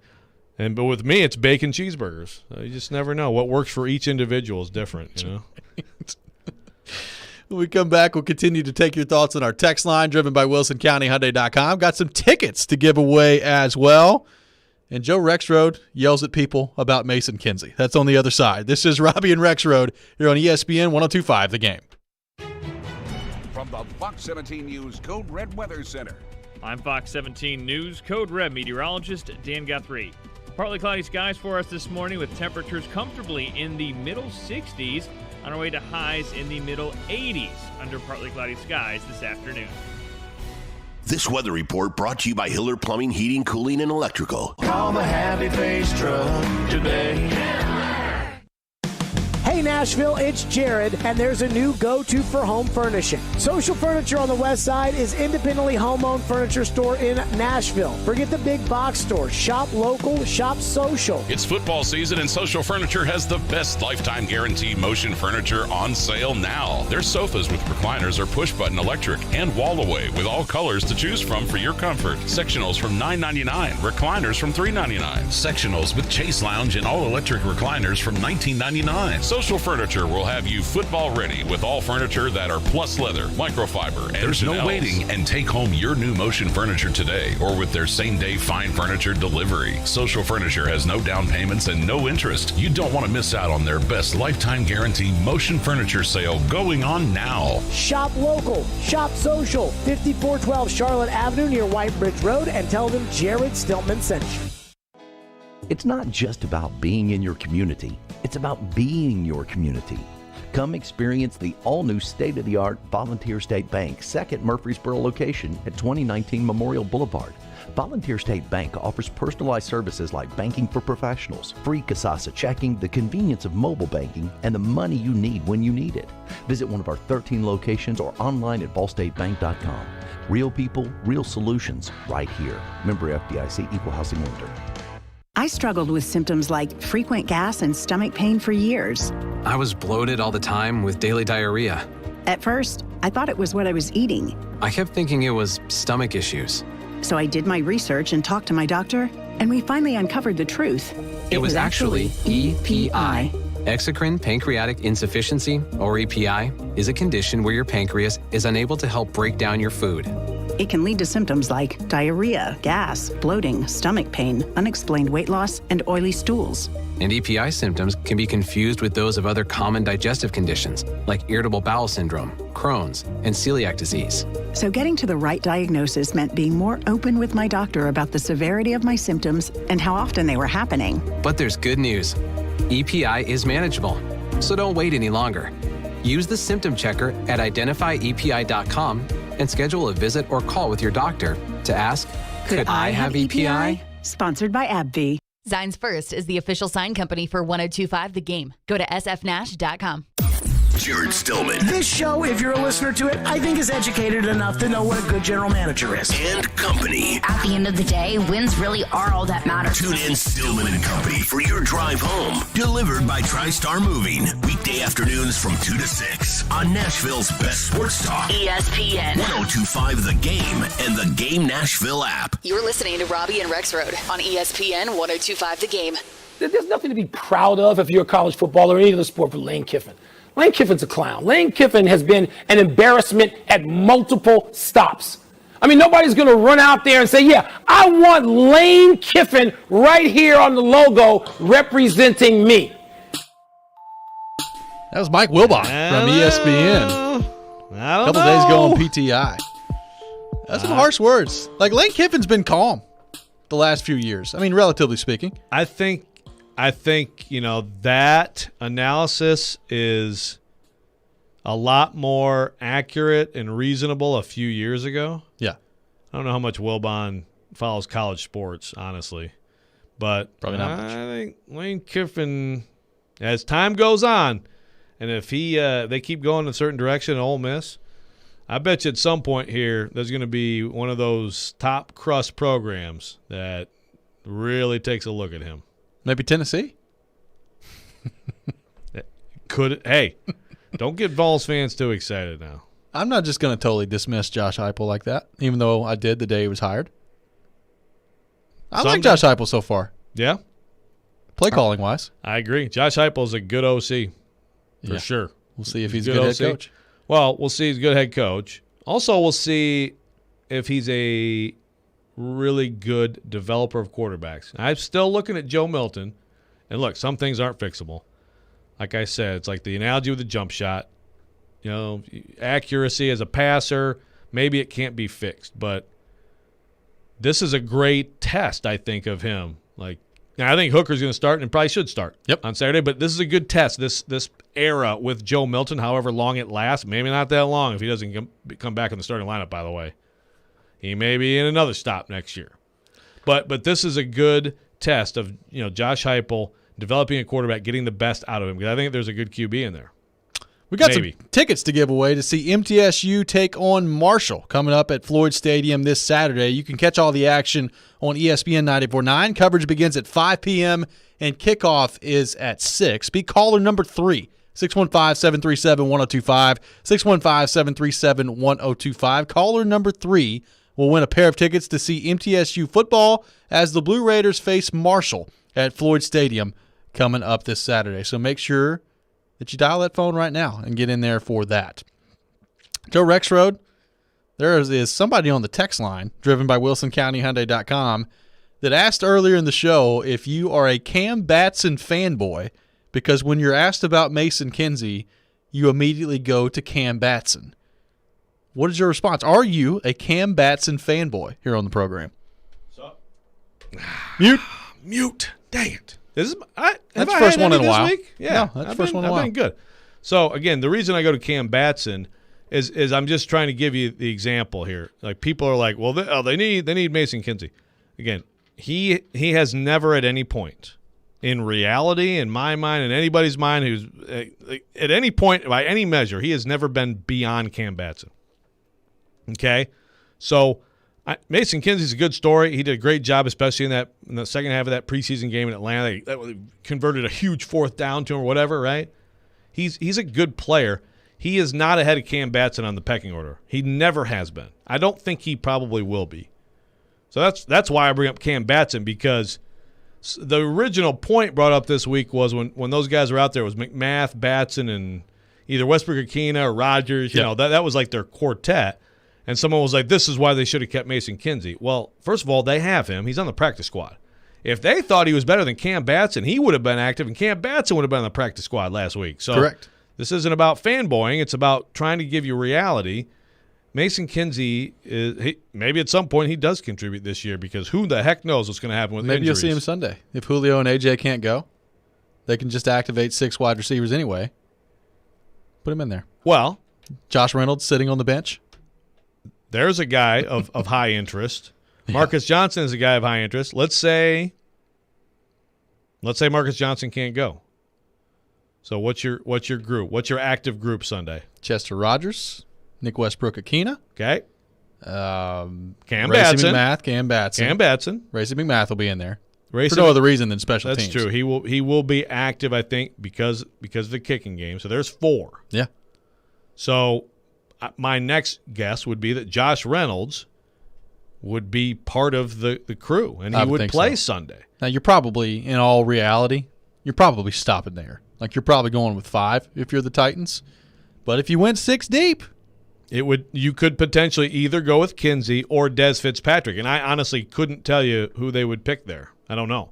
I mean, again, Kinsey is a great story, comes out of nowhere, Barry College, and Fitzpatrick is your disappointing 4th-round pick, but who's ahead of who right now? I don't know. Well, and it's also that's the pecking order. Like, if Kinsey's coming in, he's playing a specific position. You're not lining him up outside, in all likelihood. I agree, and that's the thing. I mean, Cam Batson did line up outside. Cam Batson is like Westbrook-Akina, and this is a point that was made yesterday by Vrabel and Tannehill, and Westbrook-Akina was asked about it. He seamlessly plays every single spot, knows every single route and adjustment on every position and every play. And not everybody can say that. Yeah. So Batson, I promise you, same thing. Kinsey comes in, it's the slot. So, yeah, I think Kinsey would probably only be active if Chester Rogers got hurt. Yep. But anyway, no, it's not about being a fanboy. It's about opening your eyes and seeing that Cam Batson's ahead of him in the pecking order. That's it. Let's go to our text line, driven by WilsonCountyHyundai.com. Dennis texting in. Speaking of playing Kinsey, could another preseason fan favorite get more time this weekend, or is there no time for Sargent? They got to carry. He did. See, that's the thing. People made fun of me, Kaharski, for saying that Sargent should make this team over McNichols. And as we've seen, McNichols fills his role well, and he's done a heck of a job in a pinch. But I think Sargent getting a few carries, giving Derrick Henry a little bit of a rest here and there, I don't think it's the worst idea in the world. It's not. I also know that if they don't have A.J. Brown and Julio Jones in this game, Derrick Henry's not getting much of a rest. It's just not going to happen. Unless, He runs for 290 in the first half, and they're just pulling away. That'd be impressive. I mean, that's the one thing the Jets do well. I mean, the Jets are good up front. They stop the run. Yep. We'll see if they can stop Derrick Henry. Yeah, I think you're right. I think Derrick Henry's probably going to have another heavy day of work. Keith on the text line. Do we know how long Milton has been playing quarterback? He reminds me of someone who converted to QB his senior year in high school because he looked the part and was the best athlete on the team. This is coming from Keith. No, he's played all through high school. Now, even in high school, and, I talked to his high school coach a few weeks ago for a story, but, I mean, they had a lot of work to do. It's just kind of the same thing. He has to play quarterback, not really necessarily because of the athlete is, but the arm. I mean, the arm is just outrageous. And so he made these throws that were wild, but I believe he actually didn't even complete 50% plus as a senior. So that tells you, like, it's a project. It's been a project. So, again, maybe it's not fixable. That's possible. Maybe it just can't get good enough. I still look at a lot of the Pittsburgh throws that weren't deep shots that were very accurate and at times involved going through progressions. Yep. But the deep shots are part of the game too. They are. The Nashville Predators in action tonight. They're going down to Tampa Bay for game number, I guess technically 3, but opponent number 2 in the preseason after a doubleheader last week against Florida. They'll be back Saturday night. Hockey back in Smashville, and don't miss out on the 6 home games scheduled during the month of October. Opponents include the Kraken, the Hurricanes, the Kings, the Rangers, the Sharks, and the Islanders. Tickets are on sale exclusively at Ticketmaster.com, and the best way to guarantee a spot in Smashville for all the best games is by becoming a season ticket citizen, but single-game tickets are a flexible option as well. So if you'd like more information on Predators tickets, visit NashvillePredators.com/tickets. Once again, that's NashvillePredators.com/tickets. So that to look forward to tonight with the Nashville Predators. Joe Rexrode, also a little Thursday night football tonight as well. The Jags and the Bengals. How much are you looking forward to watching this one? Hey, number one picks. I'm with you. I am interested. I really haven't had a chance to see the Jags other than highlights of bad Trevor Lawrence picks. So I am actually interested to see how they look in this game. And it's not the greatest. It's not the greatest matchup. Bengals by 10. That's your prediction? That's my prediction. Bengals by 10. Yeah. That might be conservative. Bengals have got... That might be conservative. It might be. Look, Jamar Chase, all these people freaking out about him not being able to catch the ball in the preseason. He can catch the ball pretty well. AFC Rookie of the Month, I believe, for September. He's pretty good. So... He's good. He's going to be their really whole receiving good. core is pretty good. T. Higgins has been banged up a little bit, but they've got a really good receiving core. Offensive line still needs some work. Joe Burrow, hope he can stay healthy this year. That's the thing. It's like Chase. Now you look at how he's playing. It's hard to knock that pick unless Burrow gets hurt at some point. Knock on wood. Yep. Hopefully that does not happen. We'll see how that turns out tonight. We'll be back 6 a.m. tomorrow. Darren Donica Chase coming up next. This is ESPN 102.5 The Game. The voice of reason.